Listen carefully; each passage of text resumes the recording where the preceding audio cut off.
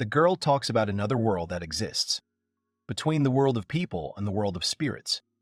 The rustling of tall spiritual trees is heard behind. Arriving at the place with a group of children and the main character, the girl points to one of the spiritual trees, and the rustling of the tree is heard along the way. The elven-looking girl tells our protagonist that such trees have a growth limitation and therefore need to be cut down periodically. The girl then gives the protagonist the task of cutting down this tree. Under the rustle of grass, the main character agrees to this task, after which the elf girl thanks the main character, whose name is Eisen. Eisen raises his left hand, which begins to be enveloped in a magical aura, and simultaneously casts a spell. Thus he begins to ask for help from the mighty winds of another world, that with the help of words they will give him their power. Waving his left hand, he continues to speak the spell. His words will transform the power into a blade. With his slash spell, he releases the aura from his hand that had been built up during the spell's casting time, and cuts the tree with a powerful wave. The force of the wave caused a shockwave that caused a powerful wind to blow. The sound of a slowly falling tree can be heard, causing the children to marvel at the beautiful and incredible sight. The children praise Eisen for his strength and continue to watch the falling spiritual tree. A splash of water is heard in the river where the tree subsequently fell. The main character turns to the children and says that they are all children of spirits, and that each of them will sooner or later be capable of this. He adds to his words that before learning a strong spell, it is necessary to think about what effect this or that spell will have, to which the children take his words into account. The elven-looking girl thanks Eisen for giving the children instructions, to which Eisen replies that this is simply compensation for allowing them to stay in another world, and that he is ready to come out to help at any time. The main character's name is Eisen Otisuprohet. He has been living in this other world for 20 years. Upon returning home, he greets an elven-looking girl named Rina Rautsan, who is a descendant of a long-lived race. The girl is surprised by the sudden voice while sweeping the terrace. She turns around with a happy expression and greets the returning teacher Eisen with a smile. Renee cheerfully tells Eisen that he has received another letter, to which he reacts with confusion. It should be noted that Renee lives with Eisen as his apprentice. Eisen, with a smile on his face and a polite, calm voice, says that there is one thing he wants to tell Renee. The guy says that he is going to go on a trip, to which the girl is surprised by such news, stopping her work. Entering the depths of the house, the girl begins to question the teacher about such a rush, to which Eisen replies that 20 years have passed since the demonic blade was defeated. Teacher Eisen was summoned to this world to help, but the demonic blade feels better, to which he asks the girl to see for herself. Entering the room, Eisen admires what he sees. There is a huge stack of letters on the table. The girl asks if the teacher actually read all of this, to which Eisen promptly agrees. Eisen says that all these letters are from his old students and that it was difficult to get them here. The students send him letters every month. Rinny says that she remembers how one day the teacher asked to read all these letters to Rinny, and that the letters only told good news. With admiration and a smile, Rinny asks the teacher to read the letters again. The girl sits down on a sofa and opens the first letter. At the same time, Eisen moves to the desk. Reading the letter, the girl learns that most of the students have grown up. They are known as the 100 Heroes. Many of them became sages, rulers, commanders-in-chief. They became both directors of magic academies and rulers of hundreds of empires. The girl notes that all the letters are letters from geniuses who, like children, are waiting for praise from their father. Rainey speaks with admiration about how the students are happy to talk about their achievements. Rinning continues to read the letters, from which it becomes clear that the students talk about the lands and discoveries that they themselves have discovered and studied, and also left recommendations on where to go. Eisen, having accepted the hint of a journey to see the beauty of the world, decides to go to the world of people to see everything with his own eyes. But Eisen fears that the news of the master going to the human world could disturb many innocent people, since the students live in different places. Subsequently, the main character decides to travel alone, and if a meeting does happen, then a simple greeting with the student will be enough.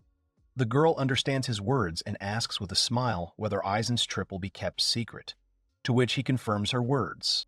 Rinne rephrases her words, and with a little excitement, but with the same joy, asks Eisen if he wants to return to the human world.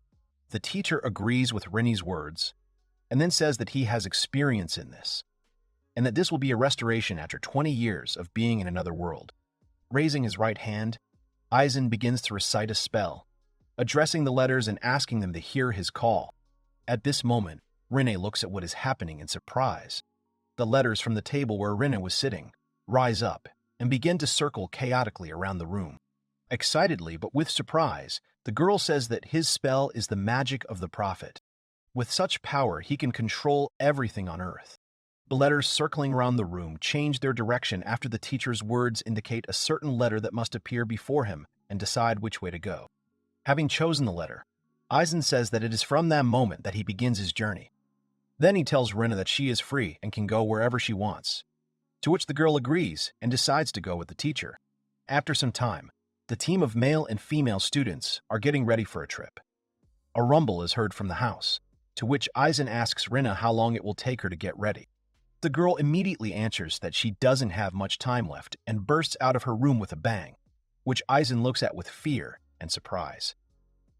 The girl apologizes for the wait, showing off her new beautiful travel bag, where she collected her necessary things. The girl then incredibly admires the teacher's old equipment, to which he responds in kind, saying that she too is well prepared for the journey. After leaving the house and on the way, the teacher asks if she wants to go with him, as he said that students should not accompany the teacher, to which the girl replies that she just wants to take care of the teacher.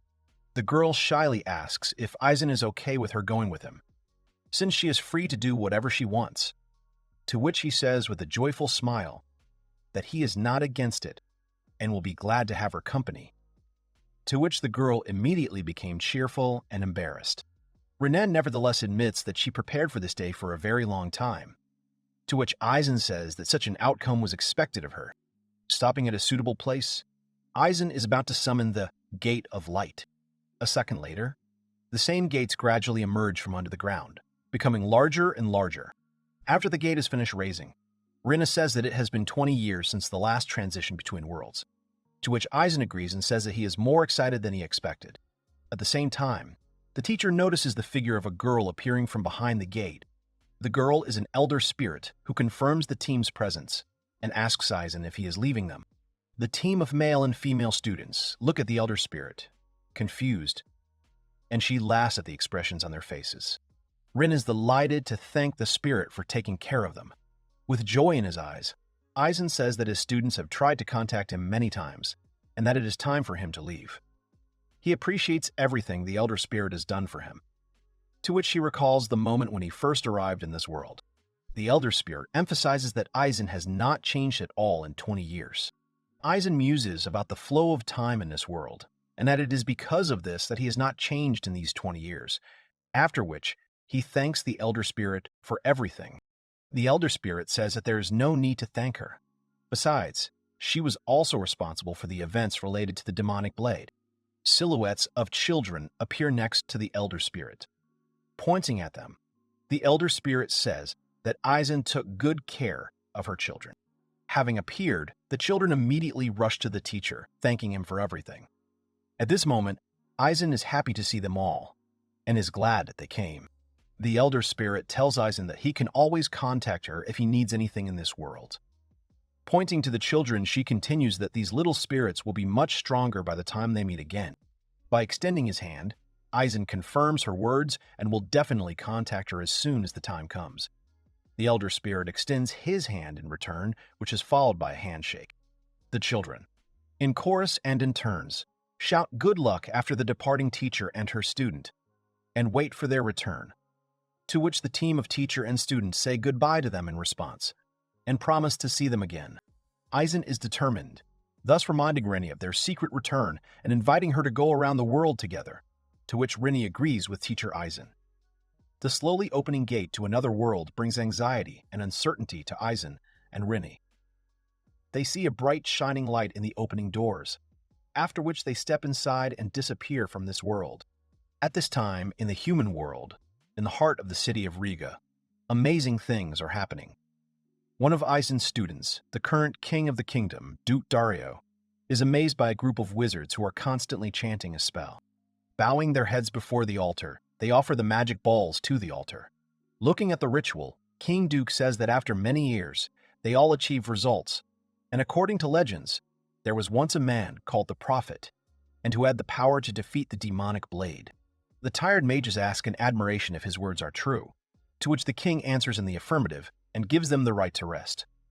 Having thrown open the doors of the ritual room, he leaves it, thinking along the way about the monthly expenses for the ritual, which eventually brought results.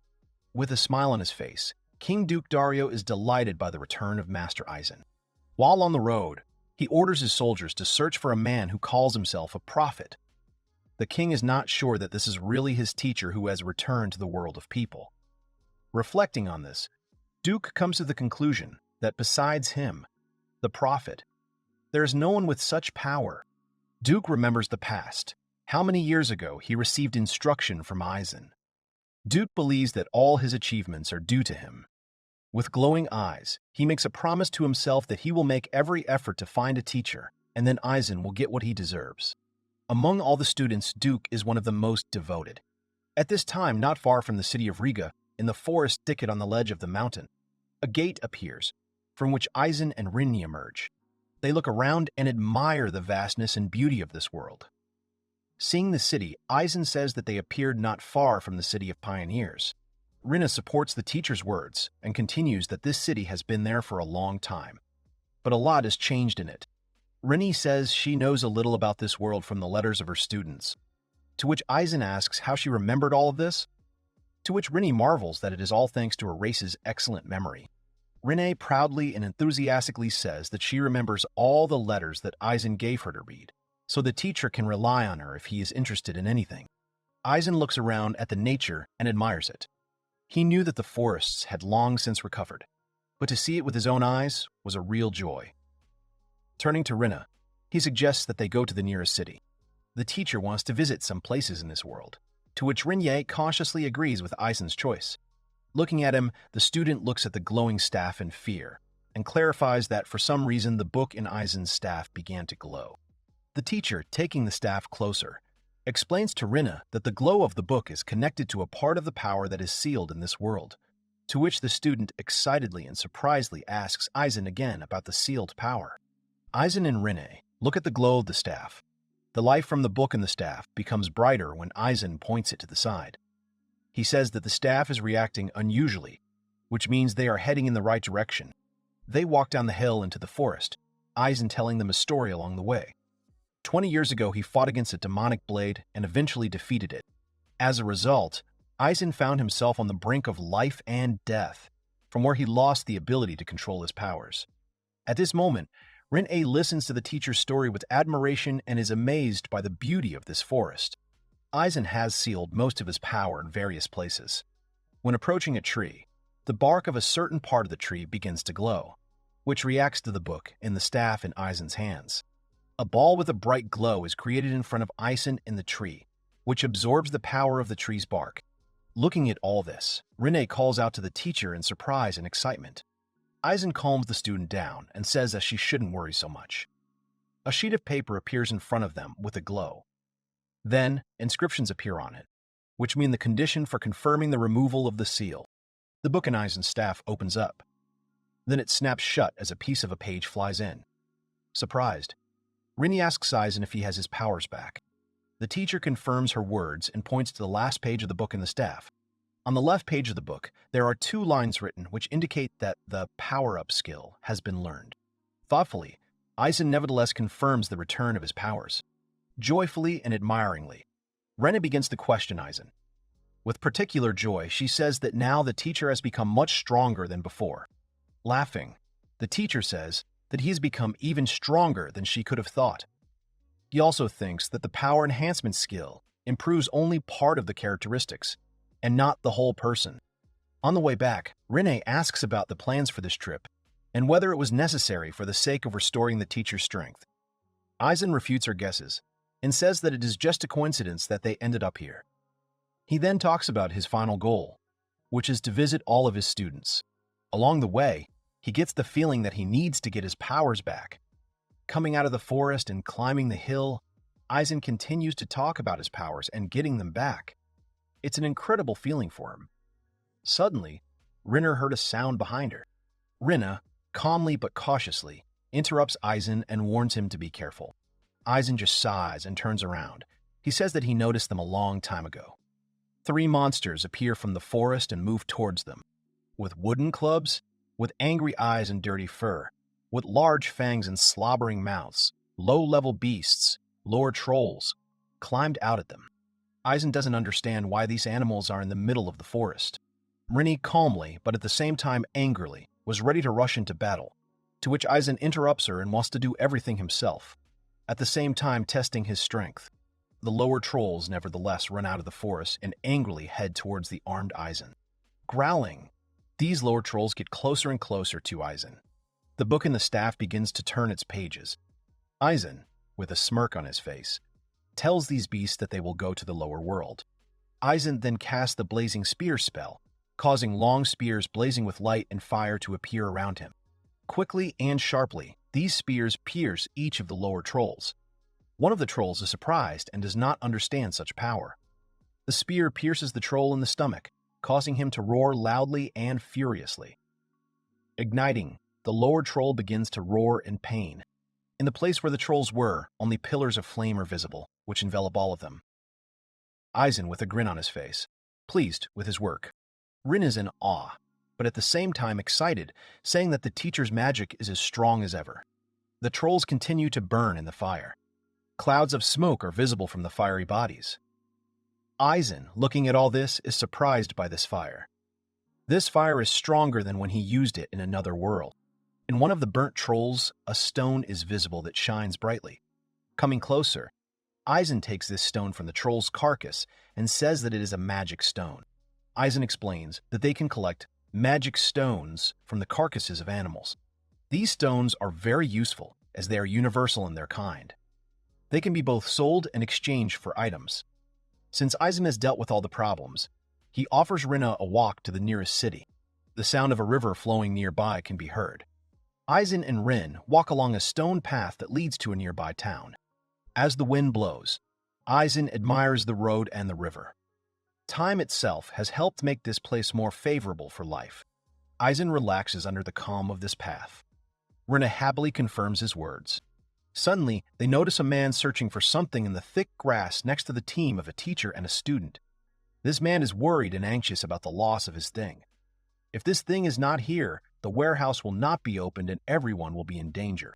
That person was a girl who accidentally turned around and saw Eisen and Rinny. She shouts from a distance and apologizes for disturbing them. She asks them if they have seen a multicolored key.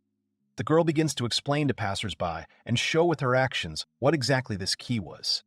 Eisen and Rin deny and say that they have not seen anything like this and add that they have only recently arrived here. The girl sighs with disappointment and excitement. She has almost no time left and she does not know what to do now. With a little madness and a lot of excitement, the girl keeps repeating that she has to find this key and that it should be somewhere here. At this moment, Eisen and Rinna exchange glances. Eisen kindly offers a helping hand, to which the girl is glad to receive help from passersby. She was a little hesitant, because she couldn't accept their help since they were going about their business. Eisen interrupts her and says that it won't take long. In any case, the girl will be the one to find the lost thing, which she is perplexed about. The girl was just collecting herbs, but suddenly a beast called a kobold appeared. The girl decides to drive this beast away, with shouts and exclamations. At that moment, the keychain broke. She didn't immediately remember that her keys were missing. After telling this story to Eisen, he immediately understood everything and asked her to wait a few seconds. Coming out onto the path, he bends down and places his hand on the stone from which the path is made. Touching the earth like water, he addresses it, asking it to answer his call. The place he touched begins to glow with sparks. He asks the ground where the key that the girl lost is. He concentrates on seeing those same sparks that are heading towards one point. The girl does not understand what is happening here and asks if everything is okay here, to which Eisen confirms her words. Next, Eisen asks the girl about the place where she learned about the loss. Then he points to a tree next to which lies a rotten and hollow log. The girl confirms Eisen's words and asks if he has found the missing item. Eisen asks not to rush him, and for now, he can only tell the approximate location of the missing item. At the moment when the girl was chasing away the kobold, she caught on a knot of a log, which caused her to break the chain on which the keys were hanging. Then, Eisen points to an old log and asks the girl to look for the missing item there. The girl immediately agrees and runs to the log. Eisen looks at what is happening as a simple inattention of the girl. In the grass, she notices a key, and with joy in her eyes, she shouts to passers-by about the lost thing she has found. She thanks the passers-by profusely, to which Eisen says that there is no need for thanks. Besides, the girl found the missing item herself. Then, the girl apologizes with a little excitement and asks about the magic that Eisen used, whether he could see her past and future with this magic. Eisen explains to the girl that this is not a high-level magic and that absolutely any magic can do such things. He then says that this is a skill called lost item detection. This skill is quite useful in such cases. The spirits of the land remember everything. How she chased away the kobold and how the chain with the key got caught on a protruding branch. The girl asks if Eisen is a great fortune teller, to which he denies her words. Eisen ponders that this is the first time this girl has seen this kind of magic. After all, even before he left, there weren't many people who used this kind of magic. The girl admires and happily calls Eisen the guardian of spirits. She is indebted to him and asks them to introduce themselves. The passers-by introduce themselves as Ain and Rin. The girl will definitely thank them. Then she notices that they were heading to the city and asks them what the purpose of their visit is.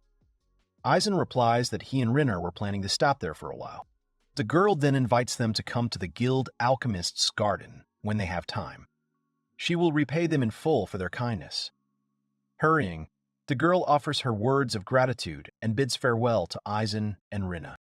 Eisen notices the girl's activity. Rinne kindly says that the girl is very happy that she returned the keys and notes that the teacher is as kind as always. Continuing his journey to the nearby town, Eisen says that he is in a great mood. This journey brings only joy and relaxation. Rinna confirms the teacher's words and suggests that he meet all obstacles with a smile. Following the Eisen and Rinner trail, you will find yourself in the picturesque and lively town of Sagedale. Rin is glad that they entered this city without incident or obstacles. They stand at the entrance to the branch of the Global Guild, which, to Eisen's surprise, has become larger. He then explains that the Global Guild is an association that collects information about professionals from all over the world. He goes on to talk about the guild system. When a person registers, they receive a global card, which will be used as identification when crossing borders or visiting cities. Rin notes that the Guildmaster's general manager also mentioned this in his letter. Eisen says that this is true and remembers how Rinna consulted him about this a long time ago.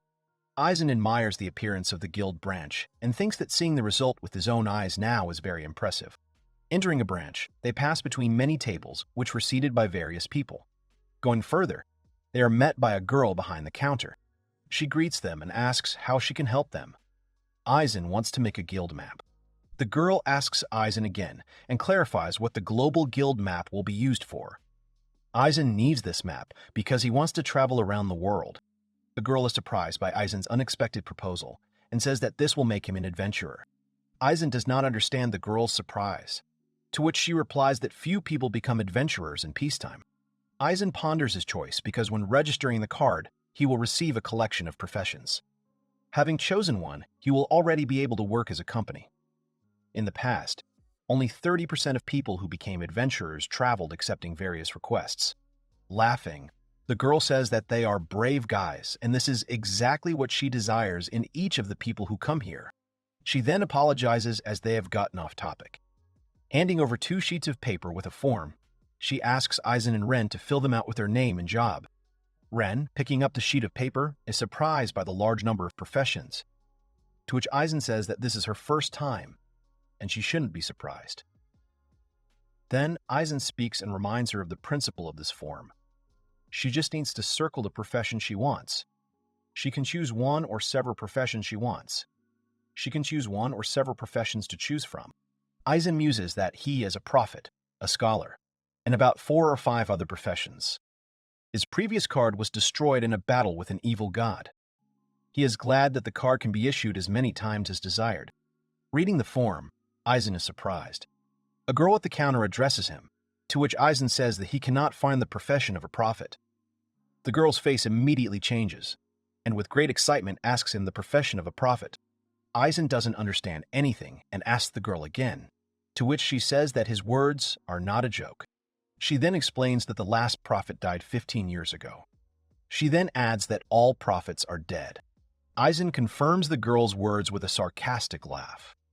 She then adds that if he chooses the profession of a prophet, he will be haunted by the dead, and a reaper will be summoned.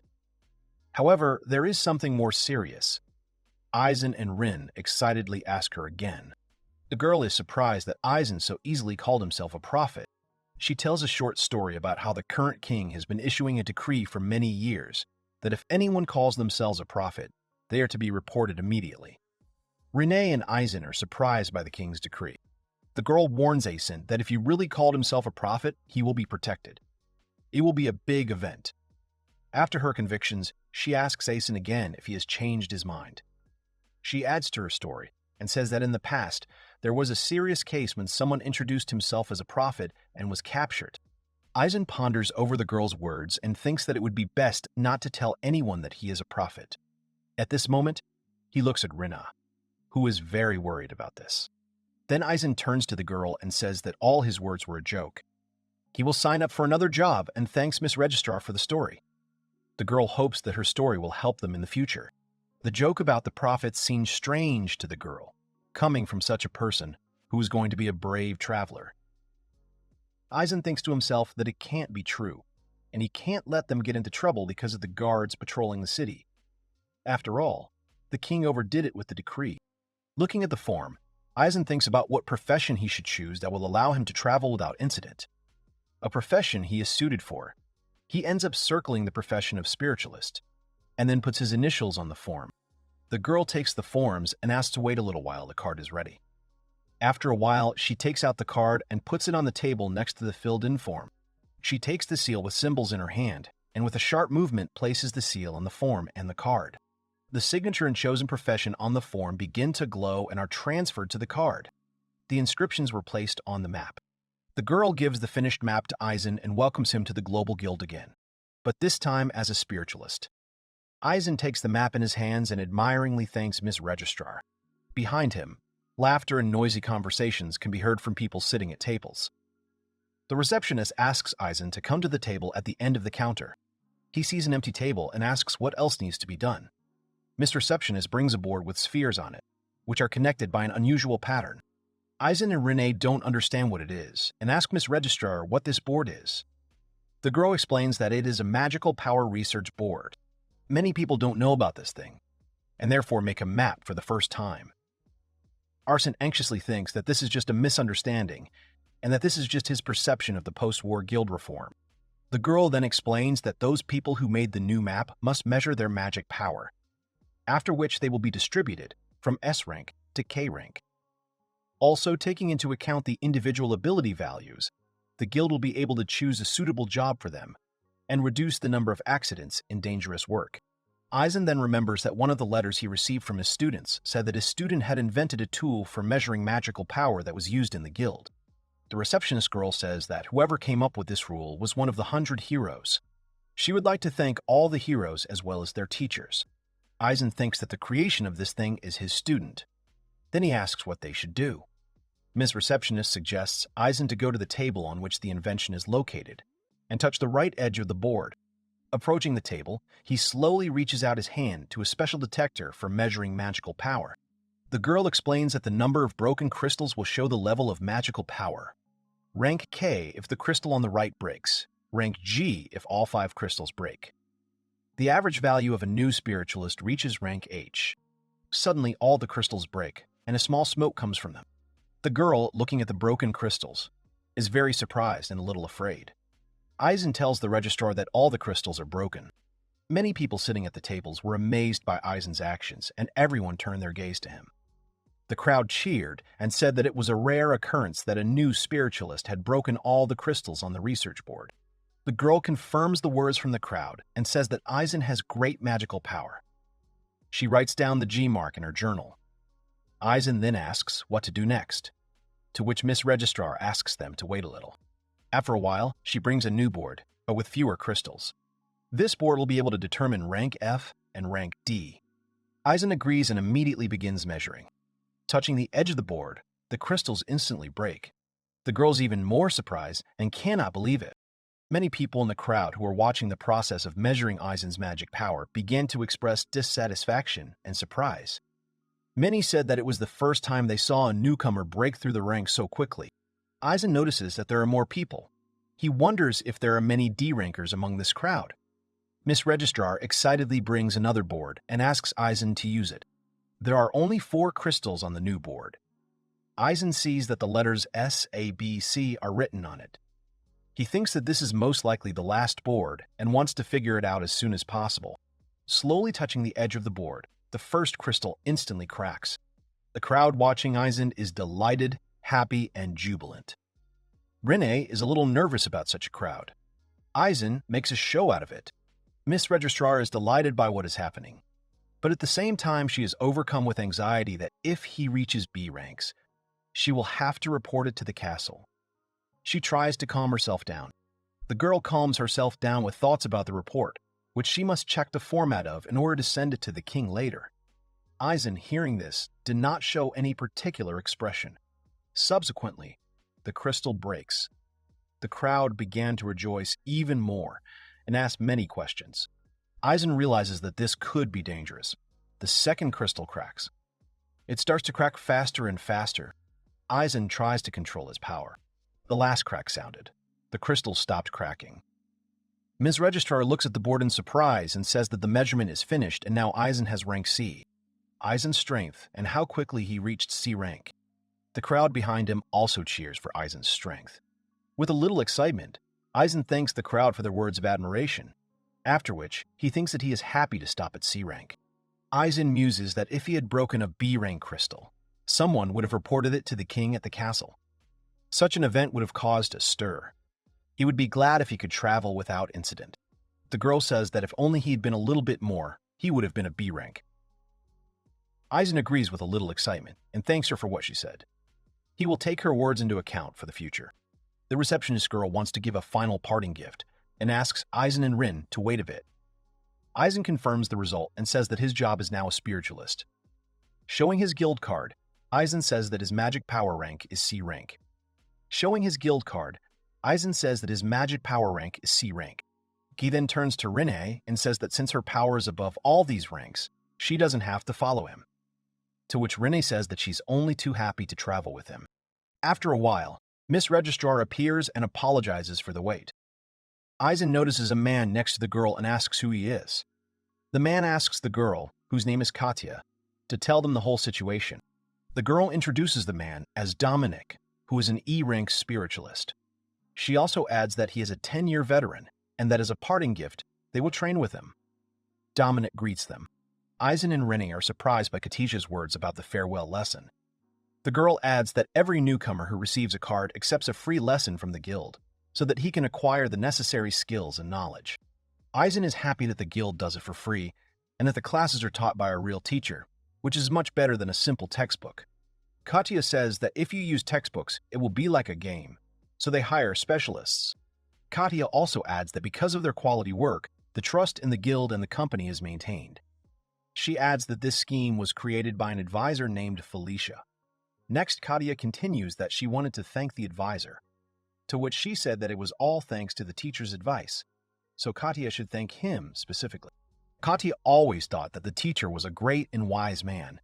At this moment, Eisen is a little embarrassed by Miss Registrar's words, but at the same time he understands that in other places he is treated a little differently. Eisen remembers that he once received a letter with a question from Felicia. In the end, he felt the result of his help on himself. Katya says that all the sorcerers are elsewhere, so Rinne is not here. Eisen accepts Katya's offer and subsequently asks Dominic to take care of him during training.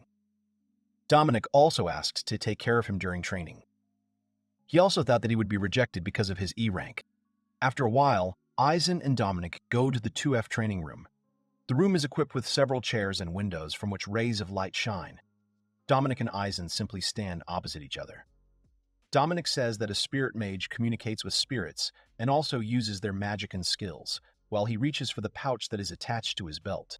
Dominic continues to talk about spirits, that essentially a person asks for power from the spirits of nature or makes a contract with them in order to always be able to use their power. Along the way, Dominic opens his pouch. A magical essence suddenly and sharply bursts out of the pouch. Eisen is surprised and cannot say a word. This essence envelops Dominic's hand and reaches for his neck. Eisen asks Dominic if the blue light is a spirit, to which Dominic replies that it is. And to be precise, it is a low-class light spirit, one of his contracted spirits. In Dominic's case, he has received requests from cartographers and scouts, because he has flying spirits that survey the area. He gives one example of these spirits surveying the area for demonic beasts. Dominic continues that since Eisen is an adventurer, companies will have fewer jobs. Also, many people think that such work is not worth attention. Eisen thanks Dominic and says that thanks to him, he will be able to prepare himself for the future. Dominic continues talking and tells Eisen how to properly deal with the spirit.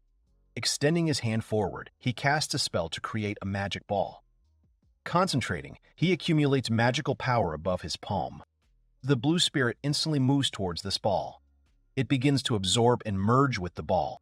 After a while, the spirit completely absorbed him. Eisen asks what this is, and Dominic replies that it is only an encouragement with food. Dominic continues to say that if he gives the spirit food in the form of magic, then the spirit will help him in exchange. In addition, with this magic, Dominic can summon the spirit and can make it sing. Eisen ponders the honesty of the spirits, and that they will try to return what they received. Dominic calls out to him, asking if he remembered everything, to which Eisen confirms his words. Eisen immediately casts the spell to create a magic ball, and a ball appears above his palm. Dominic is amazed and surprised by Eisen's power, and says that he was able to make a ball on the first try, and is also amazed by C-rank magic. Eisen thanks Dominic and says that the spirit thanks him too, to which Dominic just laughs. He is glad that Eisen thinks well of him and asks his spirit to come closer.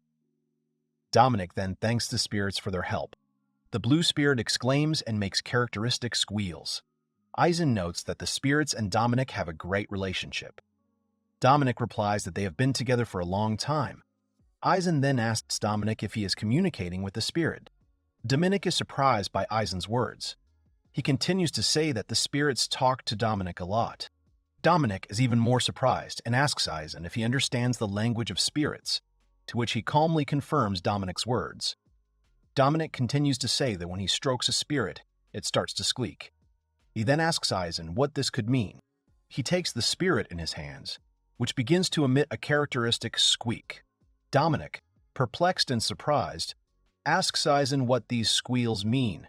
While holding the spirit in his hand, Eisen tells Dominic that he hears the voice of the spirit and that he is grateful to Dominic, that he values him.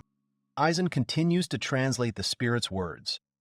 The spirit says that it doesn't care how many magic balls Dominic uses. At this point, Dominic is simply perplexed by what is happening.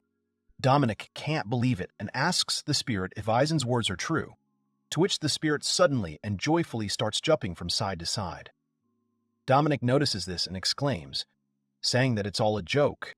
Eisen says that he simply translated the spirit's words and that he is not lying to Dominic. In response, he is surprised and says that Eisen is simply an amazing person. Dominic says that it is difficult for humans to understand the language of spirits, and that only high-level spirit mages can use this spirit-speaking technique. Eisen asks Dominic if this spirit-speaking technique is difficult, to which he replies that it is. Dominic says that he has been practicing this technique for a long time and has only learned a few words. Dominic says that he can understand the feelings of a spirit by its movements. He also heard that some people are able to talk to spirits from birth, but he did not think that he would see such a person with his own eyes. Eisen looks at Dominic in surprise. Eisen smiles and thinks that Dominic praises him too much. He also thinks that Dominic is a good person. Dominic broke out in a cold sweat from Eisen's silence. Then he says that he is very surprised by everything that was said and told. Dominic says he thought he couldn't be surprised anymore, but Eisen did it. Eisen is a very promising person. Laughing, Dominic says that Eisen ended up teaching him. Dominic says that's all, and they end the training.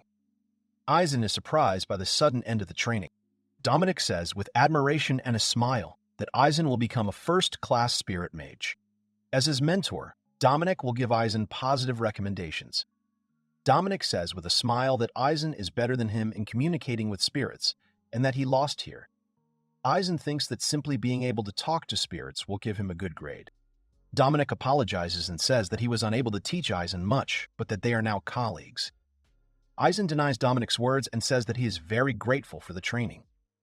Dominic says that he is glad to meet an experienced spirit mage. To which Eisen thanks him, the experienced spirit mage. To which Eisen thanks him. After some time, Eisen returns to the common hall of the guild branch. He is met by Rinne, who received a map of the city from Kadia.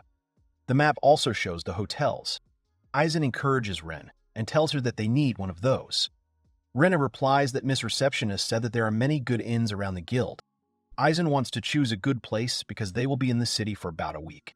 Rinne agrees, looking at the city map. Rinne managed to talk to the bartender, who said that the exchange rate in the world has not changed much in 20 years, so they can live in a good hotel for 3 months. Rinne is glad she took the magic bag. They won't have any money problems for a while. Eisen says that as an adventurer, he can sell information about where they went to cartographers. Suddenly, a girl interrupts their conversation, addressing them by name. Eisen and Rinne recognize the girl. It was the same girl who lost the key. She introduces herself as Eureka the Alchemist. The girl praises the god and says that they were talked about in the guild, so she decided to meet them in person. She says that it is fate to meet them here. Surprised and perplexed, Eisen asks Eureka how much is known about them. Eureka says that there is no need to address her with respect, as she is friends with all the guild workers. Eureka heard about them, that 2 people with amazing magical powers just registered in the guild. Since she had already been helped by such an amazing power, she immediately realized that it was Eisen and Rinne.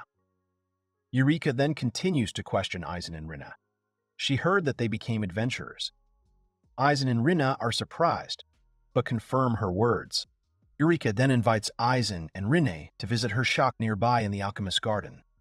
She explains the store's selection, and she is sure that Eisen and Rinne will be able to find something for themselves. Eisen would love to see the shop, but they need to find an inn before they run out of room. Eureka interrupts and says that her shop is also an inn, so she invites Eisen and Rinne to stay with them. Eureka points to a location on the map and says that this is where the Alchemist's Garden is. Eisen agrees, saying that it is a good place. Eureka says that she will pay for their stay, to which Eisen replies that they can pay for it themselves. Eureka interrupts and says that everything is fine, since they help find the key, which is very important to her. She decides to pay for the stay herself. Eisen and Rin agree and accept the offer to stay at Eureka's inn. Rinne is also happy to follow her teacher and will like any inn. Eureka confirms their words and says that their company will welcome them with everything they have. A few minutes' walk from the guild, Eureka points to a building, saying that this is their store. Eisen is surprised and admires. Eisen is surprised, talking about a large building with many windows and brickwork. Eureka says that this is the largest store in the city. The entrance has the name of the shop, the Alchemist's Garden, in a golden frame. Entering, they are met by a concierge who greets Eureka, who is the president here. He asks about her health and is surprised by her imminent return. Eureka says that she met someone. Eisen and Ren look at each other. Eisen is surprised by the position of the president, to which Eureka says that she did not tell them. Eureka is the president of the alchemy company Garden of Alchemists. She also introduces herself as Eureka Griffon. The ceiling of the hall of this store has large chandeliers that illuminate each of the tables. At one of these tables, Eisen and Rinne are sitting on a sofa. The concierges are talking among themselves and discussing the spirit mage who helped the president. One of them notes that the spirit mage is a newbie and says that there was a rumor that 2 amazing people came to the guild. One of the concierges notices the president's strength, as well as her slight carelessness. He is also curious about how exactly the spirit mage helped Eureka. He is also interested in the rumors about the spirit mage. Eisen looks at them and reacts silently. Ren notices that this situation is becoming similar to the one in the guild. Eisen confirms her words and says that he is amazed at how quickly rumors spread. After a while, Eureka comes to them with an older man who is dressed in a tailcoat and has a monocle on his eye. She says that the room will soon be ready and asks Eisen to talk to her. Eisen immediately agrees to talk. Addressing Eureka as the president of this shop, he asks why someone like her would be outside the city walls. Eureka explains that she was looking for special herbs for negotiations. She then says that the herbs growing there are used for potions. So, she decided to assemble it alone to prove that she can do it herself. Eisen understands the situation. An older man approaches Eureka. He apologizes for disturbing her and thanks her for her help. Eureka calms the man down with a smile and says that she decided to do this herself. And besides, it was she who lost the key to the magic warehouse. Eureka continues to say that if he wants to thank someone, he can thank them, pointing to Eisen and Rinna. The older man is surprised by what was said. Then he thanks Eisen and Rin for helping to save the company's negotiations. These negotiations are very important for the future of their company. Eisen says that his help was only in finding the key, and that there is no need for such gratitude. Eureka laughs at Eisen's words, to which he and Rinner are perplexed. Eureka apologizes and says that a strange thought came to her mind. She says that Eisen is similar to the person who taught her. They have similar energy. Eisen asks Eureka again. Eureka confirms Eisen's words and says that she should call this person a master, since she said that Eureka should do everything she can, regardless of her position in the company. Eureka says that one of the 100 heroes taught her this. This hero girl became the president of the university. Rin is surprised that Eureka's teacher is one of the 100 heroes. Eureka confirms her words and says that the president of the Magic University is named Kunamiya Mel. Eisen recalls that the sorceress Mel was an energetic girl. He then turns to Eureka, who was her student. Eureka says that instead of attending the main school in the capital, she attended a branch school that was much closer to her. Eureka's teacher did not stay in the capital, but constantly traveled to different places. For the last few years, she taught at a university near the city. At this time, in the southern branch of the Magic University in Sajidal, in the president's room, a conversation is taking place. A young boy approaches her, who brings her the guild's report for this week. Mrs. Mel thanks the boy and says that she will now look at this report while holding some book in her hands. With the help of magic, she begins to control her hair, thereby taking the book from the boy and bringing it to herself. The boy says that there is a man who wants to meet Mel, who looks suspicious because his face is hidden by a magic mask. Miss Mel says she knows him and asks the boy to let him in. A loud slam of a foot is heard on the floor. A man in a cape with a very sinister look enters the room. Mel recognizes the man, calling him by the name of Duke. Duke takes off his mask and says that he worked nearby, so he decided to come visit. Duke wants to tell something about the teacher Eisen. The cherished wish of all Eisen's students will be fulfilled. Duke says that they have been doing daily fortune-telling lately, and recently learned that a powerful prophet will appear in this world. Mel, exclaiming and surprised, thinks about the return of teacher Eisen, but Duke upsets her, saying that he is not sure that it is really teacher Eisen. He also says that he does not know when his return will happen. They do not know the details. Mel is upset, saying that Duke's precision reminds her of the master's level of precision. But, be that as it may, those people who have the ability of a prophet are invaluable people. Duke says that they gave special instructions to the guild, so they are preparing to meet the teacher. Mel says that she needs to finish her work so that she can greet teacher Eisen. Looking out the window, Duke starts talking about the job. He heard that Mel is a teacher for the global guild in Pioneer City. She confirms his words and says that being a teacher is quite difficult, but at the same time, fun. She has a weekly report on how many specialists of each rank have appeared in the city guild. Duke can check each occupation and rank. She says that this season has a pretty good rank performance. This rank season has a lot of D and a few E ranks. Duke is pleased with the fact that more and more people are willing to work for the good of the capital. Mel confirms his words, but there is also bad news. The fact is that over the past few months, the number of monsters around the city has increased. Mel says that they have a lot of guys with high physical strength. But they have few mages. Duke thinks about Mel's words. He then says that this whole situation could lead to a decrease in public safety. He also gives Mel a task to return to the capital. She should consider sending professional mages on this mission. Mel approaches Duke, after which he suggests sending him a report in letters. Duke would like to write a letter to teacher Eisen. Mel understands his feelings, but then says that it would be much better if Eisen himself came to this place. Sometime later, at dawn, Eisen notices something strange.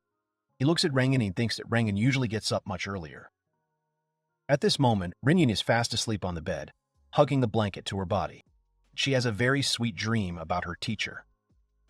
She mumbles in her sleep that she is warm. Eisen silently looks at the beautiful sleeping Renee and lets her sleep a little more. After a while, Renee wakes up from her sleep. She yawns, wiping away small tears from her sweet sleep. Eisen greets her with a smile. At this moment, Eisen was sitting at the table in the bedroom. Renee was still recovering from her sleep, and after some time, she apologized for oversleeping. Eisen says that she shouldn't apologize to him. Approaching Eisen, Rin denies the teacher's words. As Eisen's student, she should take care of him, but in the end, she let herself go. Eisen says that she shouldn't blame herself, to which Rin replies that after reading the letters, Eisen will understand how much the students worry about him. Eisen says that Rin was very tired from yesterday, and that her biological clock was very messed up from traveling all over the world. Rin answers and turns to Eisen and says that he travels using magic power. Renee says decisively that she will get up at the same time as the teacher tomorrow. She notices the teacher's great endurance and therefore wants to adapt to it. Eisen muses about gaining physical strength and that Renee will be able to do everything possible with it. The teacher notes that Renee is fully awake. Eisen invites Renee to go for a walk around the city after breakfast. Renee immediately agrees and in return offers to go on their little trip. Eisen laughs and confirms Renee's words. They will go sightseeing in the town of Sajidel together. After a while, Eisen and Renee go out into the city. They find themselves on a street with stalls. The chatter of sellers and buyers can be heard around. Eisen approaches one of the material stalls and looks at it all thoughtfully. At this time, Renee approaches a flower stall and admires the beauty of the various flowers. Then Renee notices a counter with natural juice. She turns to the teacher and says that this is juice from special fruits at Pioneer City. After buying, Eisen and Renee taste the purchased drinks. They both admire the incredible taste of freshly squeezed natural juice. Eisen and Rin continue walking around the city. They visit the stables where Rin frolics with the horses. They also visit the main statue in the city. The sun is bright and warm in the sky. After a while, they climb up to the roof of the alchemist's garden shop. Rena admires the beauty of the city from the rooftop. Eisen confirms Rena's words and says that it is peaceful and the scenery is impressive. Rin is glad that Eureka opened the roof for them. Eisen looks at the hall and says that the Magic University should be visible there. Rina asks Eisen about the Magic University should be visible there. Rina asks Eisen about the Magic University again and clarifies that Mrs. Mel is there. Eisen says that Mel is a great sorceress and that he wants to introduce Rene to her. She's surprised and then happy about the offer. Eisen says that good connections never hurt. Rene, after Eisen's insistence, agrees to meet. She would be glad to meet and get to know her. Suddenly, Eisen's attention is drawn to a sound. The sound is the gong of a bell. Renee says that the bell of the Global Guild announces the arrival of midday. She learned this from one of the letters. Looking at his pocket watch, Eisen realizes that traveling around the city takes too much time. Eisen offers Rennie to have lunch at the guild, which she agrees to. She also says that there are some dishes that are served exclusively at the guild. Entering the guild's dining room, they are served steak, sliced with a side dish of baked potatoes with vegetables. There is also a tomato and cabbage salad nearby. Eisen says that the meat and vegetables were simply wonderful and clarifies that the description of the dish's taste was accurate, as in the letter. Rina says that in one of Mel's letters, it was written that there is fertile land nearby on which there is a farm. Eisen is very glad that he came to this city and says that this is the best part of the trip. A voice is heard from behind, greeting Eisen and a student. It was Katia. She is glad that they are still in the city. Eisen asks if she is the guild registrar. Katya confirms his words and is glad that they came here. Then she asks for help from Eisen and Rin. They listen to her warily. Katia explains that a wind spirit is making noise in the farmland and that their powers are not enough to fight it. She then says that only a spirit mage can deal with a spirit. She explains why she and they need Eisen's help. He says it's an emergency and they must act without delay. Katia explains that farmland and gardens will be destroyed by the wind spirit, and innocent people may also suffer. She adds that there are no casualties among the population yet, but everything can change. Eisen thinks and ponders her words. He thinks that all the students at the Magic University are very talented and it would be bad if something happened to them. He says that they will definitely help. Katia exclaims happily and says that this request is specifically for C-point ranks. Eisen will try his best to the best of his ability. Rina is going to help the teacher. Katia, walking up the stairs to the second floor, thanks Eisen and Rene. She then asks them to follow her. She says that she will introduce them to a person who will explain everything to them. They go up to the second floor and enter the reception area. There they are met by Dominic, who immediately recognizes Eisen and Rene. Eisen greets Dominic. Dominic says that it is a great honor to work with them. As they pass, they enter the room. At this moment, Katia closes the door with a creak. Eisen says that his skill allows him to communicate with spirits and asks Dominic to take care of them. Dominic confirms Eisen's words and hopes that everything will work out for them. Dominic thinks that this is not a very pleasant task. Eisen chuckles a little and asks Katia if she can tell him the details. Katia, holding a map in her hand, says that now she will tell everything. Having laid out the map, she points to the place and says that the forest is between the farm and the orchard. She says that they need to make a thing similar to the spirit of the wind. Then he will rest. Rennie says that they can use anything.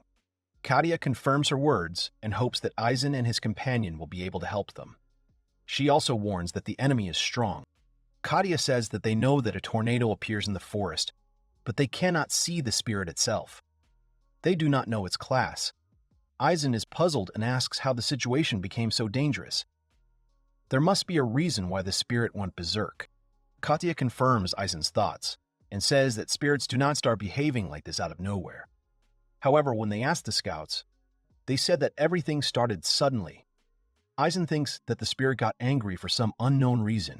Katia says their goal is to calm the spirit. They also need to find out the reason for his anger. She says they will definitely pay for the information they receive. Eisen asks Katia about her words. Dominic says that the difficulty of such a task is at least D rank. Rene is surprised by his words. Katia confirms Dominic's words. And says that the spirit, which is not affected by physical attacks, has gone berserk for some unknown reason. She adds that there are many reasons why this is a D-rank's quest. Dominic says that since it is a D-rank quest, the difficulty will only increase. He was sent to do this quest because he has been working as a spirit mage for 10 years. He still thinks that this job will be difficult. Dominic is surprised by Eisen and Rena's calm. They look quite calm. He thinks that it might be because of their C rank. Unlike them, Dominic has a sense of excitement. Eisen and Rin look at Dominic's reasoning, who in turn explains that for someone who was rated C rank and sent on a D rank mission, it's like becoming a Tenga, who exudes arrogance. Dominic says that Eisen is not an insolent, promising newbie, which is why he's a pleasure to work with. Eisen is glad that Dominic thinks so of him, and they all set off on the mission. Everyone agrees and gets ready to go. Katia says that there are regeneration potions in the guild, and asks the team to be careful. Leaving the city limits, they walk along a stone path, looking around along the way. Looking around, Eisen notices a tornado. Renee is surprised by the impressive size of the tornado. The tornado sweeps away everything in its path. Strong wind currents are felt near the team. Eisen says it's a small storm, not a tornado. They know there's a spirit in the center of a tornado. Because of the wide impact, they'll have to go around it. Dominic will lead them. He summons a magical spirit that begins to eat the magic ball. It rises up and creates a dome around the team, protecting them from the wind. Dominic has secured the team and asks them to follow him. But before they begin, Eisen casts some kind of spell. Dominic asks about Eisen's protective magic. He just used it. They continue walking towards the tornado. Because of the sphere, debris and rubble are not visible to the team. Dominic is glad he was able to help them. Eisen warns the team to be careful. Eisen asks Dominic to sit down, to which he asks why he needs that. Eisen, thanks to the stone spirit, predicted the stake flying over Dominic's head. The stake pierces the dome, which almost sent Dominic to the other world. Dominic is interested in Eisen's skill. Eisen simply hears the voice of the spirits around him. Eisen can hear the voices of the spirits even through the wind. Eisen says that it is quite comfortable. to which Dominic is amazed and surprised. Dominic is fine. It is just that Eisen managed to surprise him. Dominic gets up, and they continue walking. The wind bends the tree trunks. Dominic points at something and says that now they will be able to see it. There is an egg-like object floating in the center. It is the spirit that caused the tornado. Dominic cannot tell its level until he gets closer. This egg begins to open up little by little. It opens with a crack. The team does not understand what is happening. Inside the egg, the silhouette of an elven girl is visible. Dominic says that it is most likely an elder spirit, as it can take human form. The girl inside the egg opens her eyes. This spirit is completely released, and a spirit girl with long ears appears in front of them. Dominic says that many spirits can change their appearance, after which they go into hibernation. The scouts were unable to determine the level of the spirit. It is said that elder spirits live in secluded places, and in order to challenge him, they must be at least B ranks. Dominic says that C-rank mages cannot handle such a spirit. But there is one but. Dominic, as a professional, must help Eisen and Rinna survive. The spirit begins to approach the team. The enemy does not look hostile, but Dominic still strengthens his defense. The spirit raises his index finger, thus beginning his attack. Dominic is taken aback by the attack that is beginning. Dominic watches as the spirit's attack sweeps away everything in its path. Dominic is thrown back by the shockwave. The shockwave carries Dominic upward. Dominic hits his back against the standing tree. It was a magical blow of wind. Dominic was saved by a small sphere that enveloped him. He worries about the safety of the newmuckers. Dominic was the only victim. He decides to be the bait to save the newbies. Dominic's body was paralyzed. He could not move. The spirit was preparing for a new attack. Dominic realizes that Eisen will be the next to take the hit. He asks him to run away. Eisen asks him not to worry about him. He begins to cast a spell. The spirit makes a new attack. The shockwave moves towards Eisen. He swings his staff. He cuts the shockwave in half. Eisen holds a staff in his hands that glows with sparks. Dominic looks at Eisen in surprise. Eisen asks about Dominic's health. Dominic says he is fine.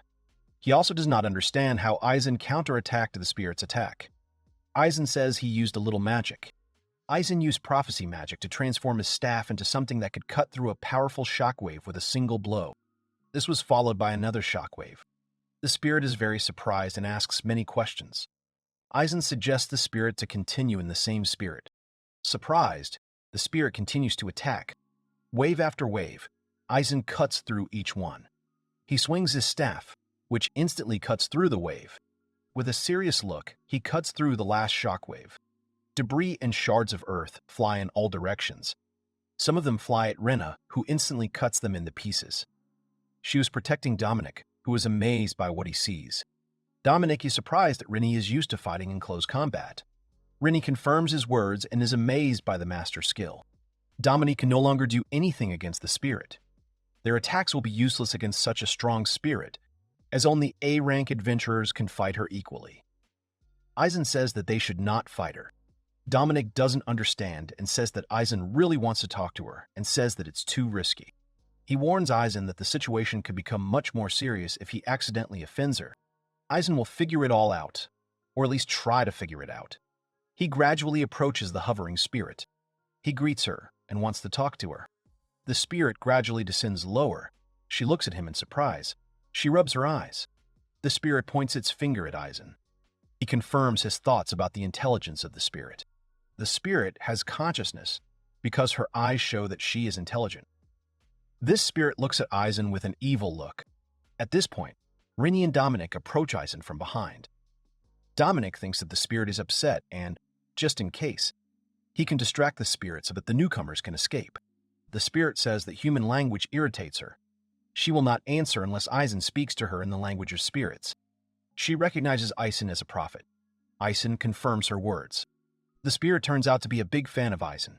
He doesn't understand how she knows him. She says that Eisen is popular in the spirit world. He can't believe it. The spirit says that he is a hero, and many love him. Her mentor is a relative of the departed Emperor of Spirits. The mentor constantly took care of the other spirits. Eisen has never heard anything like this. He confirms that he defeated the evil gods, but did not become a hero to the spirits. Eisen was in another universe, not the spirit world. The spirit was half asleep and did not immediately notice Eisen. He compares her to a cat.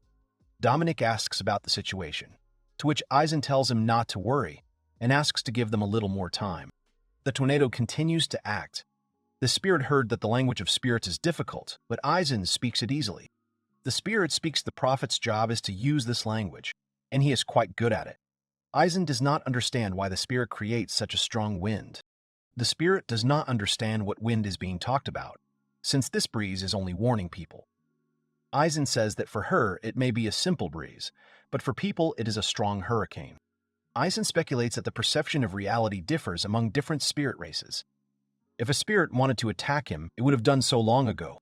He does not understand why the spirit needed to warn people.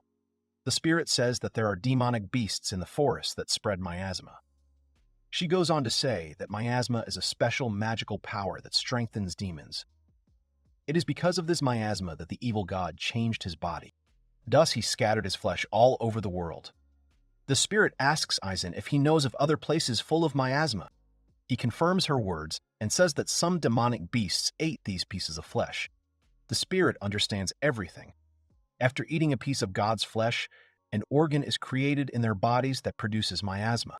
The spirit was given the task of protecting the population from demonic beasts, so she created a light breeze. Eisen understands the appearance of the tornado. He asks the spirit to tell him all the details about the demonic beast. This beast looks like a mole with a big horn. It also has long claws. It is called the horned mole. It is not strong and usually hides underground. Since the spirit is not very accurate in attacks, she cannot defeat it. If it is defeated, the miasma will disappear. Dominic is surprised that Eisen can speak with a higher spirit. He doesn't know what they're talking about and confides in Eisen. The spirit grabs his forehead, which causes Dominic to worry. At this point, the spirit says that she is tired of sending attacks that are useless, so she decided to take a break. Eisen understood why she is walking around here. Rennie calms Dominic down and asks him to rest, entrusting the work to Eisen. The tornado is still raging. Eisen asks the spirit to remove the hurricane. Then he will deal with the magical beast.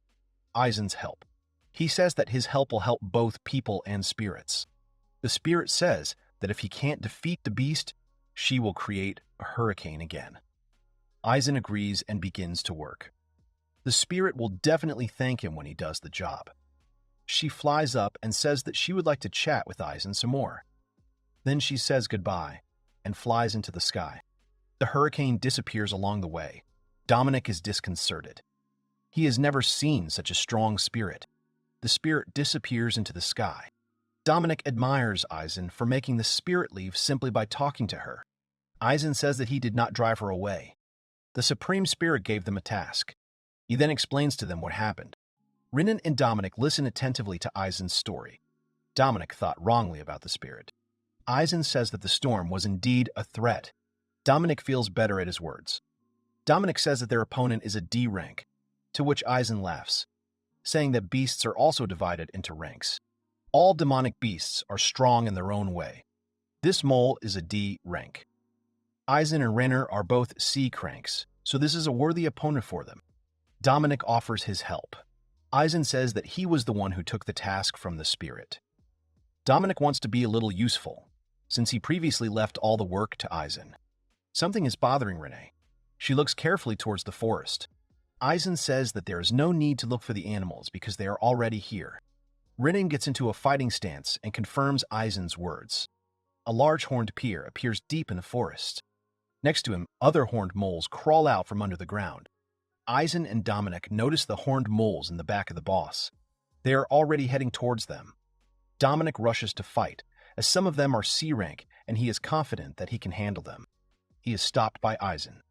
Dominic does not understand his actions and says that the higher spirit can create a hurricane again. Eisen confirms his words. The team is standing in the middle of an open area, surrounded by forest. Eisen says that there are many more animals here.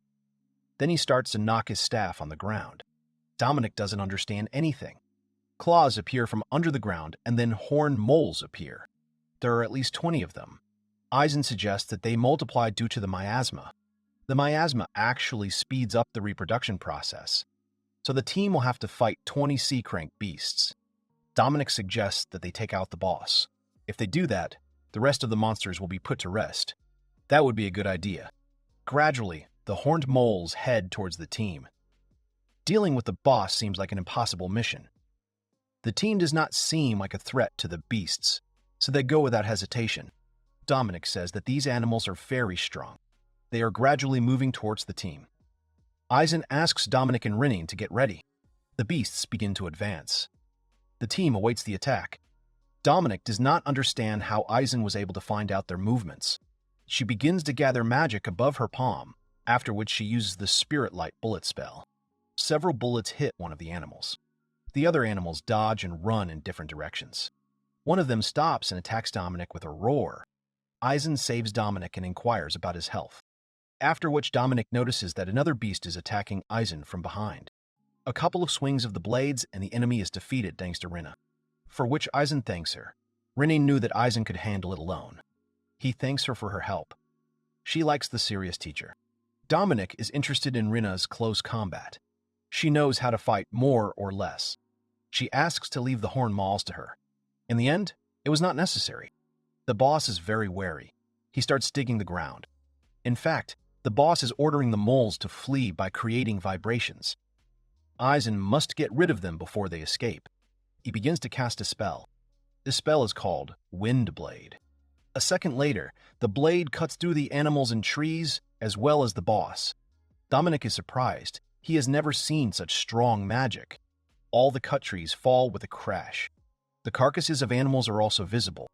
The source of the miasma is completely destroyed. This spell is much stronger than the tornado of the Supreme Spirit.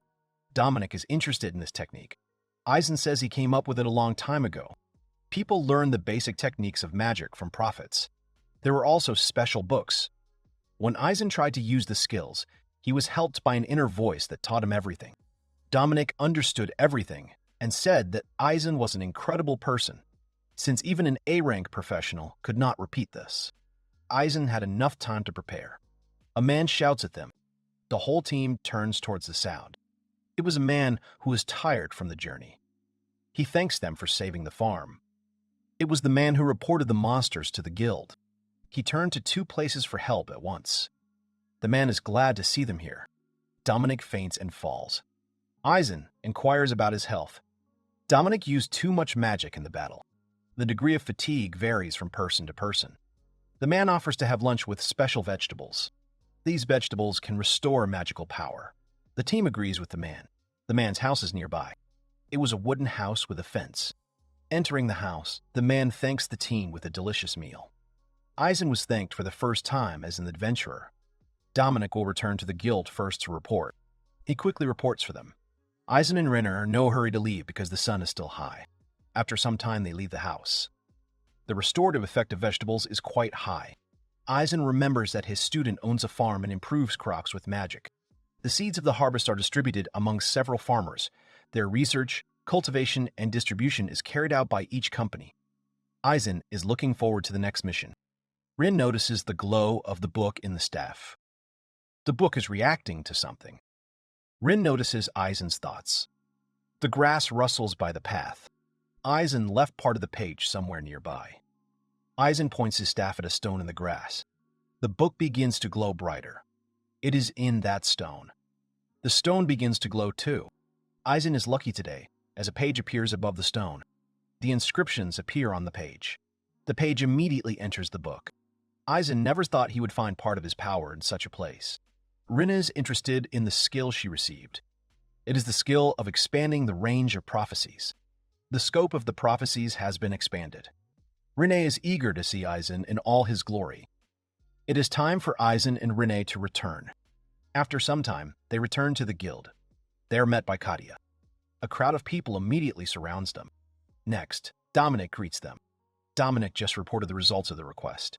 Katya is worried about the team. Eisen and Rinne say they are in perfect health. Katya is very happy about the safe return of the team. Eisen does not understand what is happening around him. The guild received reports from the Magic University. They said that demonic beasts were in the area. The guild and the city's magical university have been cooperating for many years, providing information on magic and the latest magical tools available only at the university. The difficulty of the team's task was described as much higher than B rank. The spirit was also described as the highest.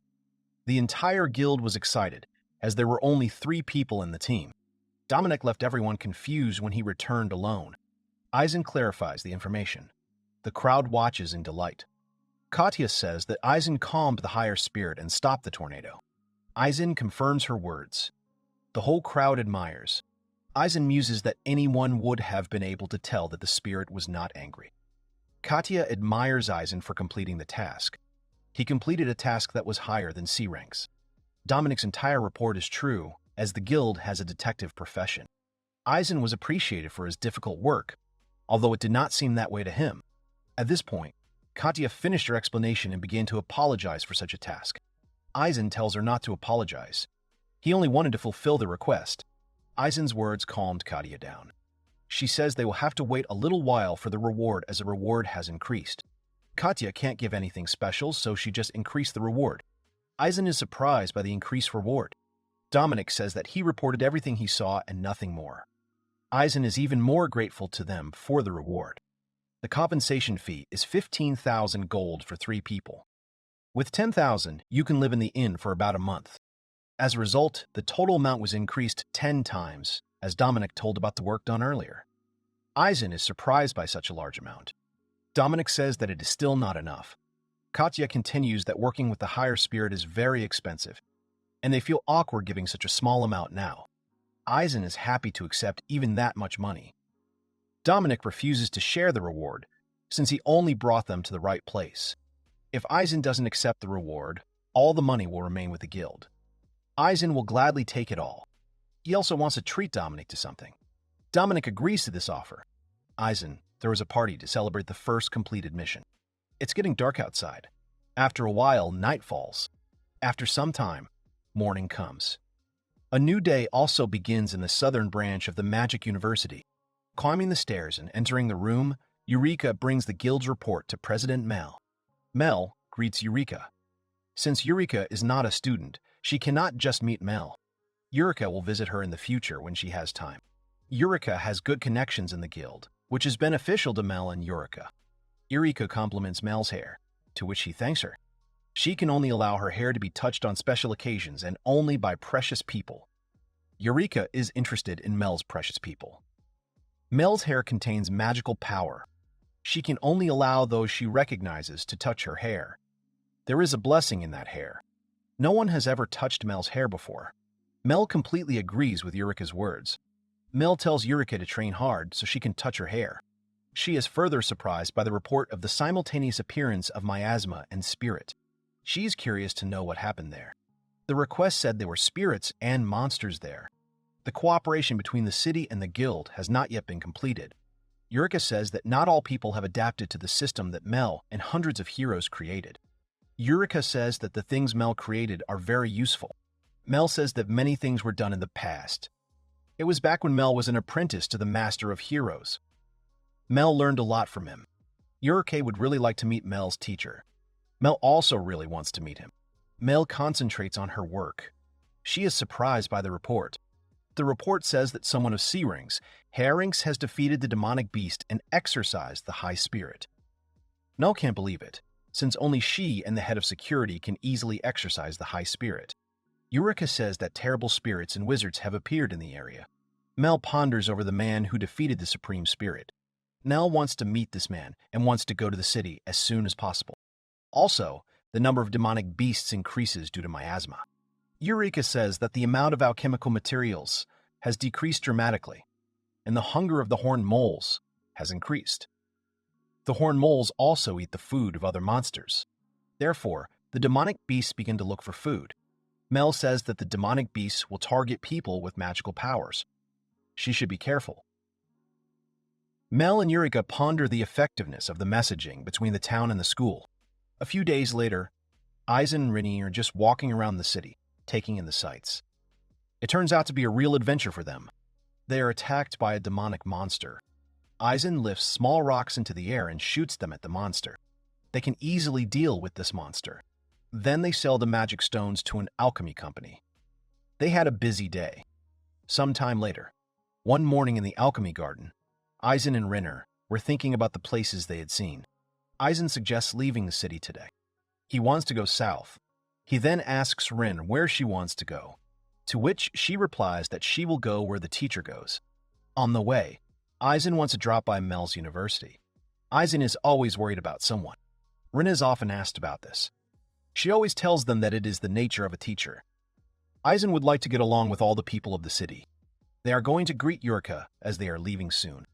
They approach the reception desk. They are asked to wait, as they want to sign a contract with them. Eisen and Ren want to drink another cup of tea.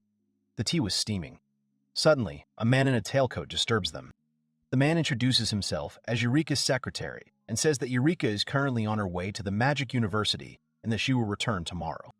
He apologizes. The secretary can accompany the team to the university, since he himself needs to go there. Eisen and Rinna agree. Eisen asks the secretary again, which he will be only too happy to help them with. A carriage was already waiting for them outside. It would take less than an hour to get to the university. Eisen was grateful for the quick preparation of the carriage. At this time at the university, the girls from the broadcasting department come to Mel. The magic speaker setting is perfect. The girls did everything faster than Mel expected. The girl says that more than 30 people have already gathered in the auditorium. Mel is as popular as she was in her student days. Mel is very happy about it. Suddenly, Mel is distracted by a report from the guard tower. The captain of the university guard is waiting for her. They have noticed strange magical fluctuations. They cannot find out the details. Mel looks at the window and wants to check the situation herself. The captain decides to go to the guard. Mel opens the window. She doesn't notice any deviations, but still decides to check. She takes the staff and goes to the window. She casts a detect magic and threat spell. She launches a magic ball, which flies out of the window and flies in a southerly direction. They will immediately notice deviations if it is magic. Eureka has never seen a magic detector. She is amazed by Mel's power. Mel can use this spell as a normal skill. Eureka continues to admire Mel's power. In the end, she didn't succeed. At this time, traces of some monster are visible in the field. These traces continue to go. A strange figure is visible in the glare of the sun. The magic did not stop and flew over the field near the university, and Mel, continuing to stand at the window and watch, told Eureka that even as she said so, the range of detection magic was enormous. Eureka excitedly asked if the master of the university president Mel was really a prophet. Rose replied that in the normal detection ability, her master was better than her.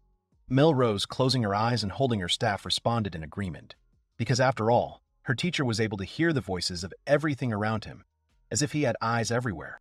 Eureka noted that he was some kind of amazing spiritualist, able to communicate with the earth and even plants. Mel explained that no matter how brilliant a spiritualist was, he could not communicate with the spirits of the earth or plants that he could not see. As the girl's background detection magic flew past the illusion, Eureka asked in surprise that even in an open field like the one on the outskirts of the pioneer town, they were unable to see or talk to the lower-class spirits. Mel smiled and replied that it was true because it was usually impossible. Besides, weak spirits were not even able to speak any language. So even those of the 100 heroes who could speak the language of spirits were not free to do something like that.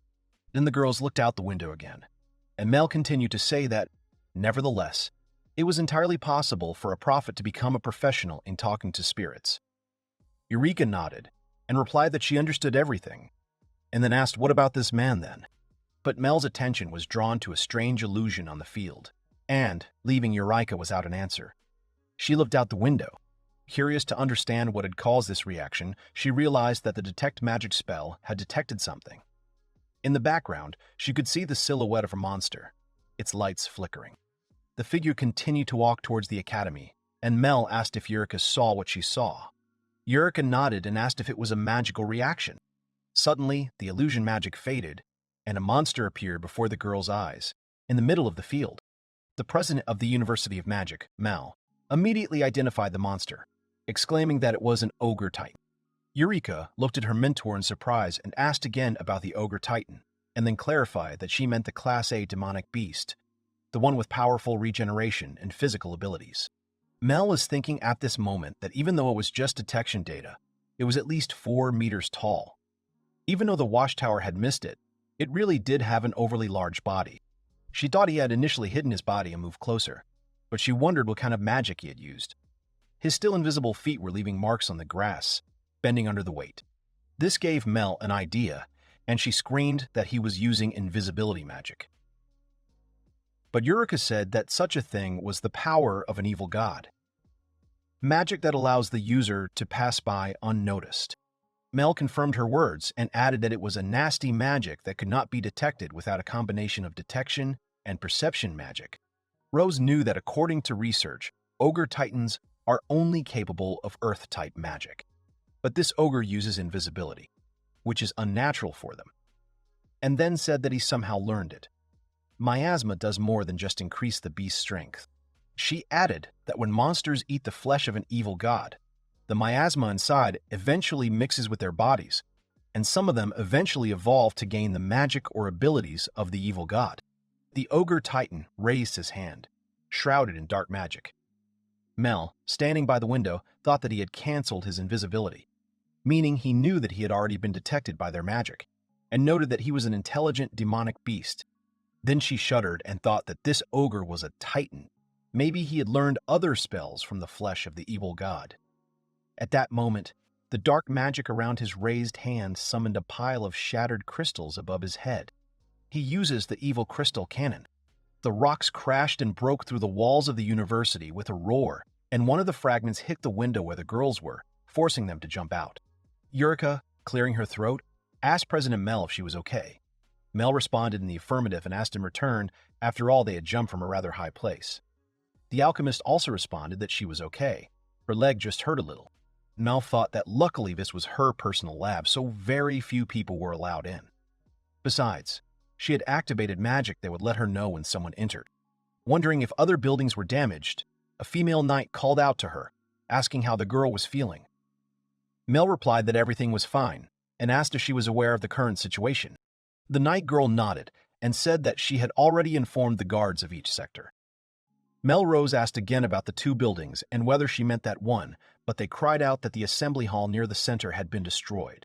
Mel asked in shock if the students were safe, thinking about their smiling faces. But the night girl reassured that thanks to the protective magic Mel had cast on the buildings, no one was hurt by the explosion. Students who failed to escape were trapped under the rubble. Mel sighed in relief and noted that this was good news. To ensure the protection of all students, spells had been placed on all buildings of the university. They act as a shield in case of emergencies, absorbing impact if a student collides with them. And when children are trapped under rubble, the spells create cover to help them survive. She planted magic in the buildings, building them with the help of architects. Mel noted that if she didn't make a move now, it would become dangerous, because he was going to eat them. The night girl noticed and asked if it was an ogre, titan-clad in miasma.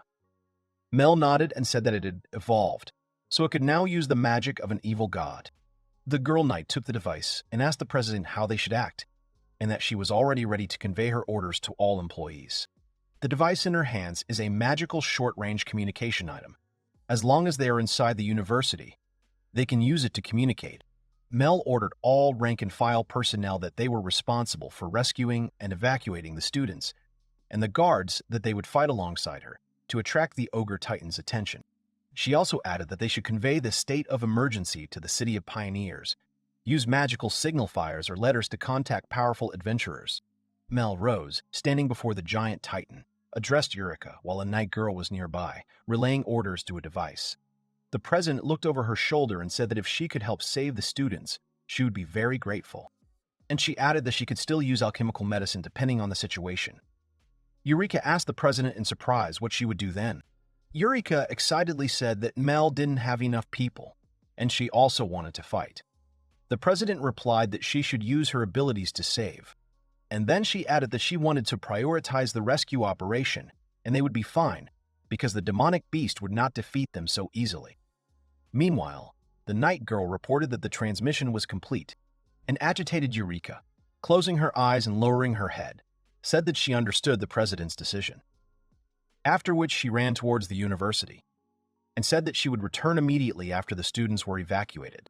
However, Ogre Titans have strong regeneration, and only when the core in the heart is destroyed will it stop regenerating. The monster moved slowly, gathering more crystal fragments with dark magic behind its back. University soldiers ran out to meet it. The female knight shouted to the president that the security squad was ready for battle, drawing her sword from its sheath. Mel, holding her staff in front of her, said that they needed to buy some time, so the ogre titan would have to wait. At that moment, in the forest through which the carriage with the main character and his companion was passing, a rumble was heard from the direction of the university, which attracted their attention. Rennie asked Eisen to look in one direction, which she pointed to with her gaze. She said that smoke was rising into the air from the place where the magic university was located. The wagon driver noticed and exclaimed that it was smoke signal magic and was surprised by the color of the smoke. Eisen asked the secretary what was going on and if there was any problem. The secretary explained that this smoke was a signal magic, used in case of an emergency. In addition, that color was used when the guards at the university were unable to deal with a demonic beast. The man then stood up and turned to say that he wanted to ask the two of them if it was possible. He wanted to go to the university right away, and it would be wiser to turn back to ensure their safety. The secretary continued that this was why he wanted them to go to the university, to ensure the safety of the company president, and if possible, he wanted them to cooperate to solve the problem that had arisen there.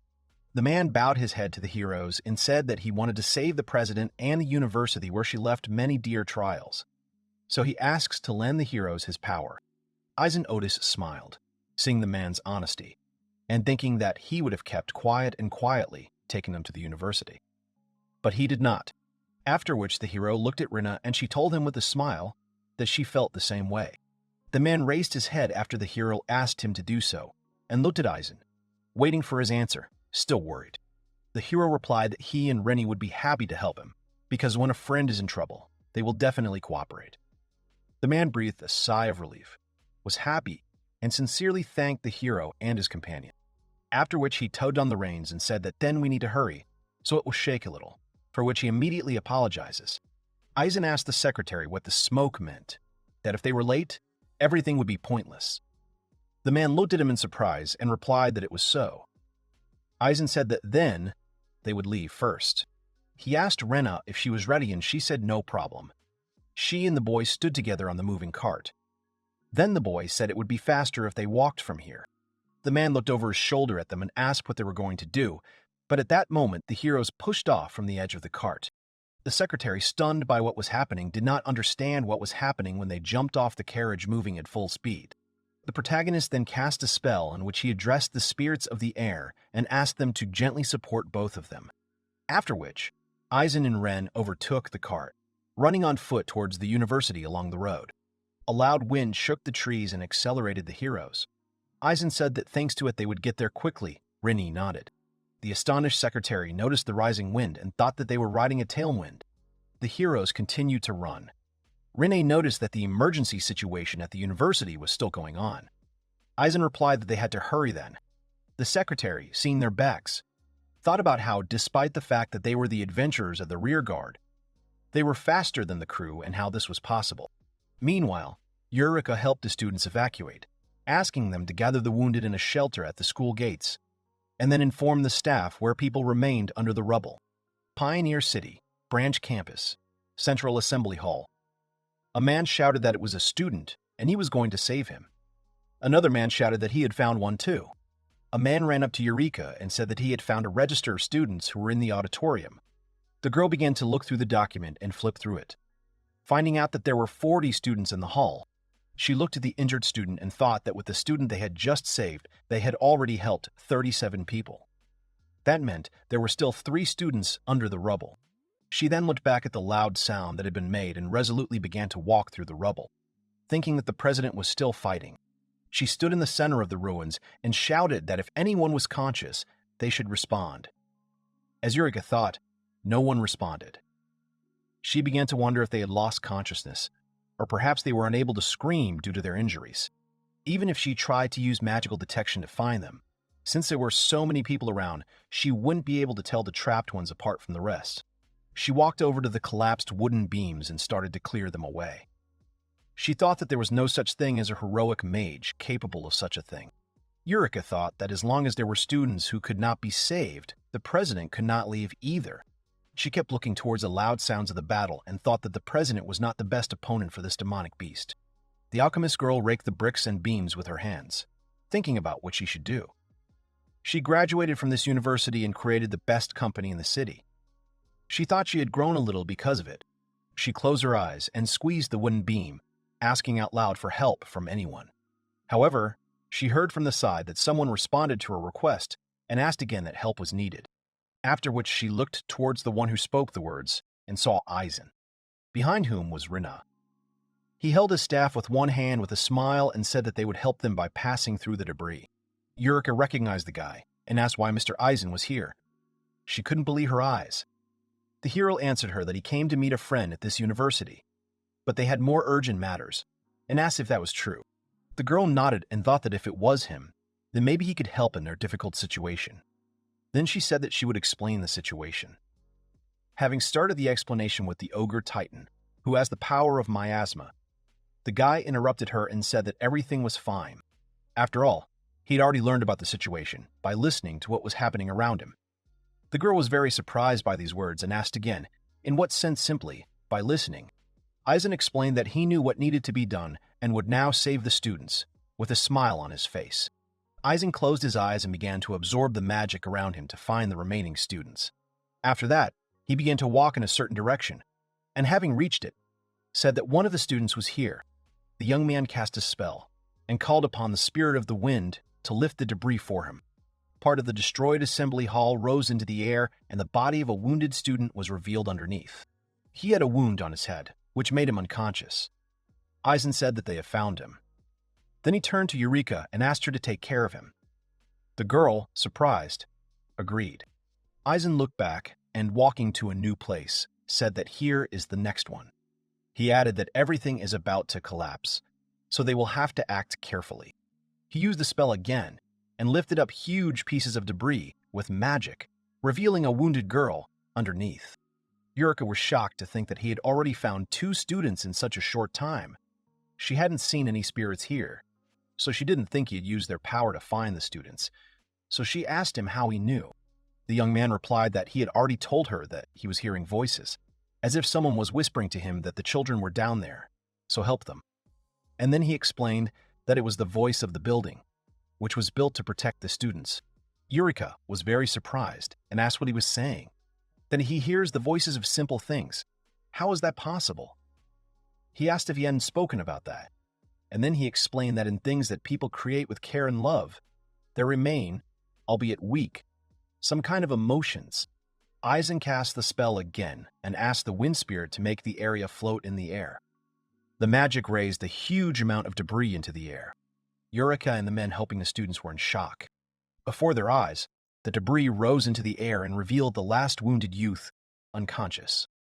This student saw the silhouette of the protagonist and asked with difficulty if it was a god, because he looked extremely majestic. Eisen said with a smile that he was not a god and that he was here to save him, looking at the wounded boy. The student closed his eyes and with a relieved smile replied that he was glad, after which all the men nearby began to help him. Eureka commented that it was unbelievable. Finding them so easily was very difficult. She began to think about the ability to communicate with objects, that this ability was beyond the capabilities of a spirit mage. At that moment, Renee ran up to Eisen and said that she helped evacuate the students and that they were finished. The hero thanked Renee for her help and said that it was then time to move on to the next task. Eureka was surprised and clarified that by the next task, he meant helping the president. Eisen looked at her with a smile and replied that everything was so. Now it was his business. He had to go to his student Mel. On the other side of the Magic University, one of the crystal fragments flew straight into the soldier's chest, piercing his armor and throwing him back. The girl knight shouted that the soldier's shield was broken and called for a medical team to quickly take care of him, while other warriors fought behind her. The man in the metal helmet swung his sword and hit the ogre titan in the leg with all his might. The demonic beast sensed this and used his hand to push the soldier back and break his sword, greatly surprising him. The other soldiers at this moment surrounded the evolved ogre titan from all sides and attacked. The night girl told President Mel that, with the exception of her, all members of the magic squad had been defeated by the last attack. Only a few squads remained unharmed. Mel concluded that their strength was running out.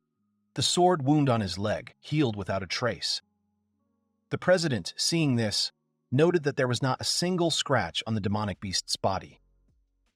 She said that it was a very unpleasant opponent because of its regeneration, without taking her eyes off it. The demonic beast extended its hand and cast an evil ice blast spell towards the warriors. Crystal fragments flew at the president and the knight's girlfriend, to which the president responded with a combined fire spear spell. A large number of fire spears collided with the crystal fragments and shattered against each other, but there were more spears, and the remaining ones flew straight at the ogre titan. He took the blow in surprise, but continued to stand firmly on his feet and hold his hands with claws in front of him. He remained unharmed, after which he crouched down and with a deafening cry began to summon new crystal fragments. Mel thought they had only managed to make a small scratch on his forehead, but it was already healing. The battle could go on forever, but they were buying time to get the students to safety.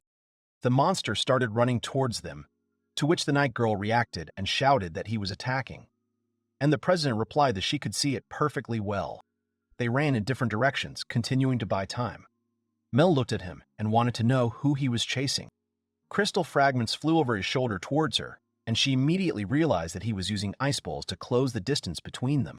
She used a spell in response and broke all the balls that were flying at her, but the demonic beast was a meter in front of her. He swung his hand. Mel began to think that he was preparing something, so she should increase the distance and jumped back. However, a club appeared in the demon's hand, and he cast a spell of an evil crystal club, which he used to hit the girl. She lost her hat and was thrown back, taking a direct hit. Blood started coming out of her mouth, and she realized that she was only okay because of the shield. And then she screamed that she could still continue. The monster was preparing for a new attack.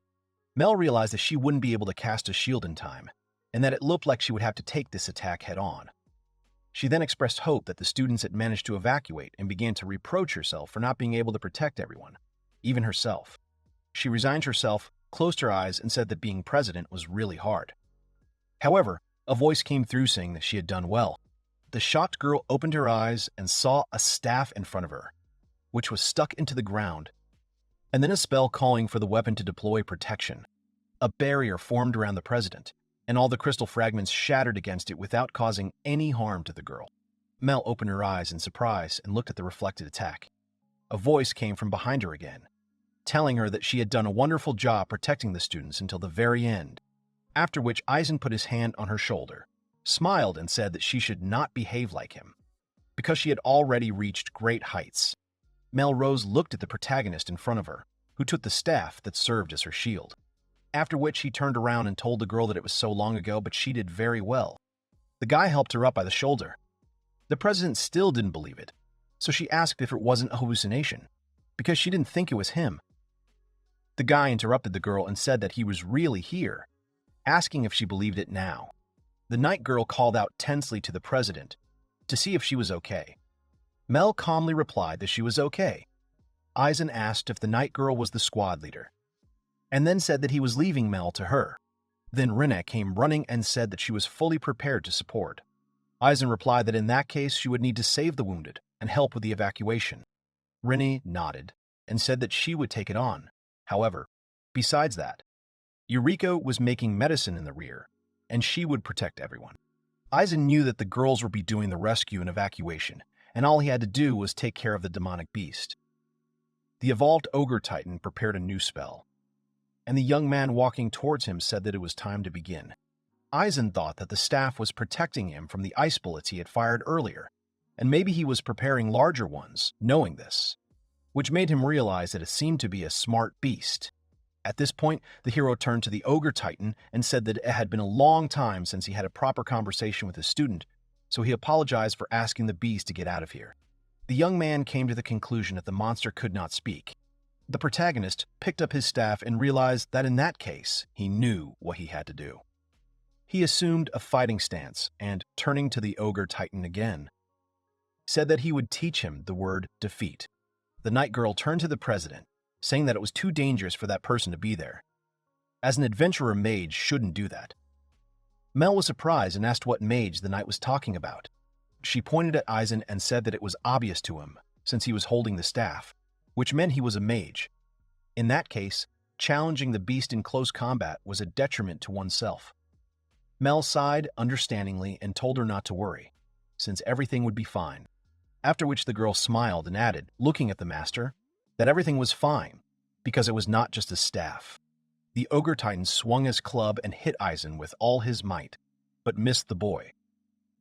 The blade of a sword, positioned perpendicular to his staff, was visible from under the club. Eisen, unharmed by the attack, said that the Ogre Titan was too slow. Then he used an instant power spell, magically accelerating his body, and instantly cut off the demon's hand. The squad captain was shocked and screamed about what kind of speed it was.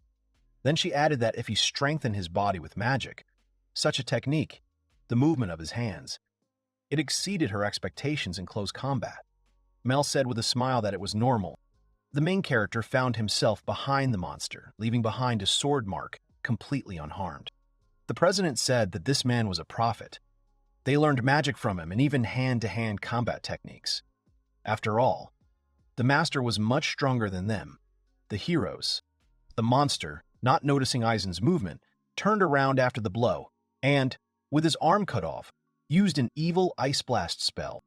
But Eisen knew that this was not the end, and used magic, saying the words of Stormstrike.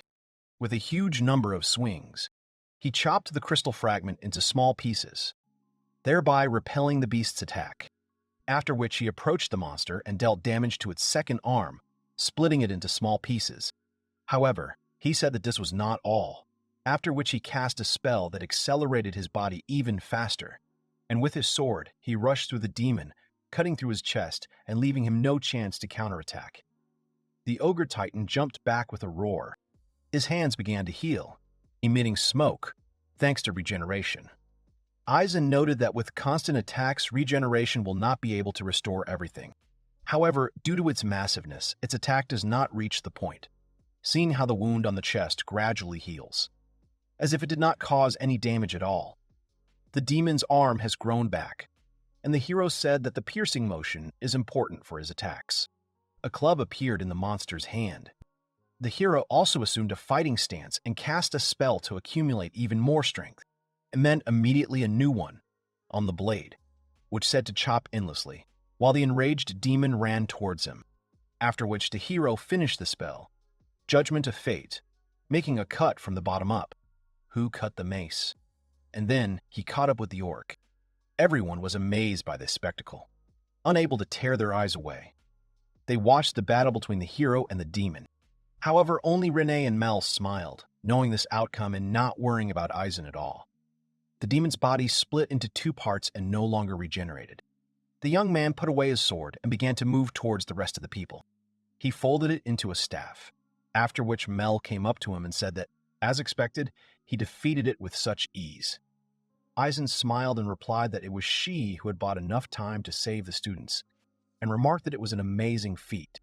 She smiled sheepishly and said that the master was overpraising her. The young man replied that this was not so at all, because in the end, she had achieved her goal, namely, protecting the students. The president thought that he was always like this, always praising her after she did a good job. She remembered how he had praised her in the past, with his hand on her hair, and thought that this was always how it was. Then she, realizing her selfishness, since he had already saved her, said that then she would like him to praise her as before. She was surprised by such a request, and thoughtfully said that, as before, he put his hand on her head. He began to stroke her head. The happy girl laughed and said she always wanted him to praise her like this. The knights, watching this scene, said to each other that to think that there was a person who was allowed to touch the president's hair. They thought that it was incredible and wondered who he was. The girl pulled away and thanked Eisen, saying that she felt better now. The guy told her that it was wonderful, and then asked if she would be okay without medical assistance. She replied that she had already received first aid, so everything was fine. She knew she wanted to tell him a lot, but there was something she decided to say when he returned, after which she said that she welcomed him home, and she and the rest of the heroes did everything they could to restore this world, waiting for his return. She said that he was home. Thanks to all of them, he could see this cheerful world. The next day, the Global Guild. A victory party was held in the Guild Tavern. All the knights celebrated the victory and success by talking to each other and eating together. Registrar, Katya said that if the Magic University fell, the Pioneer City would also be in danger, so those who stopped the attack should be rewarded. From the ogre titan that grew out of miasma. The university collected a lot of materials and received a huge amount of funds. And in order to arrange a banquet as a reward for the members of the security service who risked their lives, the celebrations in the Pioneer City continued for several days. When the holidays were over and the city had returned to its usual pace, Eisen and Rene finished preparing for departure and drove to the southern part of the city early in the morning. President Mel said that she had not yet thanked the master and asked if he was really leaving already. The young man laughed and said that there was no need. He had already received enough, and now he had enough useful items to fill his magic bag. Mel still said that she wanted them to stay here and relax a bit, since she had so much to tell them, and she also had fun chatting with Ren. Renan thanked her and said she was glad she was able to chat with Mel. The president reciprocated and said she had heard about her current situation. Mel said that she was very surprised to see that Eisen had not aged at all. She noted that the master looked even younger. The boy replied that it was all thanks to the former spirit emperor who healed him. The president presented a picture of an adult Eisen and said that there are many pictures of him. But since most people draw him as an old man, few remember his former appearance. And there are many people named Eisen, named after the war hero. She continued to say that as the prophet Eisen, she thought he would be welcomed in every city he visited. However, with his current appearance, he would probably not be recognized. The young man closed his eyes and said that he didn't mind, because it wasn't his goal after all. So everything was fine. He just wants to see the world that his wonderful students have restored and enriched. Mel was embarrassed and said that it was amazing, and she hoped it was true. Eisen told her not to be so modest, because she was also one of his wonderful students. They looked at the city of Sagittale, and the young man said that he was glad that after leaving the spirit world he visited here. First of all, because thanks to them, he was able to see many interesting things. The girl smiled and said that she was happy to hear this from the master, and then took a token out of her pocket and handed it to him. She added that she really didn't think she had thanked Eisen enough, so he should take the token with him. In this way, she guarantees him the status of an adventurer, which will give him the right to enter any place she can enter, which is most of the southern cities. Eisen was surprised and said that, since the certificate had such power, he asked if she was sure that it was worth giving it to her. The girl nodded her head in agreement without hesitation, and said that she was actually wondering if it was okay for her to act as a guarantor, since the master was much stronger than her. Mel said that if he found out that the master was coming, he would make a fuss, so it was better not to contact him in advance. Eisen said that he thought so too, although it would be great if they were received calmly. The hero simply doesn't want to cause trouble for his students. Nell smiled and remarked that the master was indeed considerate, and added that she would also help him travel incognito. She asked everyone at the university who knew his true identity to keep it a secret. She also wants to do something funny for the king who likes to fool around. Eureka apologized and said that at the victory celebration she heard that he was going to the trading city, after which she handed over the letter and added that she asked that Eisen accept this letter of recommendation. She added that he should show it to Kododama's company door. She added that in the letter she explained that Eisen was a prophet and asked them not to fuss about it, and then asked if there was anything scary about it. Eisen accepted the letter with a smile and thanked Eureka, saying that she had been very kind to him. Eureka replied that the guy had always helped her, so she asked him to let her do at least something for him. Mel shook Rennie's hand and said that she trusted the master to her. Rennie smiled and told him to trust her. They waved goodbye, wished them a good trip, and asked to definitely meet again. Thus, the two of them left the pioneer city of Shaydale and headed south. In the New World, they are eagerly awaiting the arrival of the disciples.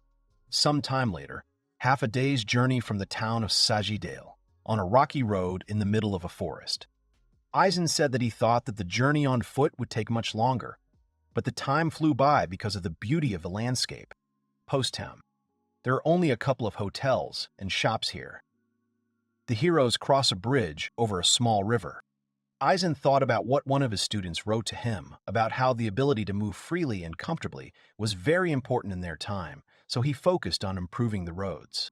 He told his companion that if they walked a little further, there would be a trading city ahead, so he was thinking about how best to get there. Renee asked about how to get there, and wondered if they had any other options besides walking. Eisen nodded and said that one of his students wrote that he was engaged in the sale of carts, and he had branches in different postal cities. The companion said that she remembered very well that several years ago, he said in a letter that he had opened his own business and that his company also provided rental services. The hero replied that he thought that there was a branch in this city as well. They also recall that Eureka had said that for the sake of people doing business in trading cities and wanting to sell goods outside of them, branches with carriage rentals were opened in small post towns. Eisen noted that even as ordinary adventurers, they could rent a carriage for a certain fee. However, the hero expressed a wish that he would rather walk, looking at the girl. He turned to her and said that if she was tired, they could take the cart. Rin thanked him for his concern, but of course she wanted to go for a walk with him. She raised her hand and showing her readiness, said that she was not tired at all, because his training had hardened her so much that it was now simply impossible for her to get tired from simple walks. Rin smiled and said that she would also have fun walking with him. Eisen understood the girl's desire and said that then they would go on foot. The only thing Eisen wanted was to see with his own eyes the branch opened by his student, so he asked the girl if she would mind going there. The girl replied that, of course, she would not mind. Carriage rental. A small, one-story wooden building with a sign in the form of a wheel, in front of which was a horseshoe. The hero and his companion went inside, and the door, thanks to the bell, notified the worker who greeted them. Eisen looked at the contracts that the information was written on and asked if it was possible to rent. The worker apologized and said that all the carriages were already booked, looking at the adventurers. The hero explained that there was nothing wrong with that, because he just wanted to look at the store, and they would somehow get to the trading city themselves. The man was surprised by these words and asked if they were planning to go on foot, since it would take a whole day, and he would advise buying a tent. Eisen explained that everything was fine, since they already had one.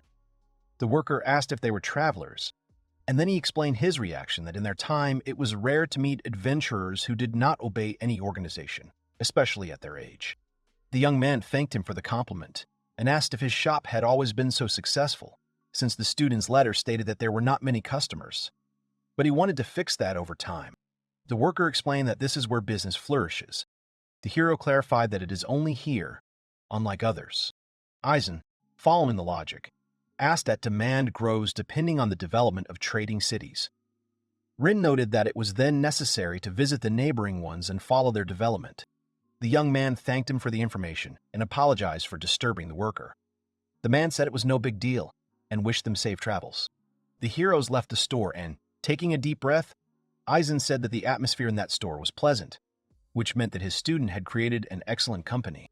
The companion agreed and said that thanks to the guy's teaching methods, his student was able to understand the importance of building good relationships with clients, which means that this is also the young man's merit. Eisen laughed and said that his student managed to open a great company not because he was his teacher, but everything was possible only thanks to his own excellent abilities. After which he asked Rinna if they would continue their journey after a short break in a coffee shop. The girl agreed and said that lunch with him was one of the joys of traveling. After some time, they were brought a plate of food in one of the cafes. The guy commented that it was a very tasty omelet, and Rene agreed and said that there were a lot of good cafes here, and the egg dishes in them were excellent. Eisen said it was about a day's walk to the nearest trading town, but if they did a little jogging, they could get there before nightfall. After which he added that, of course, he would like to take a walk under the starry sky. But it would be better if they arrived before dark, and asked his companion if she would mind that. After lunch, outside the city, there was a small path in the middle of the forest, along which the heroes ran. Rin noticed that there was a carriage in front of them, and told Eisen, who was running next to her. He said he saw it too, and as they ran, they noticed a guy sitting next to a horse lying on the ground. The guy was turning to her and asking if she was going to get up after everything he had given her. Eisen came up to him and asked what had happened. The guy awkwardly apologized for blocking their way. He stood up and Eisen added that there was no need to worry about it, and then asked if his cart had broken down, since it was dangerous to stop there. The young man explained that he knew, but the unicorn could not move, so they did not go. He added that he was a merchant, so he couldn't possibly abandon the cargo, so he was probably stuck for a long time. He also said that he had asked his partner to go to town and call for help, but that would take at least a day. After which, he looked at the lying horse and said that he was afraid to leave the cart unattended. Eisen turned his attention to the horse and, noticing the horn, exclaimed that it was a unicorn, a peaceful magical beast. Unicorns are much more resilient than ordinary horses. The hero noticed that he was not in the best condition. The guy explained that he thought the unicorn had eaten some poisonous grass, so he had to give it an antidote, but nothing changed. Eisen approached the unicorn's head, crouched in front of it, and used magic to tell it to let him talk to him. And then he began to hear from the unicorn on the streams that he could not move.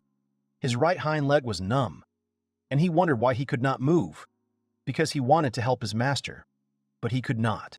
The guy noticed from the side that the unicorn and Eisen were communicating, although he didn't understand anything, and then Eisen stood up and walked around, realizing that the problem was in the back right leg. He ran his hand over it, and noticed the thorn, realizing what it was. He then pulled it out, causing the unicorn to immediately flinch. Then he calmly stood up on his feet. Eisen explained that the unicorn had a needle stuck in its leg, and added that it looked like a needle from a poisonous hedgehog, and now that he had pulled it out, the antidote could be given to the unicorn again. The guy said he had no problem with that, and thanked the hero, after which he thought about the fact that they had not gone that far from the post town and, apparently, they had not met such hedgehogs on the road. Eisen, looking at the needle, said that this meant that someone had set it up, because the poison was quite effective.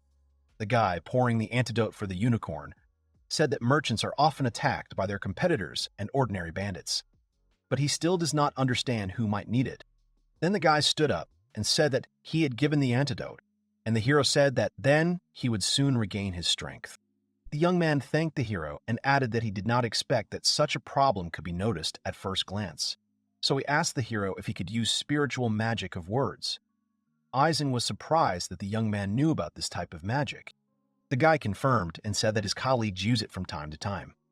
Eisen knew that spiritual word magic and prophecy magic were slightly different, but spiritual word magic sounded better, so from now on, he would call it that. The boy added that it was the first time he had seen this method of using this magic. Eisen was surprised and replied that he did not think it was anything special. The young man thought about it and said that he would not have said that because his friends controlled animals through elemental magic. And then he added that when they listen to other creatures talking, they don't understand a lot of things, so it's quite difficult for them to conduct a dialogue. Eisen was surprised again and learned that this also happens. The guy explained that this is why he became interested in how he was able to get the unicorn to tell him exactly where it hurt. The hero lowered his head and said that he simply met many different creatures on his way and somehow began to understand them. He recalled how during the war he had had to communicate spiritually with people who were unable to speak because of terrible wounds, and this experience probably developed his abilities. The unicorn climbed up to the hero, and Eisen stroked it in response, saying that it seemed to have become easier for him. The guy exclaimed that his unicorn had suffered a lot just recently, so now he was very grateful. Eisen asked the young man if he could now continue his journey. The boy approached the cart and replied that he would check now, after which he thoughtfully said that it looked like it wouldn't work, because he couldn't do without a repairman. The cart was in a precarious state. Eisen approached the carriage and said that he would now see what was going on, and after that he used a spell to make her tell him about her condition, after which, having listened to the flows of mana, he understood what was going on, and, bending down, he took out a strange object from under the carriage. The guy, looking at her, asked what kind of piece of metal it was. Eisen answered that there was a thin layer of some kind of liquid on it. Ren, approaching, hesitantly noted that it looked like some kind of magic potion. He nodded and said that it was a potion that restricted movement. The young man asked in confusion that it had come from the luggage, or maybe it was the tricks of competitors again, after which he sat down and took the reins, joyfully shouting that now the cart could move and thanked the heroes. He asked Eisen if he was good at technology, because he had heard that in order to use spiritual word magic on inanimate objects, one must know a lot about it. Eisen shook his head. He replied that they say that things that are cared for have a soul, and this cart had one, so understanding the reason why it could not move, it told the hero about the problem. The young man was surprised and added that this was incomprehensible to him, and also that the reason was that he really valued this cart very much. Eisen waved his hand and asked if there were no more problems. The young man replied that it looked like it, so he would continue on his way. Eisen replied that he was glad and wished him a good journey. The boy asked if they were also heading to the trading city, since it was still a long way to go on foot, and they had spent a lot of time helping him. So the boy smiled and offered to go with him, since they were heading there too. Eisen asked if the guy was definitely okay with it, and received the answer that, of course, no, because he couldn't thank him in any way now. So he would be very happy if he could at least just give him a ride. The hero turned around and said that he would take up the offer, and then asked if he could find out the boy's name, introducing himself, and Rina. The young man noted that they were a little late in introducing themselves, and then introduced himself, saying that his name was Ro, that he belonged to one of the companies in the trading city, and then added that his full name was Ro. Harbor. Eisen noted that they were traveling at a fairly high speed, despite the fact that they were carrying a lot of cargo. Rai said that this was their company's carriage, so both the horse and the cart were first class. He also added that he was very glad that thanks to them the breakdown was fixed, because he had already started thinking about renting a cart from the post town, but he couldn't leave the cargo. Eisen said he thought he had made the right choice by staying put, especially since all the carriages in the post town were already booked. Ro turned over his shoulder and said that he was very lucky to have met the heroes. Eisen explained that helping him was just a whim, but he was very happy that the boy was happy with the results, and then the hero added that the unicorn Ro was especially lucky. These words surprised the young man, and he asked again what he meant. Eisen said that during a difficult moment for the unicorn, Ro was next to him and tried to calm him down, for which the animal was very grateful to him. Ro became very embarrassed, putting his hand behind his head, and said that the unicorn was always with him during training, so he was a great horse, and he did not want to leave him. Ro was very happy with these words, and, tugging at the reins, explained that horses are the companions of traders.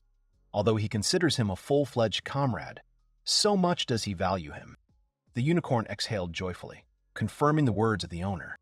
Ro was very grateful for this conversation. And then he said that it was still a long way to the trading city, but he felt better because the heroes were going with him. They would be able to get to the city before it got dark and the magical beasts came out of the forest, so they could relax and enjoy the ride.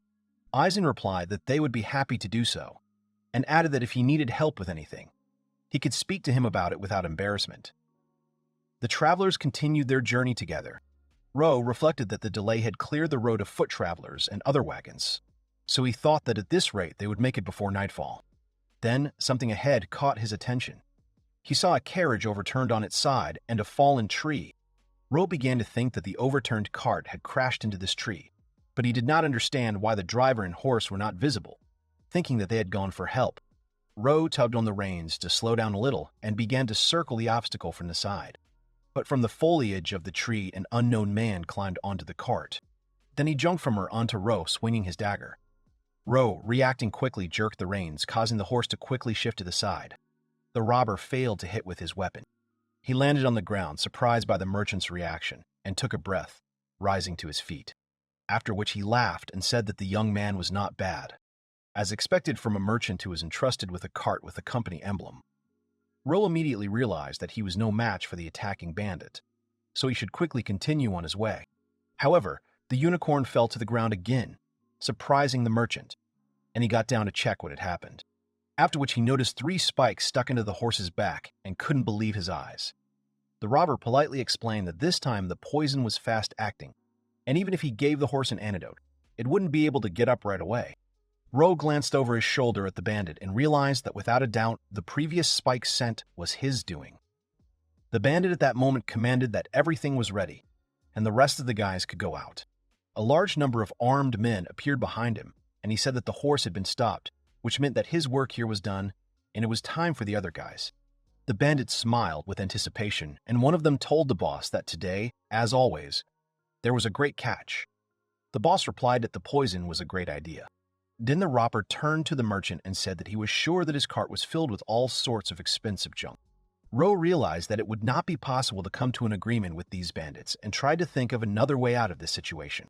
The robber confirmed the merchant's words and said that he had already disturbed them once, slowly approaching Ro. Ro knew he couldn't dodge. Eisen's spell was heard, calling upon the wind to protect the merchant. A sharp gust of wind deflected the flying dagger to the side, right in front of Ro, saving him, surprising the young man. The robbers were also amazed, and Eisen, getting out of the cart, said that he noticed how the situation had become tense. He pointed his staff towards the bandits and asked that they were bandits with whom it was useless to talk, which meant that he would deal with the rest himself.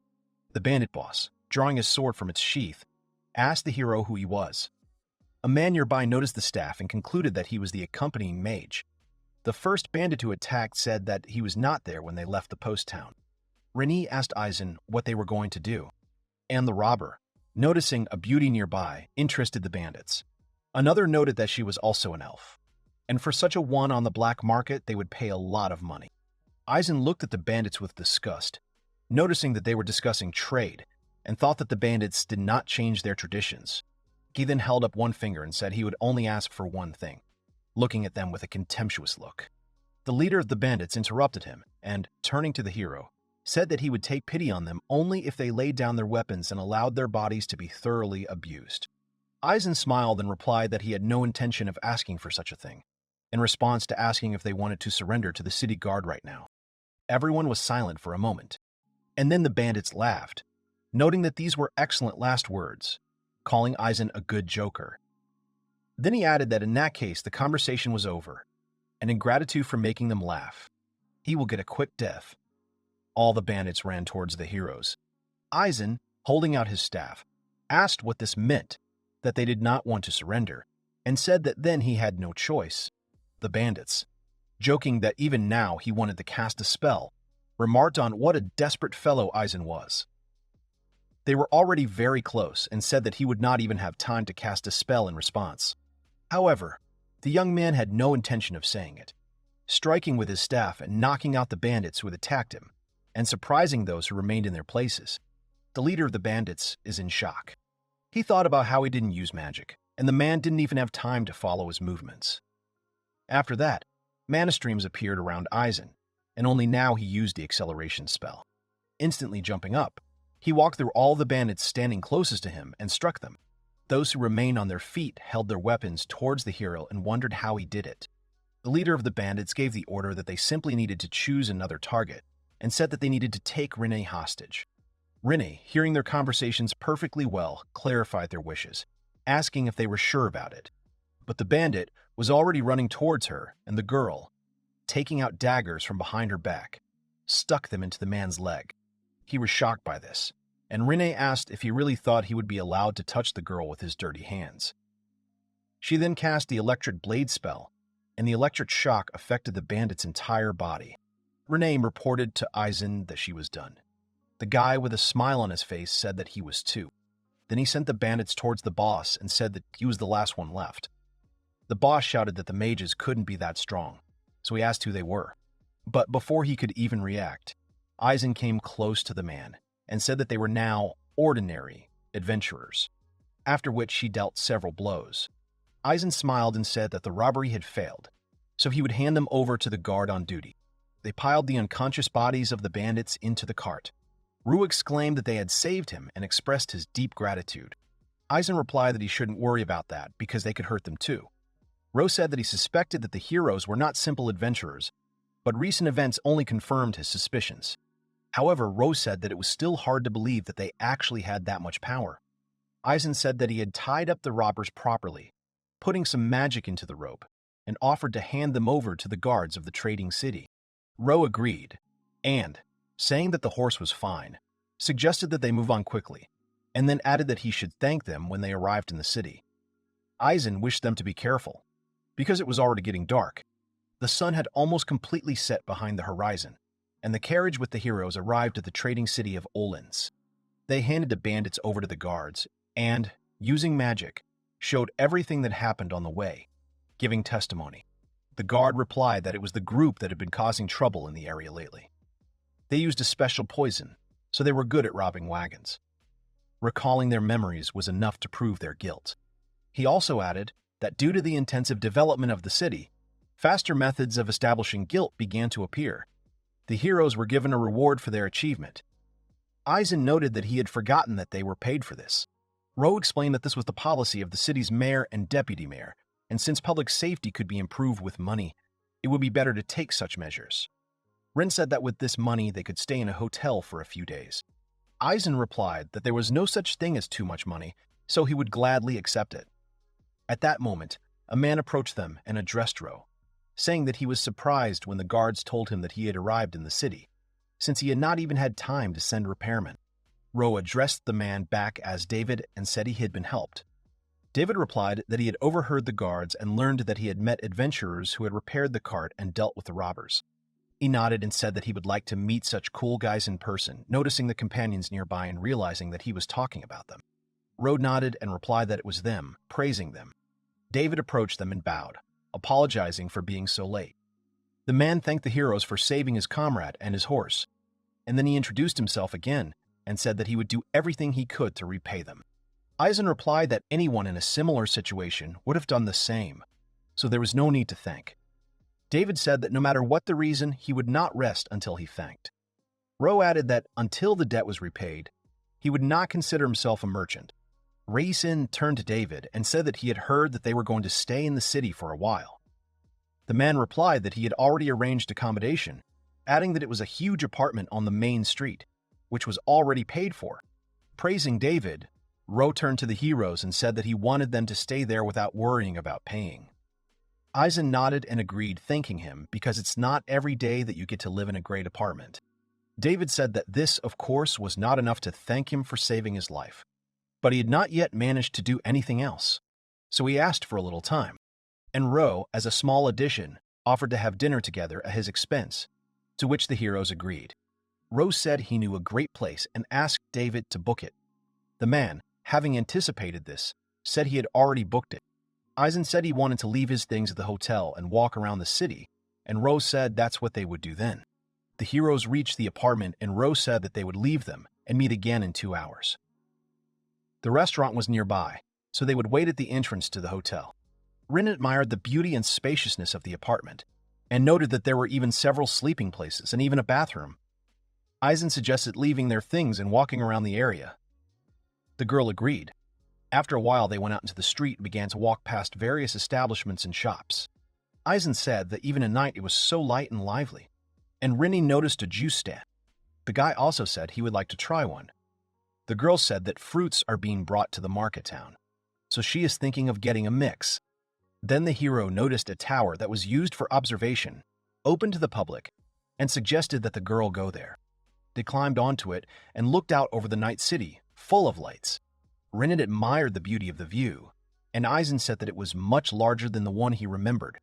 He explained that many years ago the territory of the trading city was surrounded by high walls, so the number of buildings behind the wall can tell how much the city has expanded.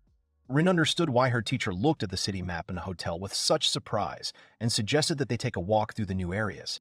They went back outside and continued walking. Ro told them that the area behind the wall was mostly residential and commercial areas, which meant that the area behind the wall would be in good condition. Then, they noticed a sign with an empty area, and Eisen commented that it seemed to be an undeveloped area. The sign had a message telling people to be careful because it was a future development area and city hall area. Rin said the city is constantly expanding, and Eisen added that he enjoys seeing the infrastructure develop, as it is much harder to convey feelings through letters. Then he noticed the staff was glowing, meaning he had left some of his magic somewhere here. He headed to the territory and, realizing that he needed space, he pointed his staff and removed the seal from the tree trunk. Eisen received the skill to increase the magic power of the second level. He had already forgotten that he left his magic here. He said that to seal the magic he tried to choose deserted places, far from cities. However, he did not expect that Olens would grow so much, surprised by his students. He was lucky that during this walk he found a fragment of sealed magic. Rinna said she had the impression that the guy had foreseen this, that it was to be expected.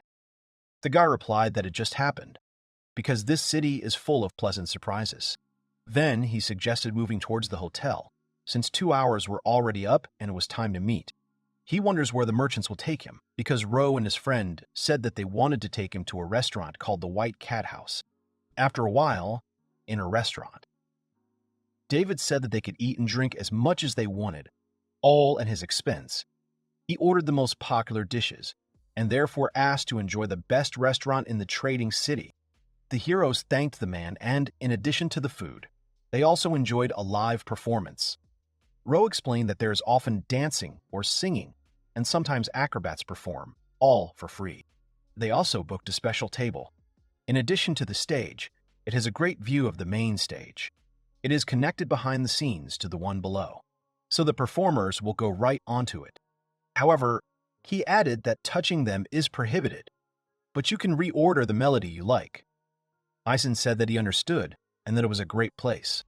Rowe continued to explain that today a professional artist was performing, an incredible singer and acrobat, who had perfect command of theatrical art and many musical instruments. While he was explaining, the performance had already begun. Eisen noted that the musician himself was not visible, but he liked the melody, and the food is also very tasty. Rina agrees with Eisen and adds that there are a lot of aromatic spices here, so the smell is also incredible. She really wants to see what it is made of. Rowe asked if Rinny liked to cook. The girl nodded and said that she liked to cook for the teacher. Rowe remarked that it seemed like he really liked the food here, too. Eisen agreed. David said that he was very happy because the trading city brings together many famous chefs who prepare dishes from unusual ingredients brought from different cities. And then he summed up that everyone should eat to their health, and that he, on behalf of the entire company, the door to the magic of words, would try to please everyone in any way he could. Eisen was surprised by such a name of the company, because it is a huge company from a trading city. Rowe remembered that he had not spoken of it, but he and David were its creators. David added that he, the word spirit mage, and the merchant Rowe had discovered it together. Much time has passed since its foundation, and they have managed to gather many professionals, thanks to which their company provides a wide range of services, from business consulting to blacksmithing and support. Eisen didn't even think that they were the founders of this company, and Rowe replied that he and David had different professions, but they were able to work together. David, as he thought, noted that they saved Rowe, without even knowing that he was the head of the company. Eisen confirmed that he only found out now. David said that he was even more grateful then, and Rowe added that he was very grateful for the kindness and openness. David noted that they already knew the name of their company, and that it was big. Eisen confirmed and said that he has a friend who works for them, and said that her name is Eureka Griffin. The men were surprised by these words and clarified that this was the head of the alchemist garden. Eisen took out and handed the merchants a letter written by her, and they could check the seal. Rose said that Eureka was their friend who had helped them a lot with the development of the company. David added that it was a magic seal that only she could cast, which meant that they really knew each other. The men then read the letter, were shocked, and reread its contents again. Rowe excitedly asked if what was written in the letter was true. David clarified the part about him being a prophet and master of 100 heroes. Eisen confirmed and said that he didn't think they knew about him. David said that even wandering musicians write songs about him, and Rowe added that he was already a very old man and asked about magic that hides age. Eisen said that he lived for a long time in a place where time slows down, and asked when they managed to compose legends about him. Rowe replied that although he didn't know the details, he had heard about it many times, and the dumbfounded David added that Eureka certainly wouldn't lie. He couldn't even imagine that the legendary sage would decide to take a walk through their world. Then the men understood and asked if they were thinking the same thing, exchanging glances. Eisen asked what happened, and Rowe explained that the artist they were talking about very rarely visits this city, because she is too famous and talented for such a backwater, and she is one of 100 heroes. Eisen looked towards the stage, understanding the meaning of these words, and began to wait. A girl backstage at the main stage said that her heart began to beat again from nostalgia. The girl quickly ran out, attracting the attention of the guests, and ran towards their table, shouting that, as she thought, the master had returned. She, looking at him, threw herself into his arms and called Eisen her beloved teacher with joy on her face. Eisen said that he was just thinking about how he had heard this melody somewhere before, and how he knew that it was played by a girl named Fila. Fila replied that she, his favorite student, was performing before the wonderful master, looking into his eyes. Rowe was stunned when, without a second thought, one of the 100 heroes approached them, and he remarked on how lucky it was that their table was in a specially hidden area from prying eyes. Fila talked about how she wanted to meet Eisen again. She moved closer to his chest and said that she could hear his heartbeat, and when she heard it she felt calm and warm. David said that she looked more modest and sophisticated in her performances, and Rowe added that they had the same thoughts. Fila apologized for not being able to control herself, because she simply could not be a bore in front of the teacher.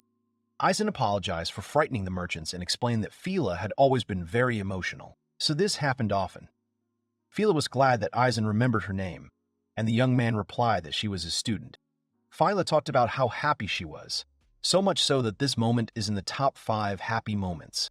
She added that the top 3 were all the times he praised her. Renee asked about the name of this inspired girl. Eisen replied that it was Fila de Rome, the same student who loved to make people smile. Fila exclaimed that she felt an aura of love for the teacher from the elf, and asked if she was one of the students. The girl replied that she was indeed one of them. Her name was Renee, and she was the last of those whom Eisen took as a student.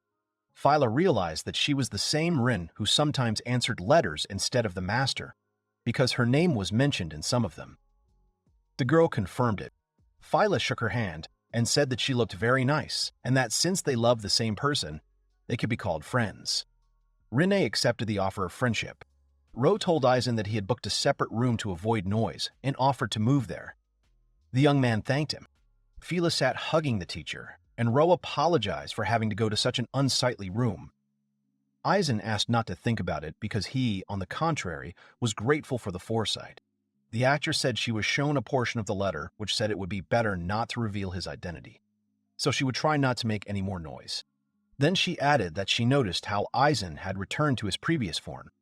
The guy confirmed and said that he was currently traveling around the world because he wanted to see his students and visit different interesting places. Fila happily said that she also travels, visiting different cities. That's why I asked Eisen to let me go with him. Eisen told the girl that she had worked in the north, having assembled a theater group of professionals from various creative fields. And then she left the city alone, saying she wanted to perform all over the world. He asked if that meant she was still traveling. Fila was glad that he remembered her letters. Eisen replied that it was difficult not to remember, because she wrote in her own bright style. The girl said that she would like to be remembered. She asked that since they were heading from Sagedale, that meant they were heading south. Fila added that she was also going there, and she also knows the location of several students, so she can help. Eisen said he didn't mind, and asked Rinna, who didn't mind either. Then the guy asked Fila if she had a specific purpose for the trip, because if their plans didn't interfere with her, they would gladly take her along. Fila replied that they do not interfere, and that she feels happy next to him. These feelings motivate her to perform better. And in art, feelings are the most important thing. Eisen said that they would be moving out soon then. Fila thanked him and said that she would do everything she could. Ro noticed that they had finished their conversation and suggested that they continue their dinner. Eisen agreed that they should properly celebrate the meeting of an old friend. After a while, Fila hugged Renee and offered to spend the night in the same bed so they could gossip about the teacher all night. The elf agreed. David asked Eisen to step aside for a moment to tell him something. Eisen agreed, and David said that he wanted to contribute to the upcoming trip. Therefore, he wants to convey information about another hero from the trading city. Eisen assumed that they were talking about the mayor. David said that he didn't know Phil would be here, so he originally came here to meet the mayor. Eisen noted that the mayor is usually busy, so he's not in town very often. That's why David wanted to help gather information about the mayor's whereabouts and, if possible, asks Eisen to come to their main office tomorrow. Eisen thanked him and promised to come by. David was happy and wished him good night. Headquarters, the door to the magic of words. 4th floor. The office of the authorities. David told Ro that the day had been eventful. Ro agreed and recounted how the cart broke down. Bandits attacked, but everything ended well. He would never have thought that he would be able to meet the prophet himself, about whom he had heard legends as a child. David agreed and said that they even managed to become friends, and Ro was able to talk to him even before he found out that he was a prophet, and Eisen didn't even know that Ro was one of the founders of the company. He is glad that they were able to meet without burdening each other with unnecessary formalities. As a result, he was convinced that Eisen is a very reliable person, and this is important. David replied that then he should be repaid in kind, and suggested that they start collecting information. He added that the city management department reception should be open even at night. Although this is not the most urgent matter, and they are not obliged to listen after sunset, they should meet the representatives of a large company halfway. Rose stood up and asked if they should go to the control room first. David said he had forgotten that the deputy mayor wanted to give them some kind of task, and maybe something dangerous.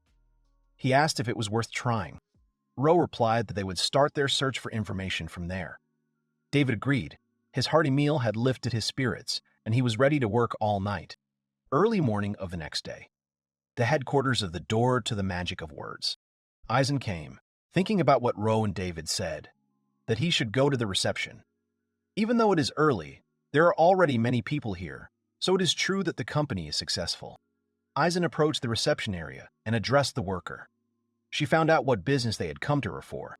The hero introduced himself and said that he had an appointment. Could you please tell them about his arrival? The girl apologized and asked if he meant about the company directors. The guy confirmed and added that they invited him personally. The worker apologized and asked who the guy was. At that moment, David called out and said that he suspected that the guy would come to the opening. The girl asked why David was here, and he replied that he had personally come out to meet the guest. The girl clarified that Eisen, his acquaintance, was true, and apologized for not being able to provide a proper welcome. The man said not to worry because he had not notified in advance, and explained that he was in his debt, so next time he asked to meet him accordingly. People in the hall began to discuss the fact that the boss had personally come out and began to talk about the important guest. David and Eisen went into the reception area. The employee thought that the reception area was the link between the company and the clients, so she thought that she would be able to remember the faces of all the important clients. David apologized, explaining that he had kept Eisen's status a secret from the staff. Eisen replied that everything was fine. The man asked where the companions were, and the guy replied that they had been talking all night, so they were fast asleep. Third floor, main conference room. David said that besides Ro, there would be another person present who had information about the mayor, and then opened the door. They walked inside where they were greeted by Ro and the deputy mayor of the trading city. He introduced himself as Woods and said he was pleased to meet you.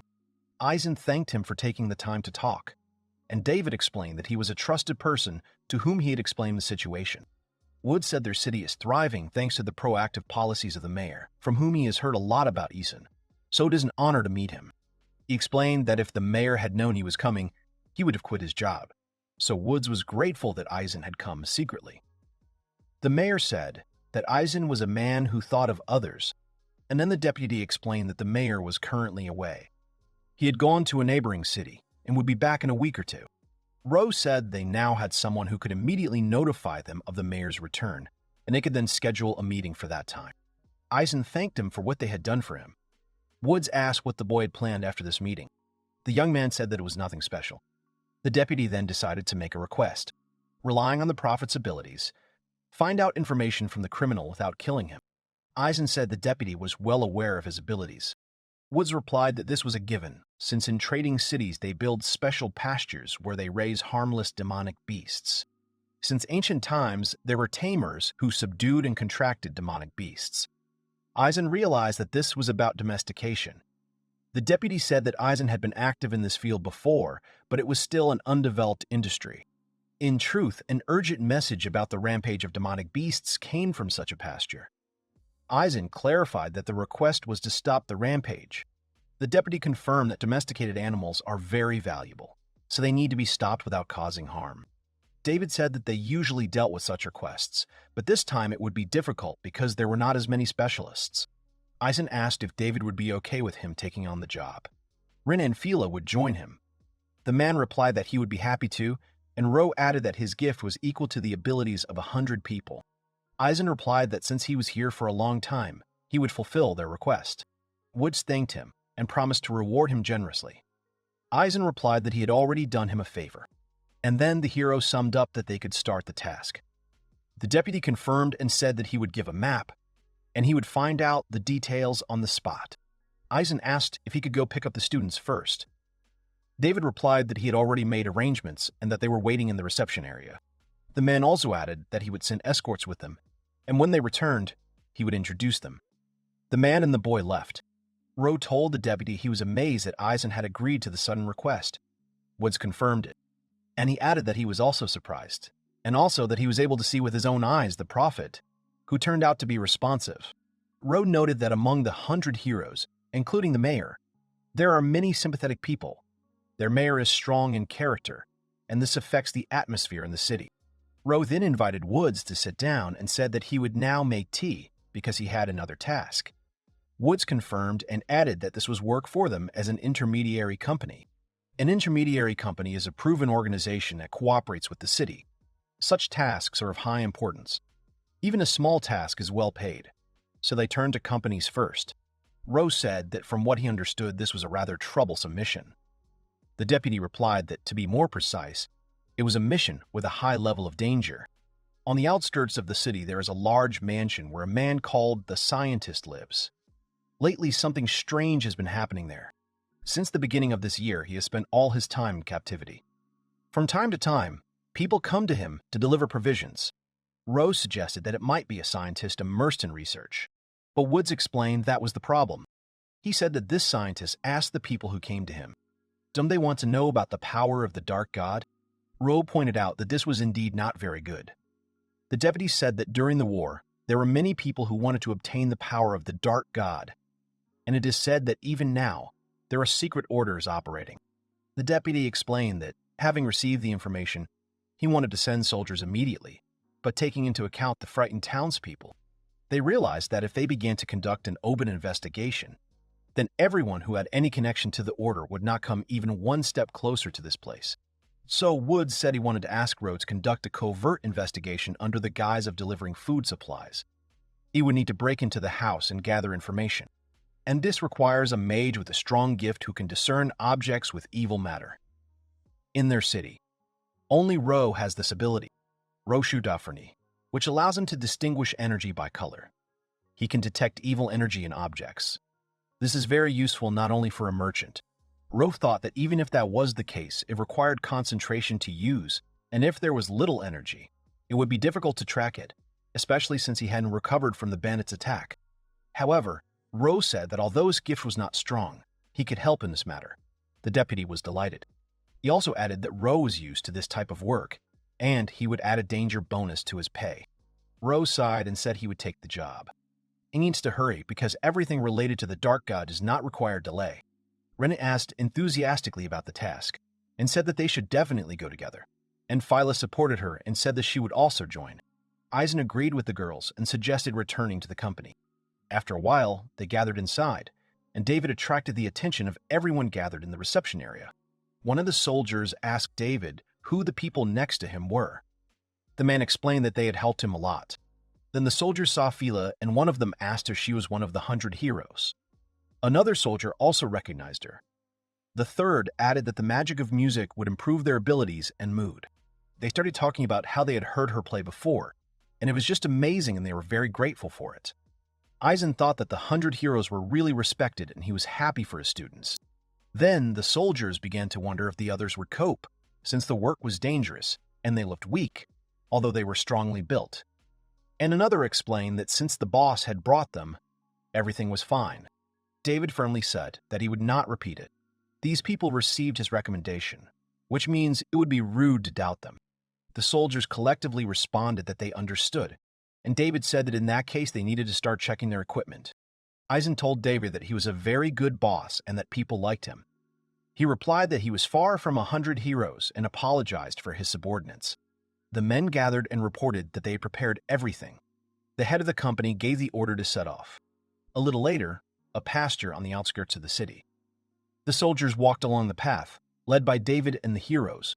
A young man ran out to meet them and said that he had heard that their company had taken on the task and thanked them. Eisen asked if the young man was a pasture worker. He agreed and said that the mayor had warned him.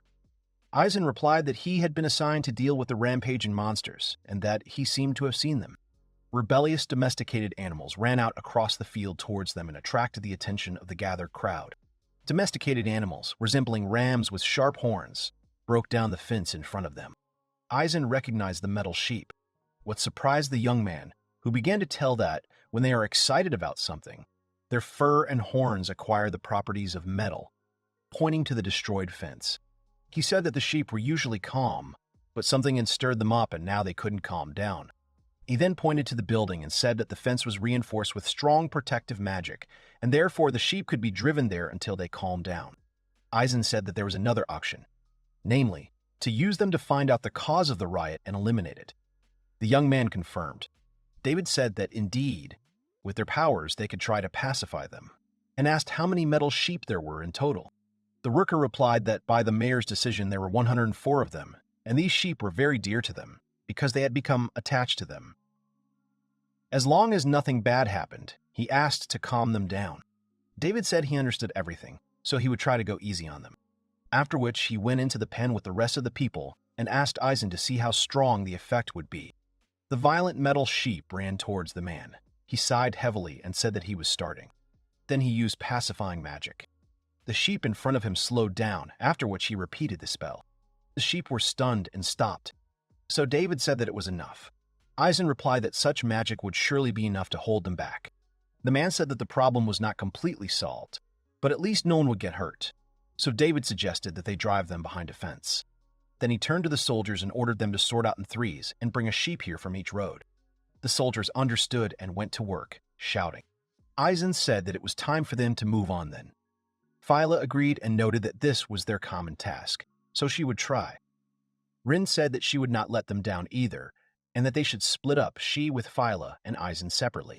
The guy agreed, and Phyla told him to rely on her, and also that Rinna's help would be irreplaceable. Eisen turned around and said that he would go in that direction, and the girls waved and went in the other direction. After a while, the metal sheep ran towards Rinne, and she, thinking that it was impossible to kill, thought that hypnosis worked on them in this state, so she decided to try to do it differently. She ran towards the wild domesticated beast, and with a quick blow of her blade, hit the sheep on the forehead. The stunned Medi sheep took a few steps and fell to the ground, and Rinne said that she tried to infuse magic through a blow with the flat of her hand. It's a bit of a crude method, but she asked the sheep to go to sleep, using a deep sleep spell. Phyla came up to her and said that it was amazing to put a sheep to sleep with a sword. Then she pulled out a violin and said that now she too must show what she could do. Rinna apologized and asked where the girl got the violin from. David ran up to the girls and asked if they had caught one yet, as that was to be expected from them. The girls thanked him, and they asked how the man was doing. They turned around and saw the soldiers struggling to calm the metal sheep. They pounced on them, shouting that these creatures were immune to the magic of words. They rushed after the sheep, because once they got away, they could speed up. David told the girls that they could see they were holding them back by force, but they were exhausted and it would take time. He thought the muscular word mages would be able to handle it. Phyla said that she would help them with the magic of performances, so their power would increase significantly if they listened to her playing and singing. David thanked her. Rinna was still curious about where Phyla got the instrument from, but the girl said she would tell her later. But for now, she had to perform. This time, since the text would cause trouble for the word mages, she would only play the melody. After which the mana spread across the field and enveloped all the soldiers while the girl continued to play the violin. The men were shocked. They turned towards her, thinking about what a beautiful melody it was. Even their bodies somehow warmed up. The soldiers were delighted and noticed how they were filled with strength, so now they would definitely succeed. They grabbed the metal sheep and shouted happily that they were holding it back, and David praised them and asked them to hold on. Then, when the sheep became obedient, the soldiers began to lead them into the pen. David said that this was to be expected from a hero. She helped a lot by strengthening her subordinates. Phyla Jerome was happy and said she was pleased with how everyone worked with smiles on their faces. Then there was a sound and the heroes turned towards him. They noticed the sheep pushing the man to the ground. David asked why they couldn't subdue him, and the girl explained that they were outside the area of effect, and the enhancement didn't work on them. Rinne ran, saying that they had to help, but Phyla stopped her and said that everything was okay. She put out her hand and said that since the situation was urgent, this is what she would do. And the next moment, she used a spell to launch her right hand.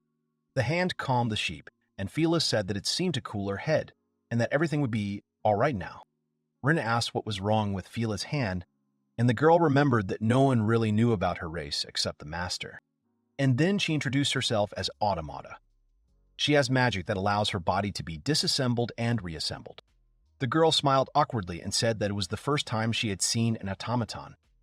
They said that it was not often that one could see this race. Their origin is a complete mystery. They are difficult to distinguish from humans by their appearance. The number of this race is extremely low, and details about them are practically unknown to anyone.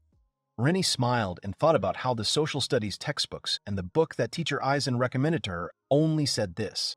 Rennie said that she heard that Master Eisen had students of different races, but it was very surprising. Jerome can not only play an instrument and sing, but also split his body. Jerome laughed and said she was very pleased with the praise. She was increasingly filled with a desire to get to work. The girl then straightened her arm and used the start command on her left arm. Suddenly, the girl's left hand separated. She flew straight to where the men were chasing the ram, as the wooden fence wouldn't stop it, so they had to catch up with it quickly. At that moment, Jerome's hand flew right over the animal. Suddenly, she grabbed the bull by the horns and pinned him to the ground.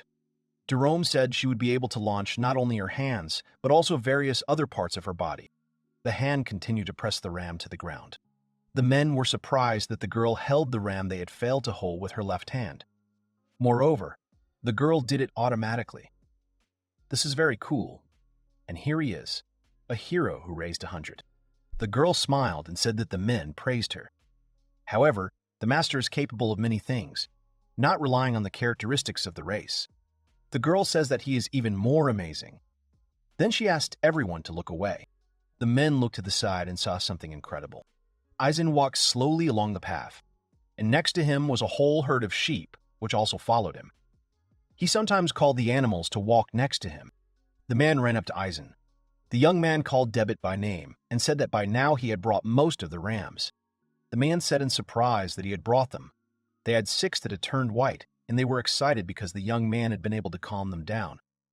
The young man asked if the man really wanted to know about it. He had just talked to them, and that was it. David said that this could not be, because they could not contain all this excitement of the animals. Suddenly they are interrupted by men who call for the boss and, apologizing, say that one of their sheep ran towards them. David was surprised, because this ram is their leader. He is the healthiest of all that the man has seen. He tells Mr. Eisen that they will be in trouble if they do not get out of the way right now. Eisen smiles and tells the man not to interfere, because he will do everything now. The man, frightened, tells the young man to wait. Eisen steps forward and tells Daibit to herd the sheep so that they do not interfere with him. At that moment, the ram ran straight towards the young man. Eisen says that the leader kindly runs to him. Taking advantage of this chance, it will be easy to calm him down. David noticed that Eisen had placed his staff on the ground and what he was planning. At that moment, the young man stood up and, smiling, said that the first thing he would do was slow down the leader. Otherwise, it would be dangerous. The animal was rushing straight at the young man. Eisen braced himself and took a fighting stance, ready to take the ram's blow. At one point, the young man grabbed the ram by its horns and, bending over, he threw the animal into the air. Smiling, the young man wishes him to admire the blue sky. The animal fell to the ground on its back, shaking everything nearby. The men were very surprised. David placed his hands on his hips and asked if Mr. Eisen had really just thrown a metal ram over his shoulder. The other man said that there was no doubt about it. That heavy beast, weighing as much as a metal ingot, was what Eisen had just thrown. The ram lay on the ground and could not get up. He only cried out pitifully.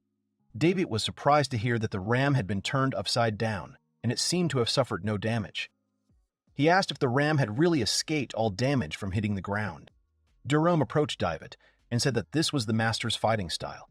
She also laughed and asked the man if it was really amazing. David laughed and said that he, having seen it with his own eyes, understood the horror of Eisen, although he heard about it from Ro. He had not seen such movements even in warriors specially trained in close combat. Jerome laughed and said that it was natural. The master taught them fighting skills. The girl asks Renee and asks if she really learned something from him too. The girl replied that it was exactly like that.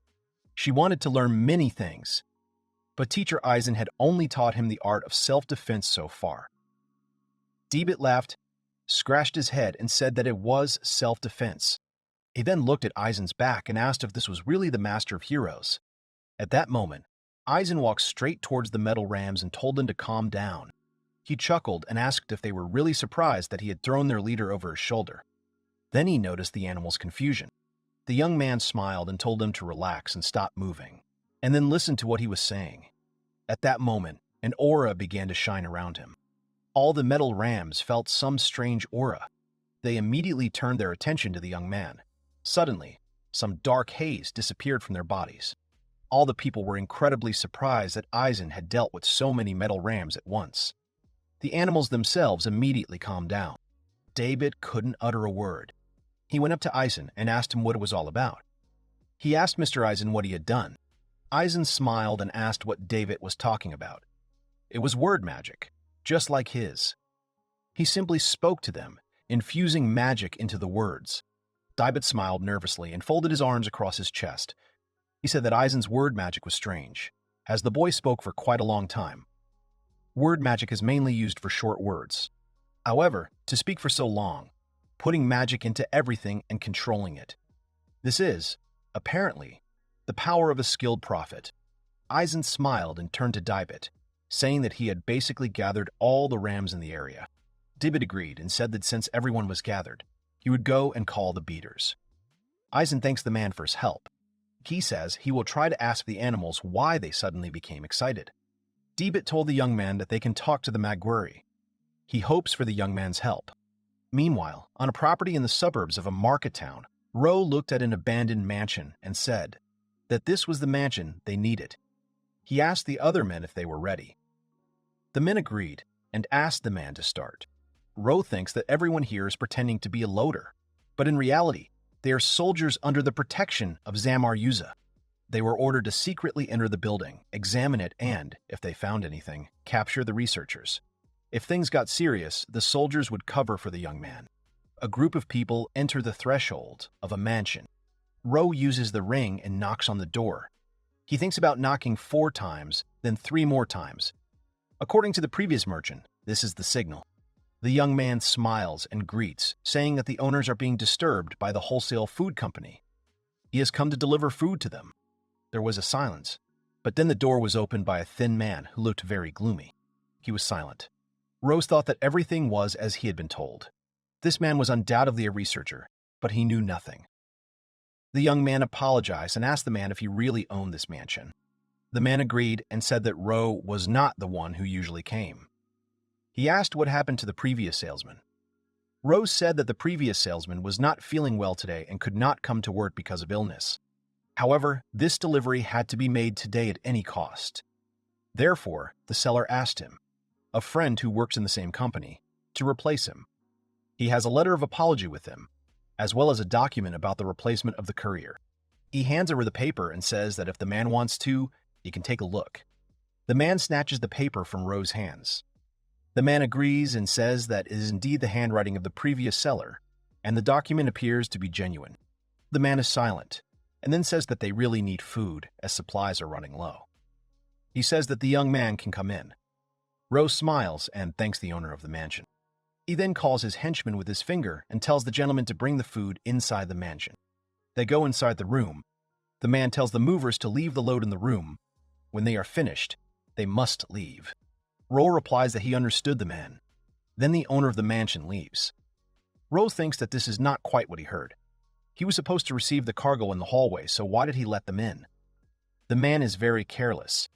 However, the windows he saw along the way were boarded up, which means the man is wary of something. For now, Ro can't figure out if the man is good or bad.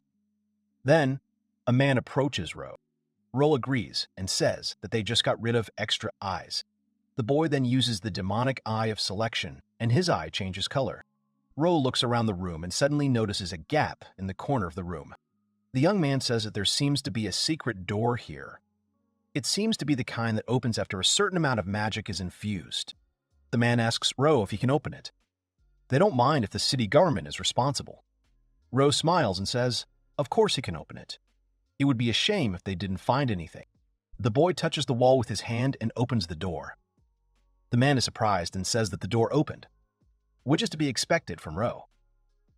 Ro said that he had not encountered such devices before. Suddenly, they heard some whining and rustling, and looking into the room they were very surprised. Inside were numerous human skeletons, as well as a huge dead ram. The crunching and chewing sounds continued to echo throughout the room. Ro smiled nervously and said that they had seen something they wished they hadn't. At that moment, a huge metal ram was being devoured by a monstrous monster. The men continued to stare at the animal. The young man told Ro to be careful, because it was a magwar. Ro replied that it had become like that because it had eaten a metal sheep that had turned metal sheep that had turned metal. Suddenly, Ro noticed something shining under the sheep's body. Ro noticed the writing on the metal sheep's tag. Ro thought about how the collar belonged to a sheep in the pasture that David was responsible for. Then another man said that maybe those bones in the corner weren't human. At this moment, the owner of the mansion said that the enticed food saw something extra. Ro was scared and thought about the researcher standing in front of him. This room, it turns out, is connected to the other rooms. They have already confirmed that he is keeping magware without permission. Ro understands that he needs to grab this man. Ro held out his hand and asked if there really were bones of metal sheep and people there. The man asks if Ro really said food. He asks, so what? Ro smiles nervously and asks if the man really said food. The man replies that it's a hassle to just drag one sheep from the pasture at a time. He spent a lot of time feeding them, until he realized that it was easier to drag people in and feed them. To be honest, his thinking problems are his worst enemy. Everyone was very surprised. Then the man approached the shadow wolf. He said that if he didn't eat more, there wouldn't be enough mana for that cute girl, so he might as well eat them. The shadow wolf raised his head and looked at his supposed letter with a menacing look. The man continued and said that the food had finally arrived. So, the monster can have a lot of fun. Then the wolf rushed straight at Ro. The young man at that moment was frightened and took the talisman out of his pocket. He noticed the talisman and summoned a magic shield right into the wolf. A huge wall appeared right in front of the shadow wolf. Then the wolf crashed straight into the magical wall. Ro thought about the magic item he had hidden for self-defense. The boys shouted at the other men to act now. Then the baskets of food fell to the ground. The next moment, the men took out their weapons and prepared for battle. They surrounded the huge shadow wolf and began to attack it. The man hit the shadow wolf with his sword and said it was as hard as a rock. The other man raised his hammer and shouted for everyone to get out of the way. He hits the wolf on the head and it falls to the ground, unconscious. The man said that the wolf seems to be strong because it is made entirely of magic. The young man replied that the wolf had managed to scratch this strong magic shield. He had plenty of strength. Then he came to his senses and asked where the explorer had gone. Ro smiled and told the gentleman that they needed to move on. He saw the explorer running into the room. He thought that he would be of little use in a fight, so he looked around. After a while, they come to the end of the room and see a huge door there. Ro said that there must be a researcher behind this massive door.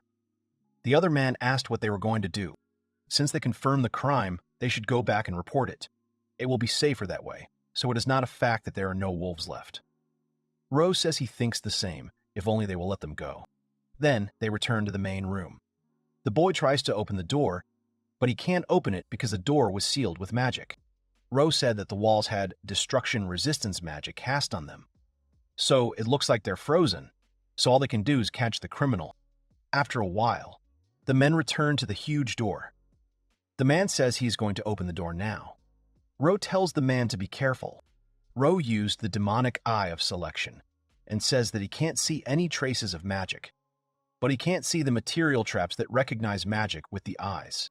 The man opens the door slightly and suddenly hears a man's voice saying that the guests should not be so afraid because the merchants may come in. The men enter the room. The researcher asks if they really defeated that wolf. In fact, it had high attack ability but low intelligence, so the group was enough for it. The man is standing on some black seal. He says that this phantom wolf was made of mana.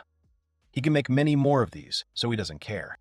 Anyway, he asks why they are here, which he completely forgot to ask. Ro says they are here to question him about his research. If his actions could harm the city, then they are forced to stop him. As representatives of the Major's army, and they have witnessed such actions, the researcher asks if it is really because of the feeding, although it could be because of the wolf's upbringing. So they came to force him to follow an absurd rule using cruelty. He passes the eye and thinks that this is good. His work here is already done because he is finished with the cultivation. He doesn't need anything else. The man agrees with him and says that they need to arrest him quickly. Ro asks them to stop. He uses his eye again and says that there is something on the wall, right behind the researcher. At this point, the man, using magic, removes the wall and tells the guests that they must go this way. Everyone was very surprised when they saw that the wall was made of illusion magic. He was hiding his escape route behind this wall. The researcher, grinning, asked about the escape and said that it was absurd. Ro asked the other men to stop, because there was something on the other side of the wall. Suddenly, a huge shadow wolf appeared next to the researcher. The man was surprised that they were magical beasts, but they were somehow huge. Another young man said that this black fog could not be miasma. Ro could not believe his eyes. He did not understand what kind of wolf it was. The researcher said that this is why they are absolute fools, because it is not just a wolf. The enormous effort he put into raising it, and its evolution after eating the flesh of an evil god, turned it into a Fenrir of the abyss. Ro shouted that it was dangerous to grow something like that. The researcher's actions could cause great risks to the city. The researcher did not turn to the men and ask what happened.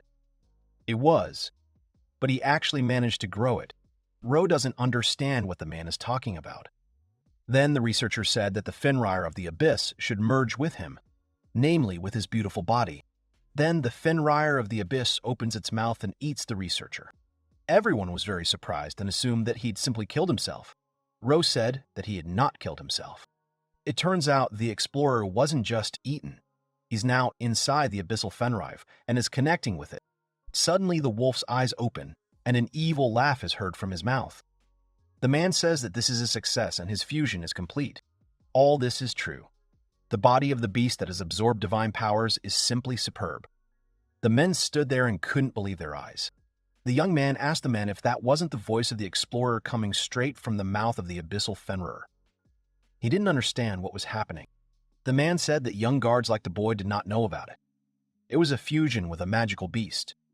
However, this technique was considered forgotten after the battle with the evil god. The researcher interrupted them and said that looking down on other people was really nice. Then he called people stupid. He asks if the technique of the beautiful degree has really forgotten. There was no chance. Ro said that he did not know how to use it. It seems that the researcher has unmistakably transferred himself into the body of a wolf. The researcher asks about self-transfer, but nothing of the sort. It's called evolution, but he thinks that stupid people like them are prone to stupidity. He looked up and said that he finally understood his master and that this was all certainly real. The young soldier did not understand what the researcher was doing at all. Fenrir laughed and realized that the man could not hear it. Then he realized that only he could hear the voice. The male warrior asked what voice the researcher was talking about. Fenrir laughed and then spoke about the destruction of the city that they did, destroying humanity, to kill and destroy. He hears the voice of his master, and that is why he will do everything. The researcher then summons the shadow wolves. Then several shadow wolves appear from some strange aura. The creatures gradually took on the features of predators. Ro thinks that they can't defeat so many shadow wolves. The young man tries to retreat. The researcher in the body of a Fenrir shouted that he would destroy all men.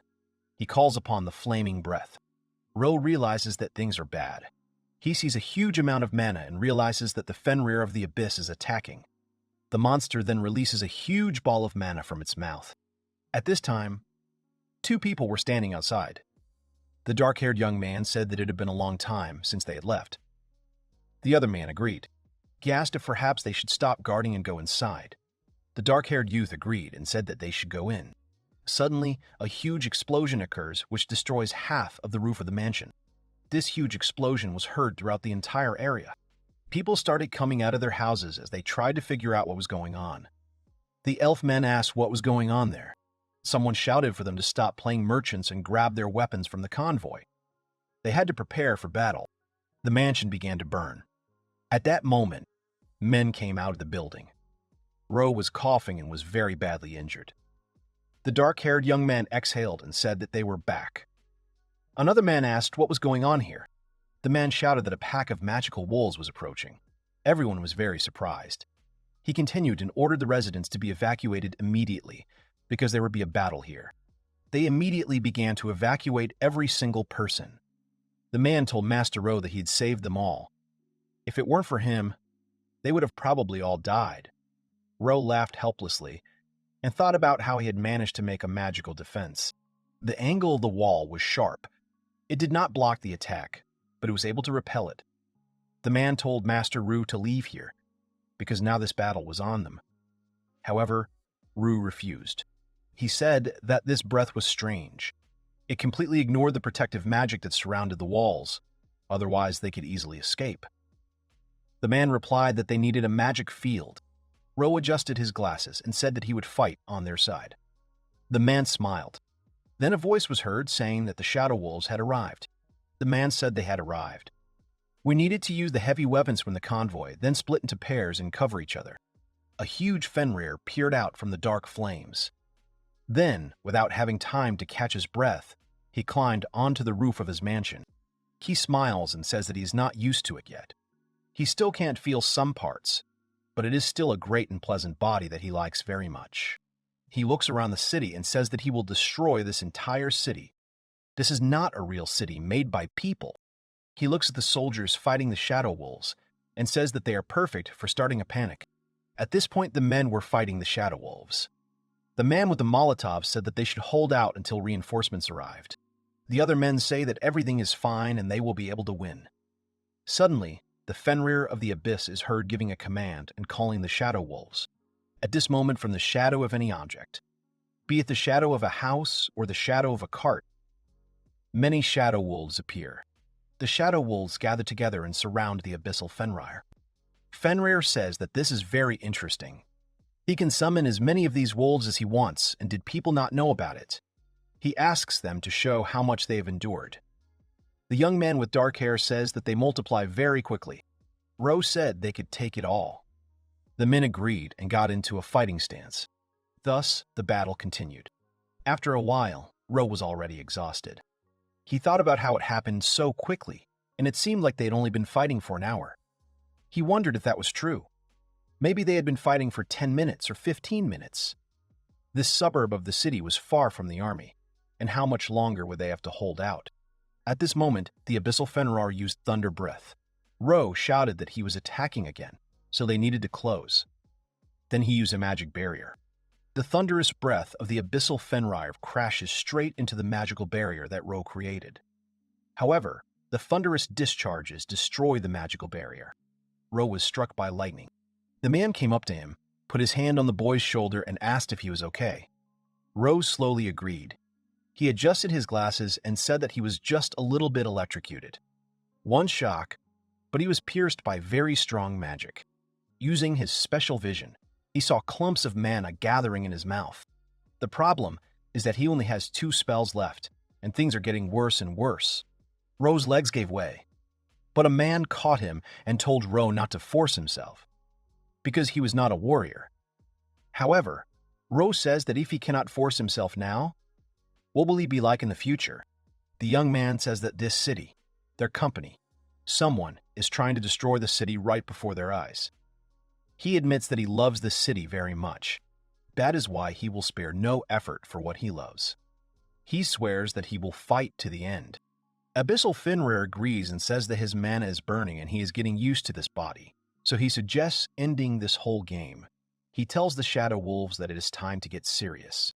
He ordered the Shadow Wolves to attack the people together and finish them off. The wolves went on the attack, and the soldiers tried to stop them. The Fenrir then jumps onto the roof of the building and looks around. Ro suddenly notices something. Fenrir looks around and says that they will try it. Ro understands that the researcher really wants to use the breath for the entire city and, at the same time, from 2 different heads. Suddenly, Ro throws down 2 of his talismans. Fenrir uses Blizzard Breath and Thunder Breath at the same time. He fires attack beams, but they are blocked by the magical barriers that Ro released. Everyone was very surprised, including the Fenrir of the Abyss. The monster said that it was useless. Ro was happy at this moment, because he was able to protect the city. Suddenly, a chopped shadow wolf flies into him. The blow causes the young man to fall to the ground and cover his face with his hand. Suddenly, a man calls him. Ro opens his face to see a shadow wolf leaping at him, baring its teeth. Ro realizes that his defenses are exhausted. However, he shouts that he has decided to fight to the end. Ro goes hand to hand against the shadow wolf. At that moment, he hears a familiar voice that says that Ro has uttered magnificent revolutionary words. The young man is very surprised. At that moment, Eisen appears and strikes the shadow wolf with his staff. He smiles as he looks at Ro, who was surprised to see Mr. Eisen. Ro came to his senses and said that it seemed like they were all on time. At that moment, Jerome and Rin appeared next to Eisen. Abyssal Fenrir noticed Eisen, Jerome, and Rin and thought that they were reinforcements. At that moment, Ro thanked Eisen, to which the youth replied that it was nothing. Eisen smiled and said that he was the one who was asked to save Ro in the first place, and he was the one. Eisen then pointed at David, who was already running towards them. The man smiled and said that they were right on time.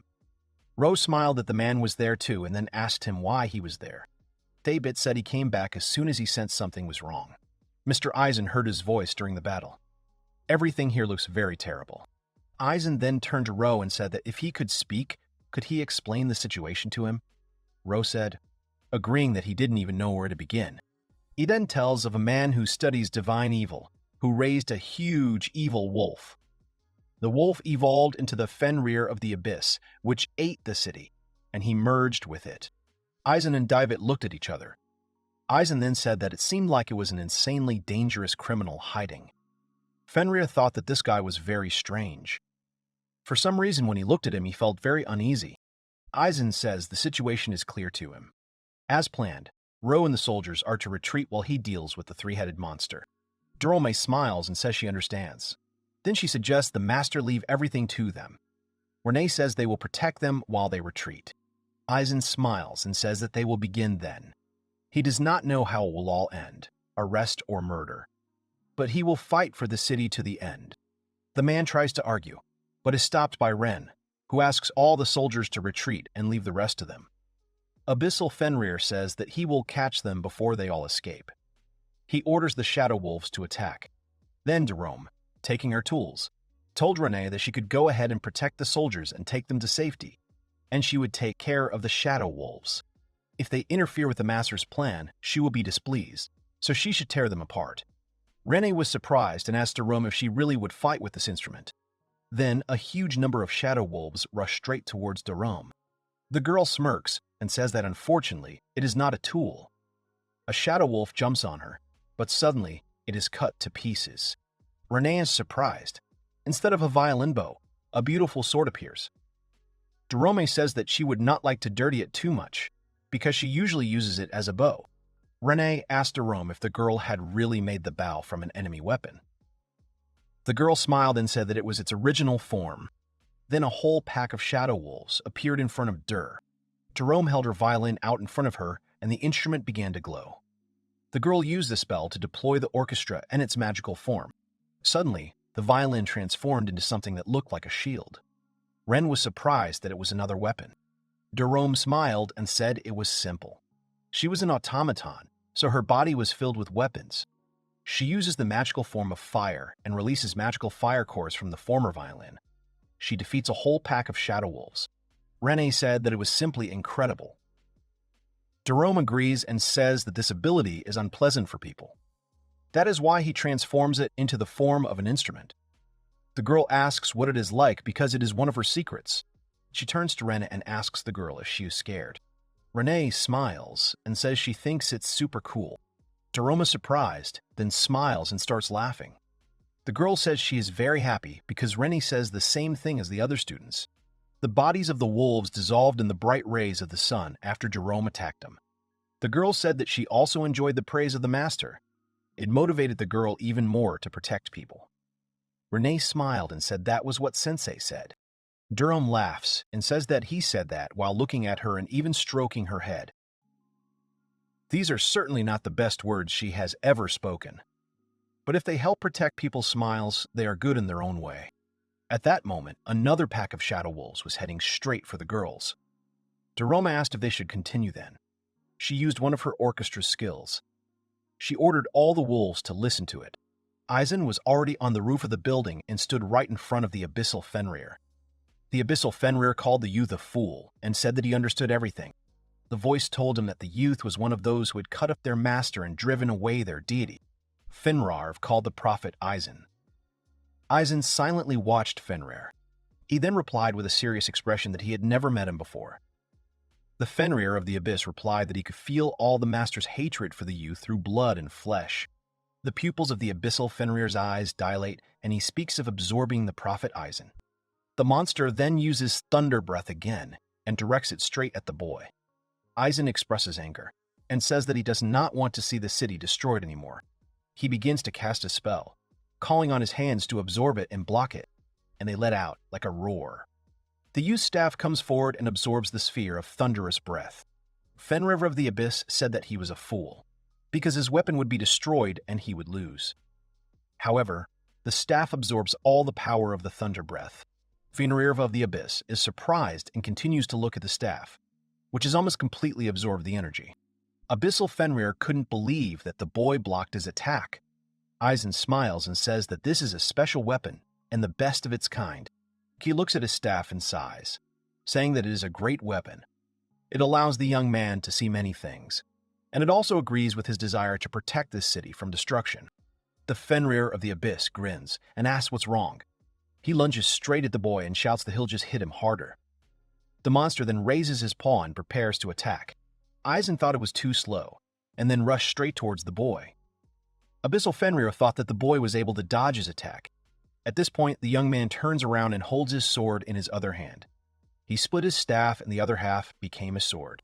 Fenrir of the Abyss said that it was useless. He was a being endowed with divine power, but he was still weaker. Fenrir of the Abyss smirks and tells the boy not to think he can kill him with a normal blade. Eisen smiles and says that it is useless to cut him, so he will not do it.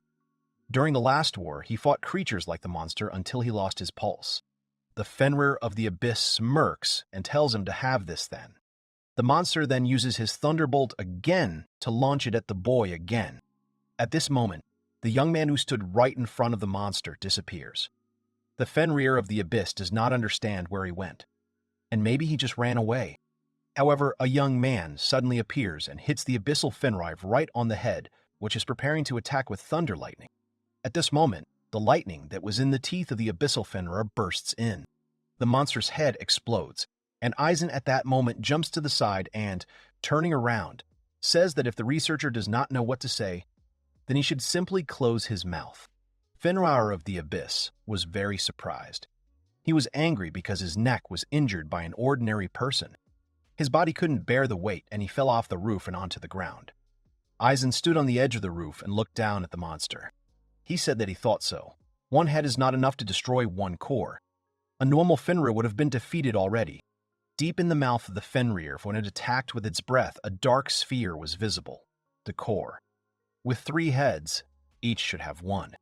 The young man jumps off the roof and thinks that until he destroys every core, his body will continue to regenerate. At this moment, the head of the Abyss, Fenrir, uses the Blizzard Breath skill and directs it towards the youth. However, Eisen manages to dodge to the side. The second head of the Abyssal Fenrir was charging another skill.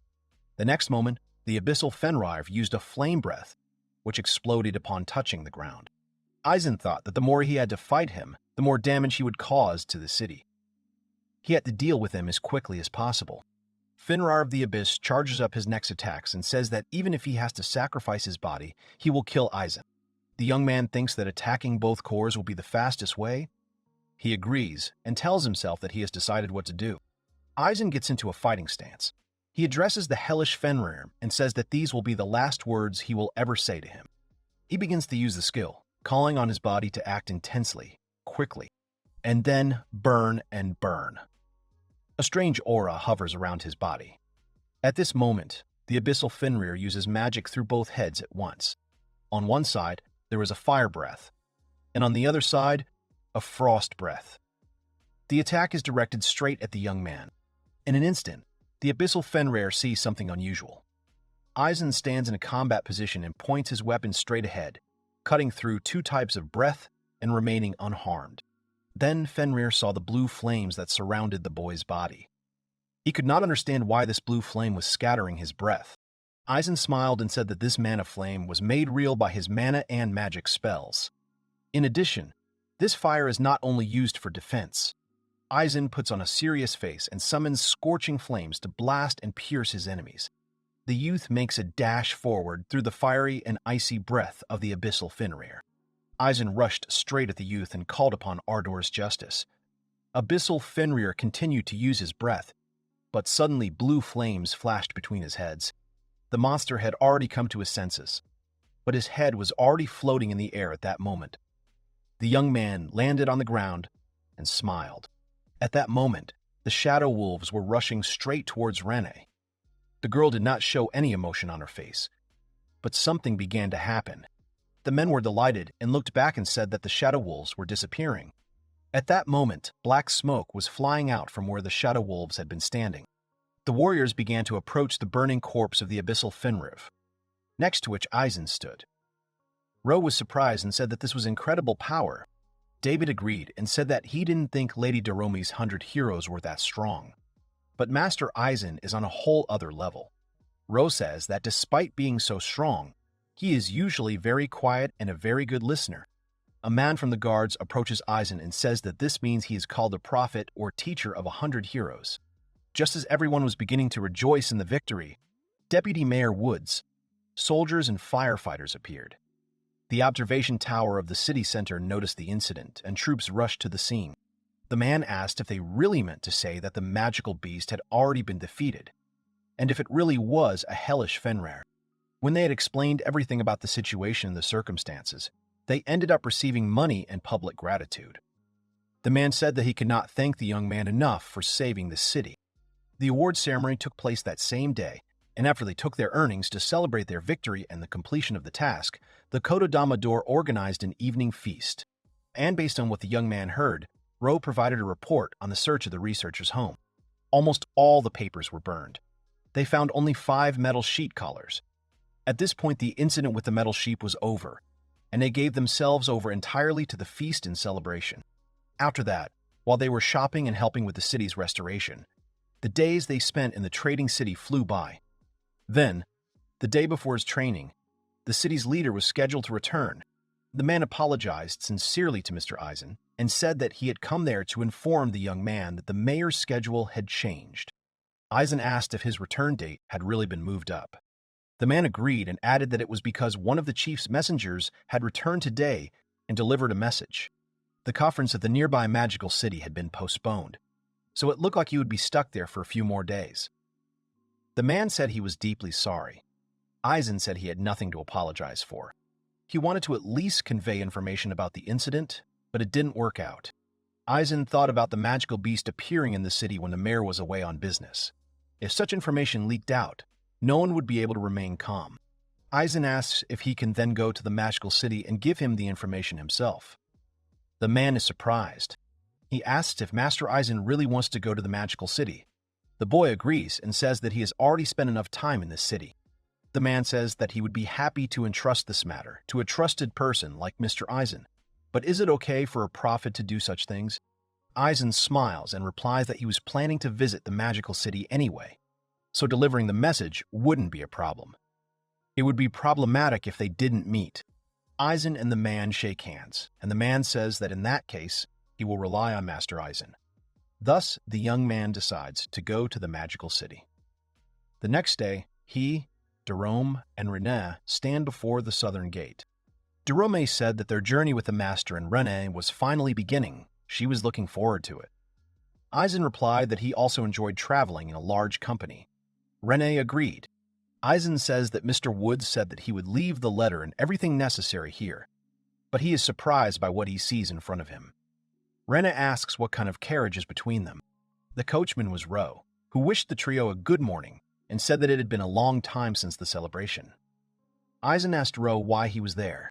The young man replied that, in fact, he had accepted the mission of transporting Mr. Eisen to a neighboring city from the deputy mayor.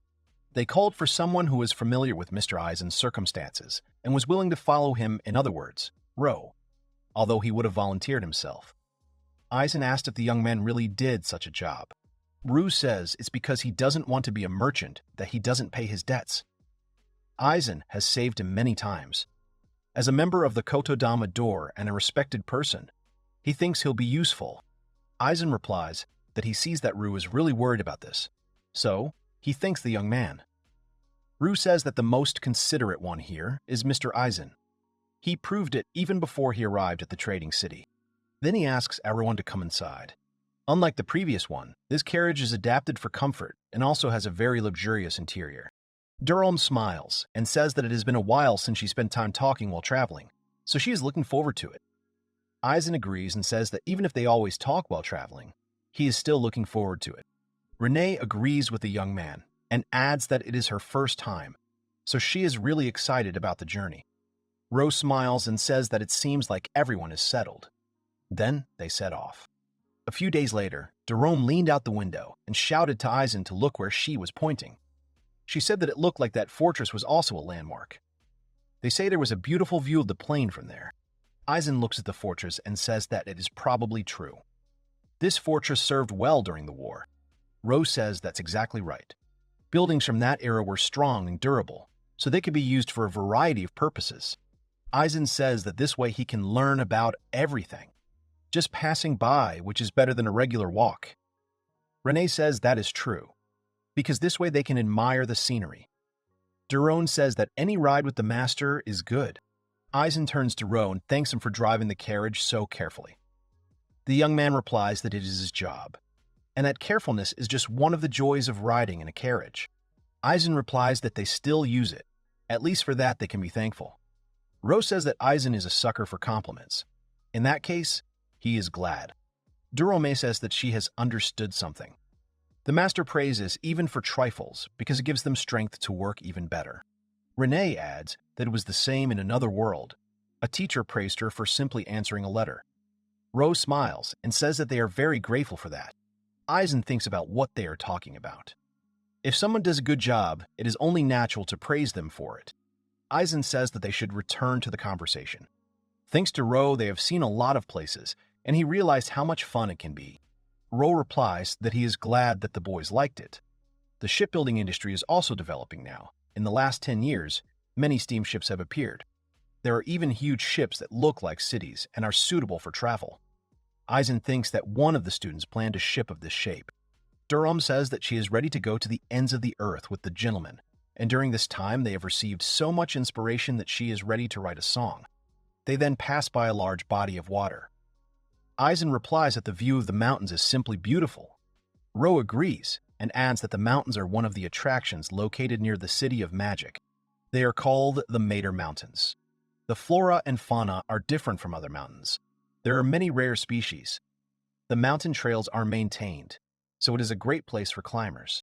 Thanks to the cooperation of the 100 heroes, the path was quickly opened.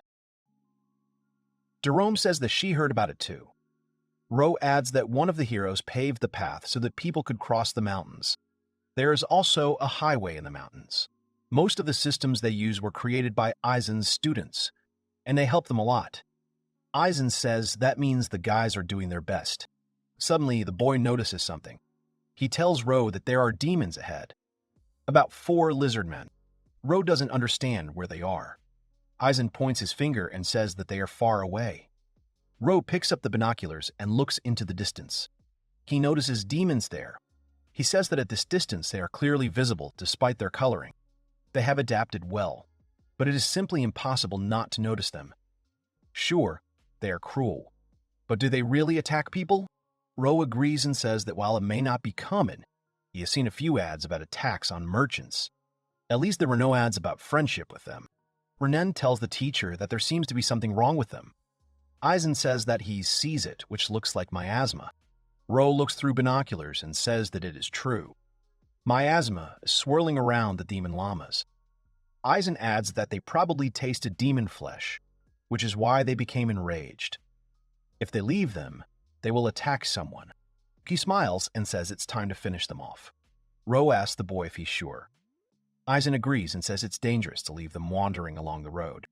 He asks to stop the cart when they get close. Eisen jumps out of the cart. Renee offers the teacher to go with them. Taromi agrees and says that she will go too. Eisen tells the girls that they can go together. After some time, the young man noticed that the demons did not even notice him and did not attack him. Then he sees a glow between the demons and realizes it's a fox. Renee says that judging by the flames, it's a fire fox. Eisen says it's some kind of demon, but it's still a baby. Suddenly, the lizard rushes towards the fox and kicks him aside. The fox flies away and stands on its paws, frightened. The demon lizards looked at the fox, and drool flowed from their jaws. Renan asks if it's okay for demons to fight. Eisen agrees, but he says something is wrong. At this point, the lizard kicks rocks at the fox, which fly straight at him. Eisen thinks that hunting is not part of growing up. However, he understands that the lizards are simply mocking the fox. This behavior must be caused by the demon's influence on their minds. Eisen says that something is definitely wrong. Suddenly, Eisen distracts the lizardmen and orders them to stop. The lizardmen turn their attention to Eisen, Duran, and Ren. Eisen tells the lizardmen that they have eaten the flesh of a demon and are now under the influence of the miasma that swirls around them. However, maybe there is another reason for their behavior, he would ask. But it seems that he will not be able to do so. The lizards headed straight for the young man. He sighs and says that the monsters won't respond, so there is no choice. He opens his eyes and says he will kill them. Suddenly, something flies into the left and right lizards. Renan says that the right lizard has been eliminated, and Daron adds that the left one has been eliminated in the same way. Eisen agrees. He then splits the staff and cuts the rest of the lizards. Eisen smiles and says that he is finished too. Renee says to be on guard, just in case. Jerome adds that she will look to see if anyone else has miasma. Eisen says that he does not feel miasma, but the girl should still look around. Then Rel arrives in a cart and says that it was a great job and the boy is an excellent swordsman. Eisen says that their movements were predictable. He also looks at the wounded fox and tells Ro that he is more concerned about this fox. Ro also looked at the fox cub and said that it looked like he was seriously injured. Eisen says that he sees it, but he needs to be cured. The young man decides to approach the fox, but he, frightened, bursts into flames. Ro says it's not a good idea to touch him. Eisen adds that such foxes tend to flare up in the heat of emotion. Ro adds that adults are capable of burning down an entire house. Even if this fox is still a cub, they won't be able to get close to him. Eisen says it looks like that, but he'll starve to death. Eisen smiles and asks Ro if he has a recovery potion. Ro is surprised and says that they are in the carriage. Ro says that they are for humans and unicorns. But should he give them to a fox? For each demon, there are ingredients that are effective and ineffective. But there are also some that would be too much. Eisen points to 2 potions and says that they will do. Ro approaches the carriage and hands Eisen 2 potions, adding that he prepared them especially for the trip. Eisen says you can tell they're good quality at a glance. Ro adds that's because he bought them from a good place, and then asks how they use them. Eisen takes the bottles and says that they use them as usual. He offers to talk to the fox for a bit with these medicines. Ro is surprised and asks if he's really going to talk to the medicine. Eisen says, referring to the recovery potions to help this kid. He looks at them and asks if they would like to help. First, he asks the potions to tell him about their ingredients. The liquid in the bottle begins to bubble. Ro asks if Eisen is really talking to them. The boy thanks them and says it's for the humans. He gives 1 bottle to Ro and says he's returning it. Eisen looks at the bottle and says that it contains blue belladonna and lake onion. The boy asks the lake onion if it can come out. Suddenly, the water began to bubble and spill out of the bottle. Ro noticed that her color and the composition of her magic power had changed.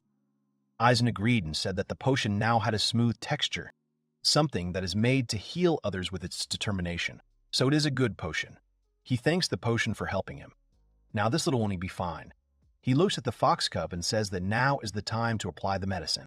The boy approaches the fox.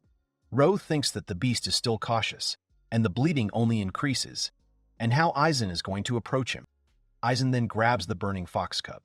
Ro gets very scared, and then Eisen tells him that everything is fine. He turns to the little fox and tells him that he will be fine too, so the young man tells him not to worry. The little fox whined helplessly, and his flame began to fade. The young man strokes the fox and calls him a good baby. Ro runs up to Eisen and asks about the fire. Eisen tells Ro not to worry since he is protected. Instead, he asks Ro to take a potion to cure the fox cub. Ro brings the boy a potion. Eisen takes the potion and says that they will pour it out slowly. The boy pours the potion from the bottle directly onto the fox's wound. Then the wounds began to disappear from the fox's body. Ro is surprised because he was cured immediately. Human potions are so effective, it's a whole new level. He asks Eisen if he's ever made anything like this. Eisen says he made the potion by accident, just combined ingredients that would work with fire foxes. The one who made the medicine itself is amazing. Ro replies that he understands, but one cannot do something like that without knowing what is effective for foxes. Eisen replies that he once had the honor of treating the demonic beast lord along with the disciples. Ro says it's amazing that the boy can do something like that. Eisen says he's far from a professional. He then starts petting the fox, who starts purring in response. Eisen asks the fox if he is really surprised that the wound healed. He then asks if there is really a pattern or a wound on his back. He decides to bandage the wound just in case. Then he bandages the fox and puts it on the ground. The animal is very surprised and starts jumping. Ro guessed that he seemed very happy. Ro asked Eisen if he really wasn't burned. The young man says that the clothes are burnt, but there are no injuries. There is magic on them that protects his body. Ro says that since it's burnt, why not replace it with another one? Eisen replies that there is nothing to worry about, because these clothes will be restored over time. Roe examines her with his eye and says that the magic is activated by the state of the clothes and can only be felt during recovery. Eisen says that the boy understood everything correctly. One of the students has a craftsman's union. His friends made these clothes there. According to him, the teacher does not particularly care about his clothes, and since he left it, he makes this gift. The student demanded to wear it. Ro says that it is a complicated and expensive magic. So what else would you expect from the equipment of the Prophet Eisen himself? Eisen says that he does not know anything, but at that moment he is interrupted by a fox cub that jumps right at him. The fox cub begins to lick the boy's burnt clothes. Eisen thanks the fox cub and asks him not to worry, because he will fix everything. Durome says that they are back. Ren adds that they have looked around and that everything is safe. Eisen thanks the girls and tells them to get into the carriage. He turns to the fox and says that he needs to get home. The boys head straight for the carriage, but the fox follows them. Eisen asks the fox what's going on. Rene smiles and Durome says that this fox is already theirs, and he even smells like them. Eisen asks the fox what happened, and if he wants the young man to do something. The fox cub starts to snort. Eisen smiles and says he understands. The young man asks if the fox cub wants to come with them. Jerome sits down and says that she remembers Eisen picking them up the same way. The boy says that they are heading to the city. The fox starts snorting and pointing his paw to the side. Renee assumes that he wants to say something. Eisen says that it seems that his home is in that direction, but he's scared, so he wants to stay with them. The boy asks Ro if they can take him to the magical city. Ro agrees and says that he is not fierce, so it will be easy to deal with him if necessary. His friend is also a demonic beast. Eisen says that this is great and invites the fox to go with him. The little animal snorts happily and runs after them. After some time, the heroes come to the magical city of Strata. Then, they head to the center of the city. Ro tells Eisen that they have arrived. He asks where the firefox is. Eisen says that the firefox is right in his clothes and he didn't want to leave. Rene adds that he liked it on the boy's chest. Jerome adds, laughing, that it's always more comfortable near the heart. Ro points to the side and adds that they will go to the town hall like this. He points to a building and says that it is the building at the end of the alley. Eisen asks if there will be formalities to attend to. Ro agrees and says that permission to keep the demonic beast will be required. In addition, it is possible to collect information about the search for the mayor of the trading city. Eisen agrees and says that the letter from the deputy must be passed on as soon as possible.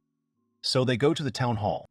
Eisen looks out and says that this is a very lively and beautiful city, not inferior even to a commercial one. Ro says that as the name suggests, magic is used to develop the city. It is also used in cooking. In magical kitchens, it is cooked over high heat. Frozen confectionery is also quite popular. You will show them later. Eisen says it's quite nice here. Jerome smiles and says he wants to eat. Rene adds that he'd like to try the different dishes as soon as possible. After some time, the heroes arrive at the town hall of the magical city. Ro apologizes to the group for keeping them waiting. He took care of the carriage and luggage. Eisen comments that the staff here seem to be in a hurry. Jerome adds that she is also concerned about it. Ro says that when he visited this place before, it was quieter. He will apply for permission to keep the demonic beast for now. Ro then returns and says that the application for both animals has been accepted. Eisen notes that this is pretty fast. Ro agrees and says that it doesn't look like they are busy. Then they are interrupted by a girl who says that it is really Ro. The young man recognizes the girl as Melissa and says that she has also arrived in this city. The girl says that she is the secretary of the mayor of the trading city. Then she asks who it is and assumes that it is Durome, although the girl says that her aura has changed somehow. Ro remembers being rather cold before meeting Eisen Dur. Melissa asks Dur what happened. Ro suggests that Melissa introduced them. These people want to visit the mayor of the trading city. The young man says that he is glad to meet you and his name is Eisen. Renee says that her name is Renee and she is pleased to meet you. The girl suggests that they call her secretary Melissa. Then the girl asks what business they have with the mayor.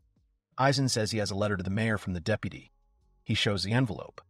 Melissa replies that she sees the deputy's magical mark on it. Melissa asks if she can check. Eisen agrees, since the girl is the secretary. The girl thanks the boy and says that she doesn't want to just stand there and chat, so she offers to have some tea. Then the girl reads the letter and starts sweating. Ro says Melissa's reaction is just like his. Eisen says the letter is about him, too. Melissa awkwardly asks the boy if the contents of the letter are true. She asks Ro if he knew.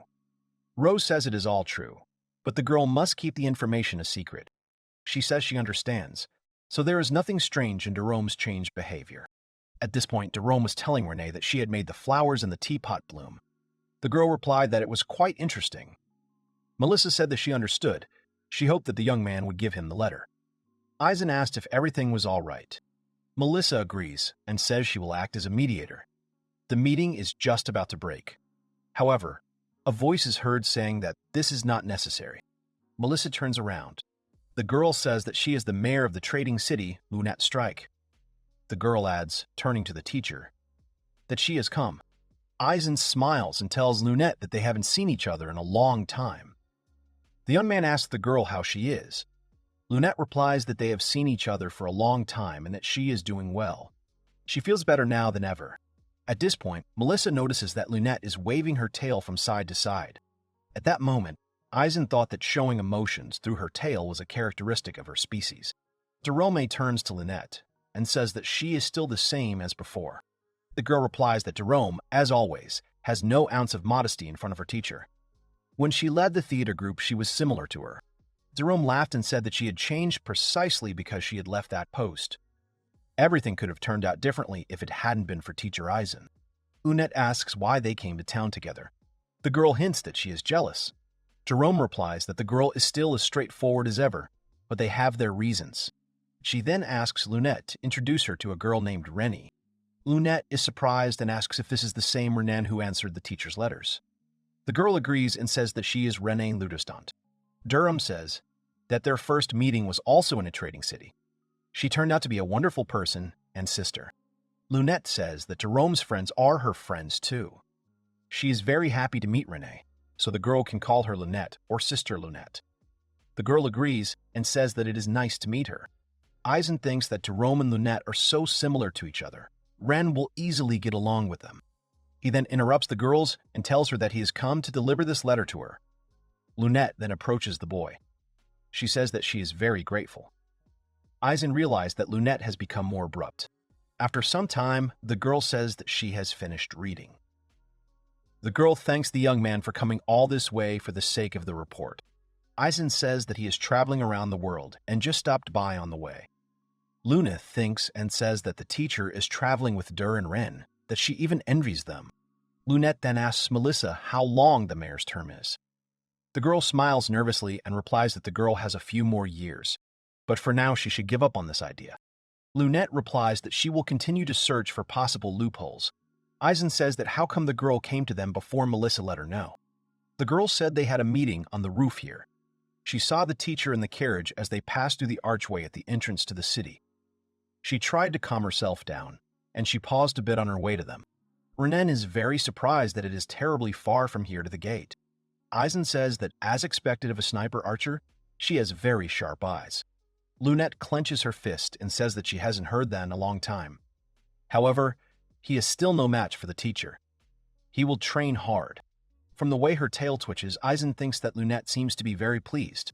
Melissa tells the mayor that they really suggested taking a break in the middle of the meeting because of Eisen's arrival. Eisen is surprised and asks if they had accidentally distracted her. Eisen says that it was already approaching break time. Lunette replies that the break has given her a boost of energy, so things will be even more productive now.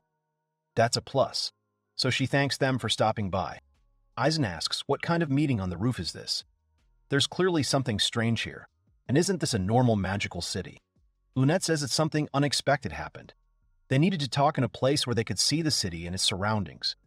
Eisen asks if that's really why they stayed in the magical city. Lunette agrees and says the situation threatens the city's existence. Eisen asks the girl about survival.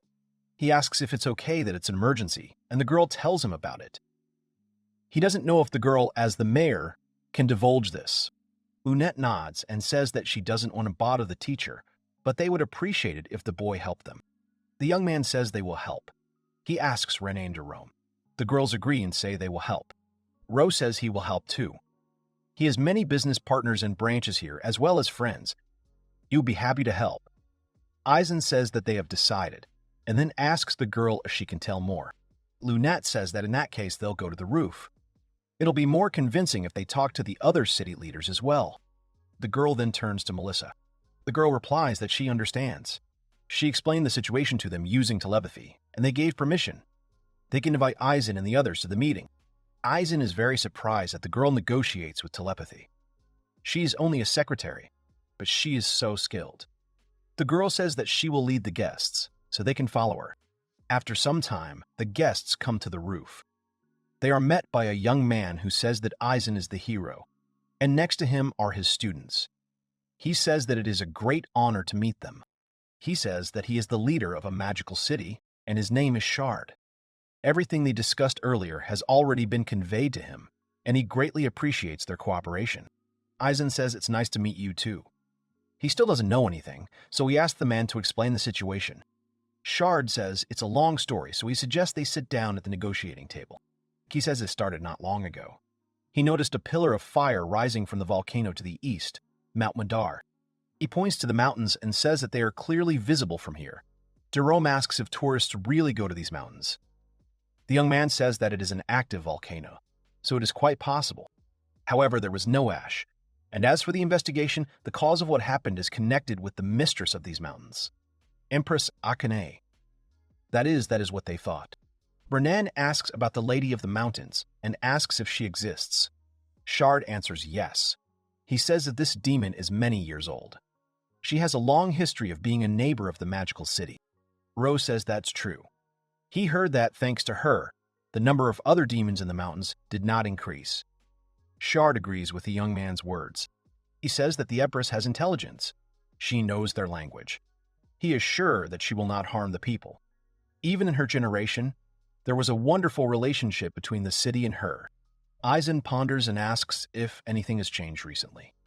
Shard agrees and says that the fire pillar is the Empress's magic, which is very similar to a Kitsunibi. When the explorers set out for the mountain, a voice was heard midway along the way, warning them not to come any closer. They said the voice was full of anger. They felt the temperature rising and the danger. They couldn't move any further. Eisen asks what happened next. Shard explains that, first, they banned climbing the mountains, and it was the right decision. The pillars of fire that appear day by day are getting stronger and are burning the surface of the mountain. The mountain has become dangerous. No one knows when it will erupt again, and no one can reach the Empress's mansion on the hillside. The situation is getting worse and worse because they cannot meet her. He even thought that soon the lava would reach the city itself. There is a limit to how much magic they can suppress. Lunette adds that this is why she called them. At this rate, the magical city will become dangerous to be in. The girl takes out her bow. Eisen smiles and says that he realized that the girl is becoming a sniper again. The girl can hit a magic arrow from here, right to the mountain. Shard agrees and says that the arrow is imbued with freezing magic. If lava spills over the surface of the mountain, they will simply freeze it. The embers can also be shot down a shot with precision. Eisen is surprised and says that it is not surprising that Lunette was able to do this. Lunette says distance is not a problem, but rocks and lava are more difficult. If necessary, homing arrows are used.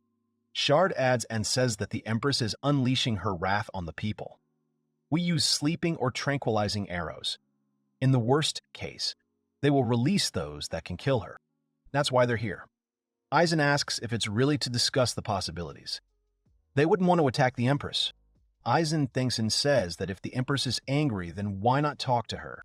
Shard adds and says that Lunette sent arrows with messages to the mountainside, but there was no response. Eisen asks if the Empress can read. Shard says that she was so close to humans. However, the city authorities are trying to cope with her anger. Day and night, people try, because many people like the Empress. Lunette says that killing the Empress is the last thing they want. Eisen says he understands. The girl is doing the right thing by protecting the city. It seems her abilities haven't deteriorated at all. Lunette says that's true. It's one of the skills the teacher likes. She's been practicing all this time. The girl asked if the boy really praised her for her words, and then she asked the teacher if he can pet her. Eisen asks if the girl really wants him to pet her. Then Lunette approaches the boy and agrees. She wants the boy to stroke her when they are done. It will be her motivation. The girl asks what the teacher thinks and if he is against it. Eisen thinks that Lunette reminds him of Jerome now. He agrees and says that even if they are not finished yet, he would not mind petting the girl. The young man stands up and begins to stroke Lunette. The girl starts wagging her tail. Melissa smiles. She says it's the first time she's seen the mayor like this. Jerome laughs and says it's in front of the secretary too. This is surprising, because Lunette is very direct in her expressions and always says what she wants. It is difficult to catch her facial expressions, and she is laconic in her letters. Renan adds that her letters are quite neat. Jerome asks if she really thinks so, but she likes it as is. They will get the most out of her, Lunette says, agreeing that it's just amazing. She's motivated now. Eisen says it's very nice. Lunette then apologizes for asking to be petted and then asks if the teacher has thought about a solution. The boy agrees and says that he has. He smiles and says that it would be better to ask the Empress herself first. If they are lucky, he will ask her. Everyone is surprised. Shard says that it is very dangerous to approach her. Eisen agrees and says that, however, acting rashly without knowing anything is also dangerous. He suggests taking a short walk and coming back. Eisen's close. Shard asks Eisen who it is. Eisen says that they saved him from demons on the way to the city. Maybe that's why he was so shy and didn't show up before. The boy then asks the fox what's wrong. Could it be that he saw something and maybe he has a house up there on the mountain? The fox snorts. Eisen says it will be dangerous, but he wants to take the risk. He asks if there is a reason not to go there. Then the boy turns to Shard and says that he will go to the mountains. He wants to see the state of the Empress and the house of this little one. Shard asks the boy if he is sure. He then agrees and says that they have once again assembled a group of explorers. He hopes that he can accompany the boy on his journey. Eisen agrees and says that it will help a lot. He thanks Shard. The boy replies that it is all he can do. Shard says he is grateful that the young man is willing to undertake such a dangerous adventure. He would like to avoid an attack on the Empress, so he is happy to cooperate. Eisen agrees. The next day, they set off for the mountain. They harness the unicorn, as they can easily pull large vehicles, and they chose Ro as the driver, as he can use his magical eye to explore the area. Everyone was sitting in the carriage. Melissa thanked Eisen for his attention. She was glad that they could work together with the prophet, who was the subject of so many legends. Melissa followed them as a liaison. The magical city has a device that adjusts the accuracy and range of telepathy. This allows her to easily contact Shard. Also with them was a mountain expert, geographer Nicholas, and a track worker named Tyler. They thanked everyone for their cooperation. Lunette also went with them, along with the soldiers of the magical city and the magicians helping them. Along the way, they will come out at a sniper point. In the worst case, they will wait near the mountain so that they can shoot from a safe distance. Lunette says it's been a long time since she and the teacher went anywhere. She's glad they're back together. Eisen says it's been so many years since the war. The girl says she remembers how all of them, the students, stuck to the teacher. Jerome adds that that's why they all became students at the same time. Lunette used to be talkative. The girl says it was fun. She enjoyed the conversations. There was a time when they had competitions in shooting with a gun and a bow. Jerome says they used so much to vary the shooting. They shot so much that the hills where the demons had built their fortresses were leveled to the ground. Renee asks if it was really just the two of them. Lunette agrees and says that their shelling was making it too hot. Jerome tells the teacher that magic is wonderful, but it was unnecessary to level the hill. Eisen says that it was necessary to defeat the demon, but leaving them unattended was a waste of territory. Renee says that Eisen's students have been doing great things for a long time. Melissa replies that, from the outside, it seems like they were doing something ridiculous. Ro then stops the carriage and tells Lunette that they have arrived at their destination. Eisen says if the tower is really a wartime watchtower. Lunette says that City Hall workers are sleeping there now. She's still good and can shoot from the roof. At that range, the arrow's power won't decrease. Magic arrows give you more options because you don't have to worry about the damage around you. Eisen says that all of this is true, but depending on the shooter, the impact of the shot can have dire consequences. Lunette says that they will have to split up. Eisen says that they will see Lunette again. He asks the girl to let him know if she needs anything. The girl says that she understands and will do everything possible. After some time, they stopped in a covered hut near the mountain. They saw a sign from the Administrative Bureau of the Magical City stating that entry to the territory was prohibited due to an emergency situation. People ask if this is the starting point. Others say that these black spots are traces burned by the flames. It even came close to the entrance. If someone had entered here, they would have suffered. However, there were two people with them who were familiar with geography. Also Melissa, who can instantly contact him.